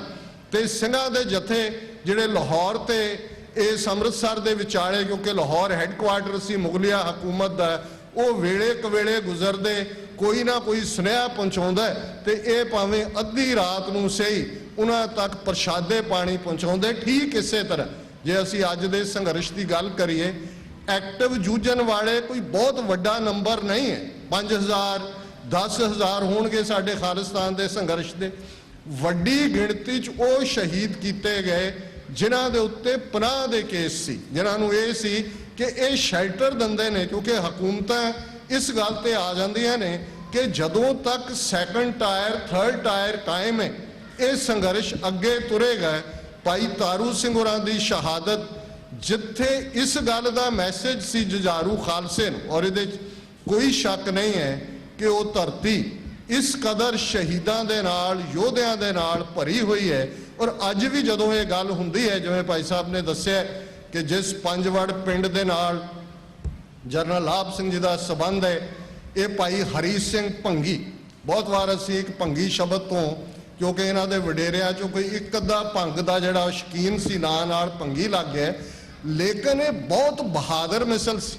ਇਹਨਾਂ ਦੇ ਨਾਲ ਜਦੋਂ ਅਸੀਂ ਮਿਸਲ ਭੰਗੀਆਂ ਦਾ ਇਤਿਹਾਸ ਦੇਖਦੇ ਹਾਂ, ਲਗਭਗ 10,000 ਘੋੜ ਚੜੇ ਹਮੇਸ਼ਾ ਇਹਨਾਂ ਦੇ ਨਾਲ। ਔਰ ਜਿਵੇਂ ਕਸੂਰ ਦੇ ਹਾਕਮ ਤੋਂ ਉਸ ਬ੍ਰਾਹਮਣ ਨੇ ਜਿਹਨੇ ਆ ਕੇ ਅਕਾਲ ਤਖਤ ਅੱਗੇ ਫਰਿਆਦ ਕੀਤੀ ਕਿ ਮੇਰੀ ਬ੍ਰਾਹਮਣੀ ਕਸੂਰ ਦਾ ਹਾਕਮ ਉਸਮਾਨ ਖਾਨ ਲੈ ਗਏ, ਇਹ ਸਭ ਤੋਂ ਪਹਿਲਾਂ ਭੰਗੀ ਸਰਦਾਰ ਸਨ ਜਿਨ੍ਹਾਂ ਨੇ ਕਿਹਾ ਜੀ ਲੰਗਰ ਬਾਅਦ ਛਕਾਂਗੇ। ਗੁਰਮਤਾ ਅਕਾਲ ਤਖਤ ਤੇ ਕੀਤਾ, ਹਜ਼ਾਰਾਂ ਸਿੰਘ ਸ਼ਹੀਦ ਹੋਏ। ਕਸੂਰ ਕੋਈ ਛੋਟਾ ਨਹੀਂ ਸੀ। ਲਾਹੌਰ ਦੇ ਟਾਕਰੇ ਦਾ ਇਹ ਇਸ ਮਿਸਲ ਦੇ ਹਿੱਸੇ ਹੀ ਆਇਆ ਸੀ। ਔਰ ਇਸੇ ਤਰ੍ਹਾਂ ਬਹੁਤ ਵਾਰ ਅਸੀਂ ਜਦੋਂ ਲਾਹੌਰ ਦੀ ਫਤਿਹ ਦੀ ਗੱਲ ਕਰਦੇ ਹਾਂ ਮਹਾਰਾਜਾ ਰਣਜੀਤ ਸਿੰਘ ਵੱਲੋਂ, ਤੇ ਇਸ ਗੱਲ ਦਾ ਧਿਆਨ ਰਹੇ ਕਿ 1768-69 ਤੋਂ ਲੈ ਕੇ 1799 ਤੱਕ ਲਾਹੌਰ ਭੰਗੀ ਸਰਦਾਰਾਂ ਦੇ ਕੋਲ ਸੀ। ਇਹ ਤਿੰਨ ਉਹਨਾਂ ਨੇ ਲਾਹੌਰ ਵੰਡਿਆ ਹੋਇਆ ਸੀ, ਭਾਈ ਹਰੀ ਸਿੰਘ, ਭਾਈ ਲਹਿਣਾ ਸਿੰਘ, ਭਾਈ ਗੁੱਜਰ ਸਿੰਘ। ਔਰ ਇਹ ਠੀਕ ਹੈ ਜਦੋਂ ਅਬਦਾਲੀ ਜਾਂ ਉਹਦਾ ਮੁੰਡਾ ਤੈਮੂਰ ਜਾਂ ਜਹਾਨ ਖਾਨ ਆਂਦਾ ਸੀ ਤੇ ਉਹ ਪਾਸੇ ਹੋ ਜਾਂਦੇ ਸੀ, ਲੇਕਿਨ ਲਾਹੌਰ ਦੇ ਉੱਤੇ ਭੰਗੀਆਂ ਵਾਲੀ ਤੋਪ ਦਾ ਵੀ ਸਾਨੂੰ ਪਤਾ ਹੈ। ਸੋ ਇਹ ਉਹ ਬੈਲਟ ਹੈ ਬਹਾਦਰਾਂ ਦੀ, ਯੋਧਿਆਂ ਦੀ। ਜੇ ਮਾਈ ਭਾਗੋ ਦੀ ਗੱਲ ਕਰੀਏ, ਇੱਕ ਲੰਬਾ ਜਿਹੜਾ ਇਤਿਹਾਸ ਹੈ ਕਿ ਕਿਵੇਂ ਇਸ ਧਰਤੀ ਨੇ ਉਹ ਬਲਕਾਰ ਯੋਧੇ ਦਿੱਤੇ ਨੇ, ਉਹ ਅਣਖੀ ਦਿੱਤੇ ਨੇ। ਭਾਈ ਤਾਰੂ ਸਿੰਘ ਪੂਲਾ, ਭਾਈ ਤਾਰਾ ਸਿੰਘ ਵਾਂ, ਹੁਣ ਤਾਂ ਇਹ ਜੰਬਰਾ ਲਾਹੌਰ 'ਚ ਚਲਾ ਗਿਆ। ਕਿਸੇ ਵੇਲੇ ਇਧਰਲਾ ਜਿਹੜਾ ਲਾਹੌਰ ਦਾ ਹੀ ਬਹੁਤ ਸਾਰਾ ਹਿੱਸਾ ਤਹਿਸੀਲ ਪੱਟੀ ਜ਼ਿਲ੍ਹਾ ਲਾਹੌਰ ਦੀ ਤਹਿਸੀਲ ਰਹੀ, ਤੇ ਭਾਈ ਸੁਬੇਗ ਸਿੰਘ ਸ਼ਾਹਬਾਜ਼ ਸਿੰਘ, ਜੰਬਰਾਂ ਨਾਲ ਉਹਨਾਂ ਦਾ ਸੰਬੰਧ। ਹੁਣ ਭਾਈ ਸੁਬੇਗ ਸਿੰਘ ਸ਼ਾਹਬਾਜ਼ ਸਿੰਘ ਹੋਣ, ਭਾਈ ਤਾਰੂ ਸਿੰਘ ਹੋਣ, ਇਹ ਉਹ ਸਿੱਖ ਨੇ ਜਿਹੜੇ ਇੱਕ ਪਾਸਿਓਂ ਮਿਲਵਰਤਨੀਏ ਨੇ, ਜਿਹੜੇ ਹਕੂਮਤ ਦੇ ਵਿੱਚ ਨੌਕਰੀ ਕਰਦੇ ਨੇ। ਭਾਈ ਸੁਬੇਗ ਸਿੰਘ ਉਹਨਾਂ ਦੇ ਜਿਹੜੇ ਨੇ ਉਹ ਠੇਕੇਦਾਰ ਸਨ ਲਾਹੌਰ ਦੇ ਵਿੱਚ। ਔਰ ਇਹਦੇ ਬਾਵਜੂਦ ਜਦੋਂ ਸਿੱਖੀ ਦੀ ਪਰਖ ਦੀ ਗੱਲ ਆਉਂਦੀ ਹੈ, ਹੁਣ ਜਨਰਲ ਲਾਭ ਸਿੰਘ ਦੇ ਸਾਹਮਣੇ ਚੈਲੰਜ ਹੈ। 78 ਤੋਂ ਬਾਅਦ ਹਰ ਸੋਚਵਾਨ ਸਿੱਖ ਨੂੰ ਇਹ ਗੱਲ ਦੀ ਸਮਝ ਆ ਗਈ ਕਿ ਭਾਈ ਹੁਣ ਅਣਖ ਦੇ ਲਈ, ਗੈਰਤ ਦੇ ਲਈ ਖਲੋਣਾ ਪੈਣਾ। ਔਰ ਇਹ ਮਾਣ 20ਵੀਂ ਸਦੀ ਦੇ ਮਹਾਨ ਸਿੱਖ ਸ਼ਹੀਦ ਸੰਤ ਜਰਨੈਲ ਸਿੰਘ ਜੀ ਖਾਲਸਾ ਪਿੰਡਾਂ ਵਾਲਿਆਂ ਨੂੰ ਸਤਿਗੁਰੂ ਨੇ, ਇਤਿਹਾਸ ਨੇ ਬਖਸ਼ਿਆ ਕਿ ਜਿਨ੍ਹਾਂ ਨੇ ਉਸ ਧਰਤੀ ਦੇ ਉੱਤੇ 1849 ਤੋਂ ਬਾਅਦ ਪਹਿਲੀ ਵਾਰ ਬਿਲਕੁਲ ਕਲੀਅਰਲੀ ਸਿੱਖ ਰਾਜ ਦੀ ਗੱਲ ਸਾਹਮਣੇ ਆਈ। ਇਹਦਾ ਮਤਲਬ ਇਹ ਨਹੀਂ ਹੈ ਕਿ 1849 ਤੋਂ 1978-79 ਤੱਕ ਕੋਈ ਯੋਧੇ ਨਹੀਂ ਆਏ। ਜੇ ਗੱਲ ਅਸੀਂ ਭਾਈ ਮਹਾਰਾਜ ਸਿੰਘ ਦੀ ਕਰੀਏ, ਗੱਲ ਅਸੀਂ ਨਾਮਧਾਰੀਆਂ ਦੀ ਕਰੀਏ, ਰਹਿਣ ਨਾ ਦੇਵੋ ਹਿੰਦ 'ਚ ਰਾਜ ਫਰੰਗੀ ਦਾ, ਗੱਲ ਅਸੀਂ ਗਦਰੀ ਬਾਬਿਆਂ ਦੀ ਕਰੀਏ, ਸ਼ਹੀਦ ਭਗਤ ਸਿੰਘ, ਕਰਤਾਰ ਸਿੰਘ ਸਰਾਭਾ ਤੋਂ ਸੁਭਾਸ਼ ਚੰਦਰ ਬੋਸ ਤੱਕ ਕਰੀਏ, ਪਰ ਇੱਕ ਗੱਲ ਜ਼ਾਹਰ ਹੈ ਉਸ ਦੌਰ ਦੇ ਸਿੱਖ ਕਨਫਿਊਜ਼ ਹੋਏ ਸਿੱਖ ਰਾਜ ਔਰ ਇੰਡੀਅਨ ਨੈਸ਼ਨਲਿਜ਼ਮ ਦੇ ਵਿਚਕਾਰ। ਭਾਰਤੀ ਕੌਮੀਅਤ ਦੀ ਗੱਲ ਇਹ ਐਸੀ ਚਲਾਕੀ ਦੇ ਨਾਲ ਇਹ ਇੰਡੀਅਨ ਨੈਸ਼ਨਲਿਜ਼ਮ ਦਾ ਜਿਹੜਾ ਇਹਨਾਂ ਨੂੰ ਗੋਲਾ ਸੁੱਟਿਆ ਗਿਆ, ਉਹ ਸਮਝ ਨਹੀਂ ਸਕੇ। ਨਤੀਜੇ ਦੇ ਤੌਰ ਤੇ ਬੇਸ਼ੱਕ ਅੱਜ ਜਿਹੜੇ ਭਾਰਤੀ ਰਾਸ਼ਟਰਵਾਦੀ ਨੇ ਉਹ ਵੀ ਉਹਨਾਂ ਨੂੰ ਰੈਕਗਨਾਈਜ਼ ਕਰਨ ਨੂੰ ਤਿਆਰ ਨਹੀਂ। ਕੋਈ ਭਗਤ ਸਿੰਘ ਉਹਨਾਂ ਨੂੰ ਸਵਾਲੋ ਨਹੀਂ ਹੁੰਦਾ, ਕੋਈ ਕਰਤਾਰ ਸਿੰਘ ਸਰਾਭਾ ਸਵਾਲੋ ਨਹੀਂ ਹੁੰਦਾ, ਕੋਈ ਸ਼ਹੀਦ ਊਧਮ ਸਿੰਘ ਸਵਾਲੋ ਨਹੀਂ ਹੁੰਦਾ। ਪਰ ਗੱਲ ਸਪਸ਼ਟਤਾ ਦੇ ਨਾਲ ਜੇ ਮੈਂ ਕਹਾਂ ਕਿ ਸੰਤ ਜਰਨੈਲ ਸਿੰਘ ਖਾਲਸਾ ਪਿੰਡਾਂ ਵਾਲਿਆਂ ਨੇ 1849 ਚ ਗੁਆਚੇ ਸਿੱਖ ਰਾਜ ਦੀ ਗੱਲ ਬੜੀ ਸਪਸ਼ਟਤਾ ਦੇ ਨਾਲ ਆਰਟੀਕੂਲੇਟ ਕੀਤੀ, ਔਰ ਉਸ ਅੰਦਾਜ਼ ਦੇ ਵਿੱਚ, ਬਿਲਕੁਲ ਖਾਲਸਾਈ ਅੰਦਾਜ਼ ਦੇ ਵਿੱਚ ਉਹਨਾਂ ਨੇ ਫਰਮਾਇਆ ਇਹ ਸਾਡੀਆਂ ਮੰਗਾਂ ਨਹੀਂ, ਹੱਕ ਨੇ। ਮੰਗਾਂ ਮੰਗੀਆਂ ਜਾਂਦੀਆਂ ਨੇ, ਹੱਕ ਲਏ ਜਾਂਦੇ ਨੇ। ਔਰ ਜ਼ਾਹਰ ਹੈ ਕਿ ਉਸ ਧਰਤੀ ਦਾ ਖਮੀਰ ਗੁਰੂਆਂ ਨੇ ਬਦਲਿਆ ਹੋਇਆ। ਨੋ ਮੈਟਰ ਕਿੰਨੀਆਂ ਨਸਲਕੁਸ਼ੀਆਂ ਕਰਨ, ਕਿੰਨੀਆਂ ਡਰੱਗਸ ਲਿਆ ਕੇ ਸੁੱਟਣ, ਕਿੰਨਿਆਂ ਨੂੰ ਖਰੀਦ ਲੈਣ, ਕਿਹੋ ਜਿਹਾ ਗੁੰਡਾ ਕਲਚਰ ਖੜਾ ਕਰ ਦੇਣ। ਲੇਕਿਨ ਆ ਪਿਛਲੇ ਸਾਲ 2015 ਚ ਗੁਰੂ ਗ੍ਰੰਥ ਸਾਹਿਬ ਦੀ ਬੇਅਦਬੀ ਦੀਆਂ ਘਟਨਾਵਾਂ ਹੁੰਦੀਆਂ ਨੇ, ਕਿਵੇਂ ਹਜ਼ਾਰਾਂ ਦੀ ਗਿਣਤੀ ਚ ਗੁਰੂ ਦੇ ਚਰਨਾਂ ਦੇ ਭੌਰੇ ਨਿਕਲਦੇ ਨੇ। ਹਰੀਕੇ ਦੇ ਪੁਲ ਦੇ ਉੱਤੇ 60-70 ਹਜ਼ਾਰ ਸਿੱਖ ਜਿਹੜੇ ਨੇ ਇਕੱਠੇ ਹੋ ਜਾਂਦੇ ਨੇ। ਉਹ ਮਾਝਾ ਹੋਏ, ਦੁਆਬਾ ਹੋਏ, ਮਾਲਵਾ ਹੋਏ, ਸਾਰੀ ਧਰਤੀ ਤੇ ਇਉਂ ਲੱਗਦਾ ਸੀ ਕਿ ਅੱਜ ਭਾਈ ਦਿੱਤ ਸਿੰਘ ਵਾਲੀ ਗੱਲ ਨਹੀਂ ਹੈ ਕਿ ਕੁਝ ਹਿੜਵਸ ਬਾਬੇ ਨਾਨਕ ਦੀ, ਅੱਜ ਪ੍ਰੋਫੈਸਰ ਪੂਰਨ ਸਿੰਘ ਵਾਲੀ ਗੱਲ ਹੈ ਕਿ ਇਹ ਪੰਜਾਬ ਨਾ ਹਿੰਦੂ ਨਾ ਮੁਸਲਮਾਨ, ਪੰਜਾਬ ਜਿਉਂਦਾ ਗੁਰਾਂ ਦੇ ਨਾਂ ਤੇ। ਇਹ ਮਹਿਸੂਸ ਹੋਣ ਲੱਗ ਪਿਆ ਸੀ ਕਿ ਨਹੀਂ, ਇੱਥੋਂ ਸਿੱਖੀ ਦਾ ਕੌਣ ਨੁਕਸਾਨ ਕਰ ਸਕਦਾ। ਇਹ ਕਲਾ ਵਾਪਰਦੀ ਹੈ ਸਮੇਂ-ਸਮੇਂ। ਸੰਤ ਪਿੰਡਰਾਂ ਵਾਲਿਆਂ ਦੀ ਉਸ ਸ਼ੇਰ ਪਬਕਾਰ ਨੂੰ ਹਰ ਅਣਖੀ ਗੱਭਰੂ ਨੇ ਸੁਣਿਆ।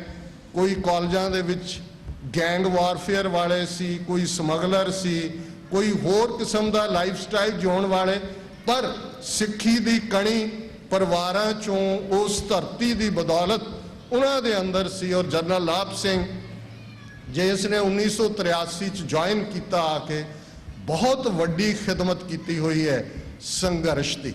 ਗੱਲ ਜਗਤ ਨਾਰਾਇਣ ਪਹਿਲਾ ਪੋਲੀਟੀਕਲ ਵਿਲਨ ਸੀ, ਇਸ ਲਈ ਨਹੀਂ ਕਿ ਉਹ ਪੱਤਰਕਾਰੀ ਕਰਦਾ ਸੀ। ਬਹੁਤ ਵਾਰੀ ਕੁਝ ਐਸੇ ਫੈਕਟ ਡਿਸਟੋਰਟ ਕੀਤੇ ਗਏ ਨੇ।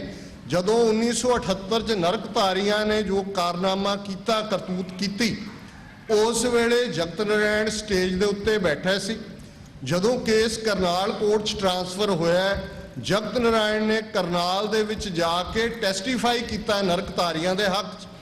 ਲਗਾਤਾਰਤਾ ਨਾਲ ਇਹਨਾਂ ਦੇ ਸਾਰੇ ਅਖਬਾਰ ਔਰ ਨਰਕਧਾਰੀਆਂ ਦੇ ਪੈਸੇ ਨਾਲ ਹੀ ਉਦੋਂ ਜਗਬਾਣੀ ਅਖਬਾਰ ਸ਼ੁਰੂ ਕੀਤਾ। ਅੱਜ ਮੈਨੂੰ ਕਈ ਵਾਰੀ ਅਫਸੋਸ ਹੁੰਦਾ ਹੈ ਕਿ ਪਿੱਛੇ ਸਾਡੀਆਂ ਜਥੇਬੰਦੀਆਂ ਜਗਬਾਣੀ ਦੇ ਵਿੱਚ ਇਸ਼ਤਿਹਾਰ ਦੇ ਕੇ ਵੀ ਬੜੀ ਖੁਸ਼ੀ ਮਹਿਸੂਸ ਕਰਦੀਆਂ ਕਿ ਜੀ ਸਾਡੀ ਖਬਰ ਜਗਬਾਣੀ 'ਚ ਲੱਗੀ ਹੈ। ਮੈਂ ਕਿਹਾ ਤੁਹਾਨੂੰ ਭੁੱਲ ਗਏ ਇਹ ਸਾਰਾ ਪਿਛੋਕੜ ਕੀ ਹੈ ਕਿ ਫਿਰ ਜਗਤ ਨਾਰਾਇਣ ਨੇ ਜਦੋਂ ਜਥੇਦਾਰ ਗੁਰਦਿਆਲ ਸਿੰਘ ਅਜਨੋਆ ਅਮਰੀਕਾ ਦੇ ਵਿੱਚ ਆਇਆ, ਇੱਥੋਂ ਵਾਪਸ ਗਏ, ਬਹੁਤ ਭੱਦੀ ਸ਼ਬਦਾਵਲੀ ਅਕਾਲ ਤਖਤ ਸਾਹਿਬ ਲਈ, ਜਥੇਦਾਰ ਸਾਹਿਬ ਲਈ ਵਰਤੀ ਗਈ।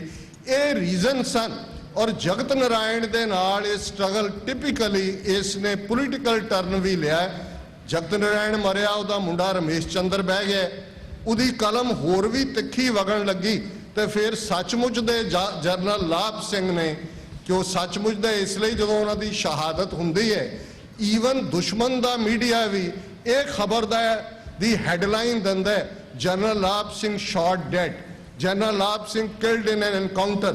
ਕਿਸੇ ਨੇ ਨਹੀਂ ਕਿਹਾ ਕਿ ਜੀ ਪੰਜਾਬ ਪੁਲਿਸ ਦਾ ਸਿਪਾਹੀ ਸੀ ਉਹ ਸੁੱਖਾ, ਕਿਉਂਕਿ ਉਹਨਾਂ ਨੇ 1983 ਤੋਂ 12 ਜੁਲਾਈ 1988 ਜਦੋਂ ਉਹਨਾਂ ਦੀ ਸ਼ਹਾਦਤ ਹੁੰਦੀ ਹੈ, ਇਹਨਾਂ 5 ਸਾਲਾਂ ਦੇ ਵਿੱਚ ਇਹ ਨਾਂ ਅਰਨ ਕੀਤਾ।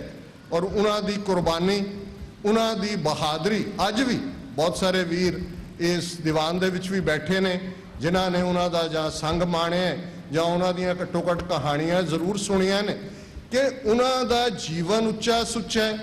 ਖਾਲਿਸਤਾਨ ਕਮਾਂਡੋ ਫੋਰਸ ਦੇ ਵਿੱਚ ਜਿਸ ਦੇ ਬਾਨੀ ਬੇਸ਼ੱਕ ਭਾਈ ਮਨਬੀਰ ਸਿੰਘ ਚਹੇੜੂ, ਜਿਨ੍ਹਾਂ ਨੂੰ ਨਾਂ ਜਨਰਲ ਹਰੀ ਸਿੰਘ ਦਿੱਤਾ ਗਿਆ ਸੀ।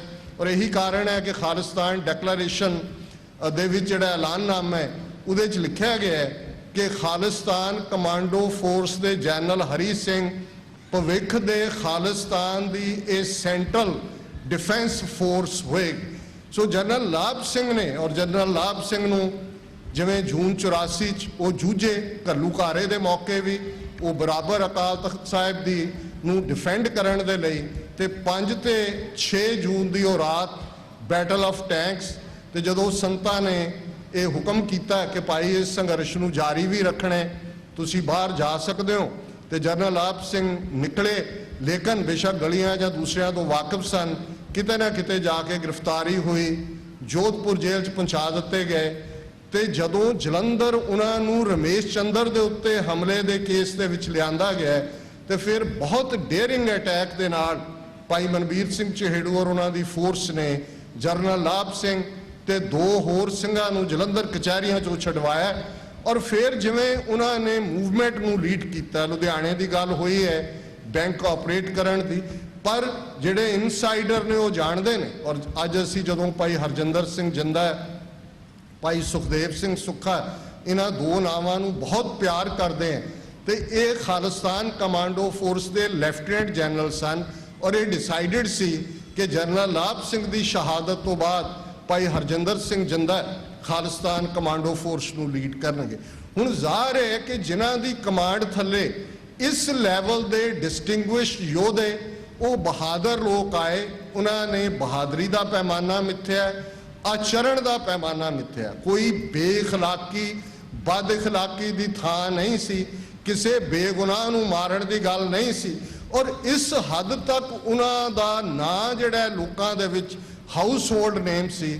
ਬਹੁਤ ਸਾਰਿਆਂ ਨੂੰ ਯਾਦ ਹੋਏਗਾ ਕਿ ਜਦੋਂ 12 ਜੁਲਾਈ 1988 ਨੂੰ ਉਹਨਾਂ ਦੀ ਸ਼ਹਾਦਤ ਹੁੰਦੀ ਹੈ, ਪੰਜਾਬ ਦੇ ਬਹੁਤ ਸਾਰੇ ਘਰਾਂ ਦੇ ਵਿੱਚ ਰੋਟੀ ਨਹੀਂ ਸੀ ਪੱਕੀ। ਪੰਜਾਬ 'ਚ ਨੈਕਸਟ ਡੇ ਸਪੌਂਟੇਨੀਅਸ ਬੰਦ ਸੀ ਥਾਂ ਥਾਂ ਤੇ ਜਦੋਂ ਉਹਨਾਂ ਦੀ ਯਾਦ 'ਚ ਭੋਗ ਪਾਇਆ ਗਿਆ।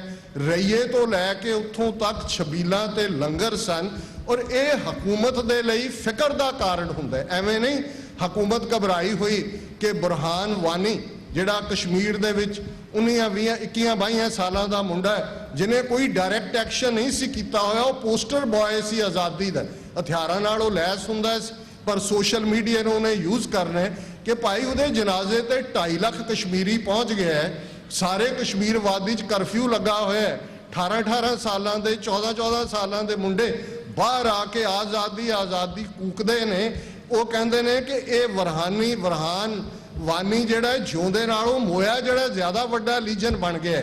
ਸੋ ਹਕੂਮਤ ਦਾ ਇਹ ਫਿਕਰ ਸੀ ਔਰ ਅੱਜ ਜਦੋਂ ਅਸੀਂ ਜਨਰਲ ਲਾਭ ਸਿੰਘ ਨੂੰ ਯਾਦ ਕਰ ਰਹੇ ਹਾਂ ਤੇ ਸਾਡੇ ਸਾਹਮਣੇ ਇਹ ਲੈਗੇਸੀ ਪਿਛਲੇ 3 ਦਹਾਕਿਆਂ ਦੀ ਉਵੇਂ ਹੀ ਅਲਾਈਵ ਹੈ ਜਿਵੇਂ ਕੱਲ ਦੀ ਗੱਲ ਹੋਏ ਔਰ ਇਹਦੇ 'ਚ ਕੋਈ ਸ਼ੱਕ ਨਹੀਂ ਹੈ। ਮੈਨੂੰ ਯਾਦ ਹੈ ਭੈਣ ਜੀ ਦਵਿੰਦਰ ਨੇ ਕਹਿਣਾ ਛੋਟਾ ਬੇਟਾ ਪ੍ਰਦੀਪ ਥੋੜਾ ਜਿਹਾ ਨਟਖਟ ਕਿਸਮ ਦਾ ਹੈ, ਹੁਣ ਤਾਂ ਸ਼ਾਇਦ ਸਿਆਣਾ ਹੋਏਗਾ, ਨਟਖਟ ਕਿਸਮ ਦਾ ਸੀ। ਇੱਥੇ ਜਦੋਂ ਆਏ ਤੇ ਉਹਨਾਂ ਨੇ ਜਦੋਂ ਸਾਡੇ 'ਚੋਂ ਬਹੁਤ ਸਾਰਿਆਂ ਦਾ ਝੁਕਾਅ ਦੁਨੀਆਦਾਰੀ ਵੱਲ ਹੈ ਤੇ ਉਹਨੇ ਕਹਿਣਾ ਮੰਮੀ ਇਹ ਸਾਡੇ ਡੈਡੀ ਨੂੰ ਹੀ ਫਿਕਰ ਸੀ ਖਾਲਿਸਤਾਨ ਦਾ, ਇੱਥੇ ਤਾਂ ਕੋਈ ਬਹੁਤਾ ਜਾਪਦਾ ਨਹੀਂ ਕਿਸੇ ਨੂੰ ਫਿਕਰ ਹੋਏ ਵੀ ਉਹਨਾਂ ਨੇ ਸਾਡਾ ਨਹੀਂ ਫਿਕਰ ਕੀਤਾ, ਉਹਨਾਂ ਨੇ ਕੀਤਾ ਕੌਮ ਦਾ ਤੇ ਬਹੁਤਿਆਂ ਨੂੰ ਕੀ ਹੋਇਆ ਹੋਇਆ ਬਾਕੀਆਂ ਨੂੰ। ਸੋ ਮੈਂ ਸਮਝਦਾ ਵੀ ਅੱਜ ਜਦੋਂ ਅਸੀਂ ਇਸ ਦਿਨ ਨੂੰ ਯਾਦ ਕਰ ਰਹੇ ਹਾਂ ਸਟੇਜ ਤੋਂ ਇਹ ਦੱਸਿਆ ਗਿਆ ਕਿ ਬਾਹਰ ਪੈਟੀਸ਼ਨ ਨੇ 15 ਅਗਸਤ ਦੇ ਹਵਾਲੇ ਨਾਲ ਕਿਵੇਂ ਇਹ ਸਾਡੇ ਲਈ ਗੁਲਾਮੀ ਦੀ ਸ਼ੁਰੂਆਤ ਹੈ ਔਰ ਇਹਨਾਂ ਸਾਰੇ ਸਾਲਾਂ 'ਚ 47 ਦੀ ਸ਼ੁਰੂਆਤ ਨੂੰ ਜੇ ਚੈਲੰਜ ਕੀਤਾ ਤੇ ਸੰਤ ਪਿੰਡਰਾਂ ਵਾਲਿਆਂ ਨੇ, ਇਹਨਾਂ ਅਣਖੀ ਯੋਧਿਆਂ ਨੇ ਜਿਨ੍ਹਾਂ ਨੇ ਤਾਰੀਖ ਨੂੰ ਬਦਲਿਆ। ਅੱਜ ਸਾਡੇ ਕੋਲ ਸਾਡੇ ਨਾਇਕ ਨੇ, ਸਾਡੇ ਬਹਾਦਰ ਨੇ, ਸਾਡੇ ਸ਼ਹੀਦ ਨੇ। ਸਾਡੇ ਕੋਲ ਭਾਈ ਜਗਤਾਰ ਸਿੰਘ ਹਵਾਰਾ, ਭਾਈ ਬਲਵੰਤ ਸਿੰਘ ਰਾਜੋਆਣਾ, ਭਾਈ ਜਗਤਾਰ ਸਿੰਘ ਤਾਰਾ ਅੱਜ ਵੀ ਜੇਲ੍ਹਾਂ ਦੇ ਵਿੱਚ ਉਹ ਹੱਥਾਂ ਦੇ ਵਿੱਚ ਹੱਥਕੜੀਆਂ ਨੇ, ਪੈਰਾਂ 'ਚ ਬੇੜੀਆਂ ਨੇ। ਭਾਈ ਜਗਤਾਰ ਸਿੰਘ ਹਵਾਰਾ ਉਹਨਾਂ ਦੀ ਬੈਕ ਪੇਨ ਉਹਨਾਂ ਨੂੰ ਕਾਫੀ ਪੁਰਾਣੀ ਹੈ, ਤਕਲੀਫ 'ਚ ਹੁੰਦੇ ਨੇ ਲੇਕਿਨ ਜਦੋਂ ਹੀ ਕਿਤੇ ਤੁਸੀਂ ਦੇਖਦੇ ਹੋ ਬਾਹਰ ਆਉਂਦੇ ਨੇ ਉਹਨਾਂ ਦੇ ਚਿਹਰੇ ਦਾ ਜਲਾਲ, ਖਾਲਿਸਤਾਨ ਜ਼ਿੰਦਾਬਾਦ ਦੀ ਗੱਲ। ਇਹ ਗੱਲ ਯਾਦ ਕਰਵਾਉਂਦੀ ਹੈ ਕਿ ਗੁਲਾਮ ਉਹ ਬਣਦਾ ਜੋ ਗੁਲਾਮ ਰਹਿਣਾ ਚਾਹੁੰਦਾ, ਜੋ ਗੁਲਾਮ ਨਹੀਂ ਰਹਿਣਾ ਚਾਹੁੰਦਾ ਉਹਨੂੰ ਕੋਈ ਗੁਲਾਮ ਨਹੀਂ ਬਣਾ ਸਕਦਾ। ਇਹ ਸਟੇਟ ਆਫ ਮਾਈਂਡ ਹੈ ਔਰ ਜੇ ਅੱਜ ਸਾਡੇ ਲਈ ਇਹ ਦਸਤਖਤ ਕਰਨੇ ਵੀ ਮੁਸ਼ਕਲ ਹੋਣ ਕਿ ਜੀ ਅਸੀਂ ਇੱਕ ਅਲੱਗ ਕੌਮ ਹੈ, ਅਸੀਂ ਗੁਲਾਮੀ ਨਹੀਂ ਕਬੂਲਣੀ, 15 ਅਗਸਤ 1947 ਸਾਡੇ ਲਈ ਗੁਲਾਮੀ ਦੀ ਸ਼ੁਰੂਆਤ ਹੈ। ਅਸੀਂ ਇੰਡੀਅਨ ਆਕੂਪਾਈਡ ਪੰਜਾਬ ਖਾਲਿਸਤਾਨ ਨੂੰ ਆਜ਼ਾਦ ਚਾਹੁੰਦੇ ਹਾਂ ਘੱਟੋ ਘੱਟ। ਚਲੋ ਸਿਰ ਦੇਣਾ ਸਾਡੇ ਵੱਸ ਨਹੀਂ ਹੈ, ਕੁਝ ਹੋਰ ਕਰਨਾ ਨਹੀਂ ਹੈ, ਘੱਟੋ ਘੱਟ 2 ਵੇਲੇ ਦੀ ਅਰਦਾਸ ਤਾਂ ਹਰ ਸਿੱਖ ਰਾਜ ਕਰੇਗਾ ਖਾਲਸਾ ਪੜ੍ਹਦੇ ਤੇ ਫਿਰ ਸਾਨੂੰ ਦਸਤਖਤ ਕਰਨ ਦੇ ਲਈ ਵੀ ਇੰਨੀ ਜ਼ਿਆਦਾ ਕੈਂਪੇਨਿੰਗ ਕਿਉਂ ਕਰਨੀ ਪੈਂਦੀ ਹੈ। 30 ਮਿਲੀਅਨ ਸਾਡੀ ਕੌਮ ਹੋਏ ਤੇ 1 ਲੱਖ ਦਸਤਖਤ ਲੈਣ ਲਈ ਸਾਨੂੰ ਬਾਰ-ਬਾਰ ਕਹਿਣਾ ਪਵੇ।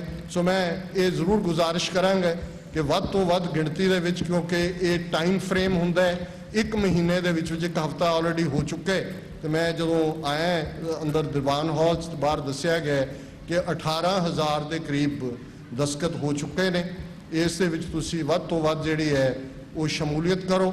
ਔਰ ਦੂਸਰਾ ਪਾਰਟ ਮੈਂ ਕਿਉਂਕਿ ਵਕਤ ਆਲਮੋਸਟ ਕਲੋਜ਼ ਹੈ, ਮੀਡੀਆ ਦੀ ਇੰਪੋਰਟੈਂਸ ਦੀ ਗੱਲ। ਬਹੁਤ ਵਾਰ ਅਸੀਂ ਇਹ ਕਹਿੰਦੇ ਹਾਂ ਕਿ ਜੀ ਨੈਸ਼ਨਲ ਮੀਡੀਆ ਨੇ ਅੱਜ ਵੀ ਚੱਲਿਆ ਹੋਇਆ, ਅੱਜ ਵੀ ਤੁਸੀਂ ਭਾਰਤ 'ਚ ਦੇਖੋ ਇਹਨਾਂ ਨੇ 2017 ਦੀਆਂ ਅਸੈਂਬਲੀ ਚੋਣਾਂ ਦੇ ਮੱਦੇਨਜ਼ਰ ਸਿੱਖਾਂ ਦੇ ਖਿਲਾਫ ਇੱਕ ਬੜੀ ਡਰਟੀ ਕੈਂਪੇਨ ਚੱਲੀ ਹੋਈ ਹੈ। ਡਰੱਗਸ ਦੇ ਨਾਲ ਜੋੜ ਕੇ ਕੀਤਾ ਜਾ ਰਿਹਾ ਹੈ। ਪਰ ਮੀਡੀਆ ਦਾ ਜਵਾਬ ਮੀਡੀਆ ਦੇ ਨਾਲ ਹੀ ਦਿੱਤਾ ਜਾ ਸਕਦਾ ਹੈ। ਸਿਰਫ ਘਰ ਬੈਠ ਕੇ ਅਸੀਂ ਪ੍ਰੋਟੈਸਟ ਕਰੀਏ ਜੀ ਅਖਬਾਰ ਨੇ ਇਹ ਛਾਪ ਦਿੱਤਾ ਹੈ, ਫਲਾਂ ਟੀਵੀ ਚੈਨਲ ਨੇ ਇਹ ਕਹਿ ਦਿੱਤਾ ਹੈ, ਇਹਦਾ ਜਵਾਬ ਹੈ ਕਿ ਅਸੀਂ ਪੈਰਲਲ ਮੀਡੀਆ ਬਿਲਡ ਕਰੀਏ। ਤੁਹਾਡੇ ਸਭ ਦੇ ਐਫਰਟ ਦੇ ਨਾਲ, ਸਹਿਯੋਗ ਦੇ ਨਾਲ ਲਗਭਗ 3.5 ਸਾਲ ਪਹਿਲਾਂ TV 84 ਜਿਹੜਾ ਇੱਕ ਅਸੀਂ 24 ਆਵਰ ਚੈਨਲ ਆਰੰਭ ਕੀਤਾ ਹੈ।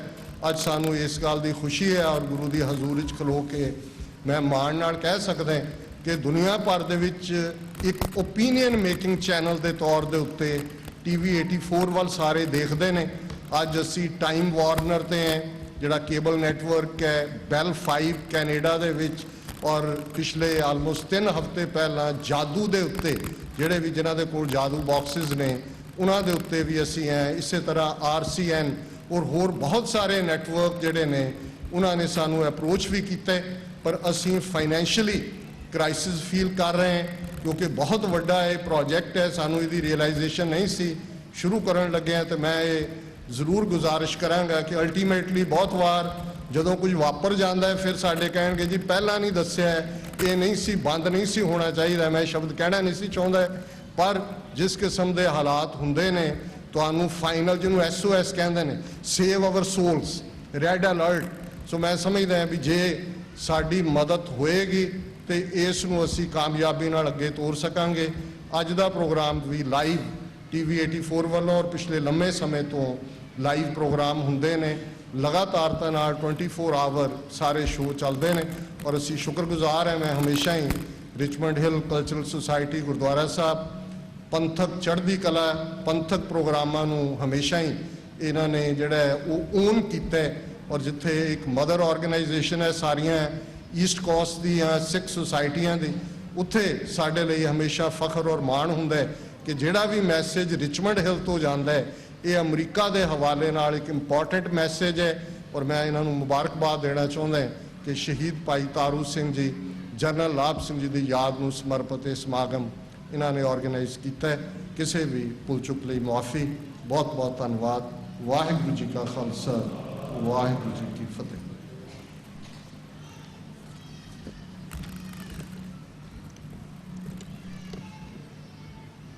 ਗੁਰੂ ਪਿਆਰੀ ਸਾਧ ਸੰਗਤ ਜੀ, ਇਹ ਸਨ ਸਤਿਕਾਰਯੋਗ ਡਾਕਟਰ ਅਮਰਜੀਤ ਸਿੰਘ ਜੀ, ਜਿਨ੍ਹਾਂ ਨੇ ਬਹੁਤ ਹੀ ਵਿਸਤਾਰ ਨਾਲ ਜੋ ਸਿੱਖ ਸੰਘਰਸ਼ ਹੈ, ਸਾਡੇ ਸ਼ਹੀਦ ਹਨ, ਸਾਨੂੰ ਜਾਣਕਾਰੀ ਦਿੱਤੀ। ਅਸੀਂ ਇਹਨਾਂ ਦੇ ਬਹੁਤ ਬਹੁਤ ਧੰਨਵਾਦੀ ਹਾਂ। ਗੁਰੂ ਪਿਆਰੀ ਸਾਧ ਸੰਗਤ ਜੀ, ਹੁਣ ਗੁਰੂ ਘਰ ਦੇ ਮੁੱਖ ਸੇਵਾਦਾਰ 2-4 ਮਿੰਟ ਵਾਸਤੇ ਆਪਣੇ ਵਿਚਾਰ ਆਪ ਜੀ ਨਾਲ ਸਾਂਝੇ ਕਰਨਗੇ। ਉਪਰੰਤ ਗੁਰੂ ਘਰ ਦੇ ਬੱਚੇ ਜੋ ਗੁਰੂ ਘਰ ਵਿੱਚ ਕੀਰਤਨ ਸਿੱਖਦੇ ਹਨ, ਆਪ ਜੀ ਨੂੰ ਇੱਕ ਸ਼ਬਦ ਦੀ ਹਾਜ਼ਰੀ ਭਰਨਗੇ। ਗੁਰੂ ਘਰ ਦੇ ਮੁੱਖ ਸੇਵਾਦਾਰ। ਵਾਹਿਗੁਰੂ ਜੀ ਕਾ ਖਾਲਸਾ, ਵਾਹਿਗੁਰੂ ਜੀ ਕੀ ਫਤਿਹ। ਜੁਗੋ ਜੁਗ ਟਲ ਚਵਰ ਤਖਤ ਦੇ ਮਾਲਕ ਧੰਨ ਧੰਨ ਸ੍ਰੀ ਗੁਰੂ ਗ੍ਰੰਥ ਸਾਹਿਬ ਜੀ ਦੀ ਨਿੱਘੀ ਗੋਦ ਵਿੱਚ ਬੈਠੀ ਪਰਮ ਸਤਿਕਾਰਯੋਗ ਸਾਧ ਸੰਗਤ ਜੀ, ਆਓ ਦਸਵੇਂ ਪਿਤਾ ਦੀ ਦਿੱਤੀ ਹੋਈ ਫਤਿਹ ਦੀ ਸਾਂਝ ਪਾਈਏ। ਵਾਹਿਗੁਰੂ ਜੀ ਕਾ ਖਾਲਸਾ, ਵਾਹਿਗੁਰੂ ਜੀ ਕੀ ਫਤਿਹ। ਦਾਸ ਸਭ ਤੋਂ ਪਹਿਲਾਂ ਸ੍ਰੀ ਗੁਰੂ ਗ੍ਰੰਥ ਸਾਹਿਬ ਜੀ ਦਾ ਕੋਟ ਧੰਨਵਾਦੀ ਆ, ਜੋ ਕਿ ਪਰਸੋਂ ਤੋਂ ਲੈ ਕੇ ਅਖੰਡ ਪਾਠ ਸਾਹਿਬ ਦੇ ਜਾਪ ਰੱਖੇ ਗਏ ਸਨ, ਉਹਨਾਂ ਦੇ ਨਿਰਵਿਘਨ ਭੋਗ ਸਪੂਰਨ ਹੋਏ ਨੇ। ਸਾਧ ਸੰਗਤ ਜੀ, ਅੱਜ ਦਾ ਸਮੂਹ ਦੀਵਾਨ ਉਹਨਾਂ ਸ਼ਹੀਦਾਂ ਨੂੰ ਸਮਰਪਿਤ ਹੈ ਜਿਨ੍ਹਾਂ ਨੇ ਸਿੱਖ ਕੌਮ ਵਾਸਤੇ ਆਪਣੀਆਂ ਜਾਨਾਂ ਕੁਰਬਾਨ ਕੀਤੀਆਂ। ਭਾਈ ਤਾਰੂ ਸਿੰਘ ਜੀ, ਭਾਈ ਲਾਭ ਸਿੰਘ ਜੀ ਤੇ ਸਮੂਹ ਸ਼ਹੀਦ ਸੰਤ ਜਰਨੈਲ ਸਿੰਘ ਜੀ ਭਿੰਡਰਾਂਵਾਲੇ, ਜਿਨ੍ਹਾਂ ਨੇ ਸਿੱਖ ਕੌਮ ਨੂੰ ਜਗਾਇਆ। ਜਿਸ ਤਰ੍ਹਾਂ ਇਹ ਜਿਹੜਾ ਉਪਰਾਲਾ ਮੈਂ ਸਮਝਦਾ ਕਿ ਗੁਰਦੁਆਰਾ ਸਿੱਖ ਕਲਚਰਲ ਸੁਸਾਇਟੀ ਉਹਦੇ ਨਾਲ Doaba association, Sikh for justice, Sant Prem Singh cultural society, ਪੰਥਕ ਸੁਸਾਇਟੀ, ਈਸਟ ਕੋਆਰਡੀਨੇਟਰ ਸੁਸਾਇਟੀ ਤੇ ਸਮੂਹ ਜਥੇਬੰਦੀਆਂ, ਸਮੂਹ ਸੰਗਤਾਂ ਦੇ ਸਹਿਯੋਗ ਦੇ ਨਾਲ ਇਹ ਮਨਾਇਆ ਜਾ ਰਿਹਾ। ਦਾਸ ਗੁਰਦੁਆਰਾ ਸਾਹਿਬ ਵੱਲੋਂ ਸਾਰੀਆਂ ਹੀ ਜਥੇਬੰਦੀਆਂ ਦਾ ਬਹੁਤ ਬਹੁਤ ਧੰਨਵਾਦੀ ਆ। ਦੂਸਰਾ, ਜਿਸ ਤਰ੍ਹਾਂ ਕਿ ਡਾਕਟਰ ਸਾਹਿਬ ਨੇ ਦੱਸਿਆ, ਮੈਂ ਵੀ ਸੰਗਤਾਂ ਨੂੰ ਬੇਨਤੀ ਕਰਨੀ ਚਾਹੁੰਦਾ ਕਿ ਜੇ ਅਸੀਂ ਵੇਖੀਏ ਕਿ TV 84 ਜੋ ਇੱਕ ਪੰਥਕ ਚੈਨਲ ਆ, ਜਿਹਦੇ ਉੱਤੇ ਘਰ ਘਰ ਦੇ ਵਿੱਚ ਅਸੀਂ ਆਪਣੇ ਪੰਥ ਦੇ ਉੱਤੇ ਜੋ ਪੰਜਾਬ ਦੇ ਵਿੱਚ ਵਾਪਰ ਰਿਹਾ, ਜੋ ਦੁਨੀਆ ਦੇ ਹੋਰ ਕੋਨਿਆਂ ਦੇ ਵਾਪਰ ਰਿਹਾ, ਉਹ ਅਸੀਂ ਅਸਲੀ ਰੂਪ ਵਿੱਚ ਵੇਖ ਸਕਦੇ ਹਾਂ। ਮੈਂ ਸਮਝਦਾ ਕਿ ਇਸ ਚੈਨਲ ਨੂੰ ਸਾਨੂੰ ਵੱਧ ਤੋਂ ਵੱਧ ਮਦਦ ਕਰਨੀ ਚਾਹੀਦੀ ਆ, ਤਾਂ ਕਿ ਉਹ ਦਿਨ ਨਾ ਆਵੇ ਜਿਸ ਤਰ੍ਹਾਂ ਡਾਕਟਰ ਸਾਹਿਬ ਨੇ ਦੱਸਿਆ ਕਿ ਜਿਸ ਦਿਨ ਚੈਨਲ ਬੰਦ ਹੋ ਜਾਏ ਫਿਰ ਅਸੀਂ ਸੋਚੀਏ ਕਿ ਸਾਡੇ ਕੋਲ ਹੁਣ ਕੋਈ ਸਿੱਖਾਂ ਦਾ, ਪੰਜਾਬੀਆਂ ਦਾ ਕੋਈ ਚੈਨਲ ਨਹੀਂ ਹੈ।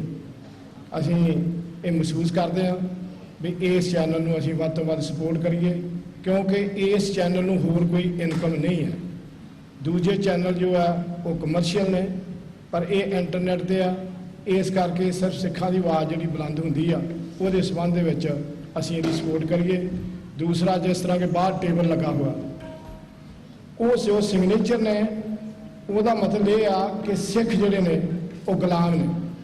ਇਹ ਜੋ 15 ਅਗਸਤ ਆ ਉਹ ਸਿੱਖਾਂ ਦੀ ਆਜ਼ਾਦੀ ਦਾ ਦਿਨ ਨਹੀਂ ਹੈ, ਤੇ ਸਾਨੂੰ ਆਪਣੇ ਵੀਰਾਂ ਭੈਣਾਂ ਨੂੰ, ਸਾਡੇ ਬੱਚੇ ਵੀ ਜਿਹੜੇ ਪੜ੍ਹੇ ਲਿਖੇ ਨੇ, ਉਹਨਾਂ ਨੂੰ ਆਨਲਾਈਨ ਦੇ ਉੱਤੇ ਜਾ ਕੇ ਉਹ ਪਟੀਸ਼ਨ ਦੇ ਉੱਤੇ ਵੱਧ ਤੋਂ ਵੱਧ ਦਸਤਖਤ ਕਰਨੇ ਚਾਹੀਦੇ ਨੇ, ਤਾਂ ਕਿ ਜਦੋਂ 1 ਲੱਖ ਤੋਂ ਵੱਧ ਦਸਤਖਤ ਹੋ ਜਾਂਦੇ ਨੇ ਤੇ ਉਹਦੇ ਵਿੱਚ ਫਿਰ ਸਾਡੀ ਵਾਈਟ ਹਾਊਸ ਦੇ ਵਿੱਚ ਜੋ ਆ ਸੁਣਵਾਈ ਹੁੰਦੀ ਆ।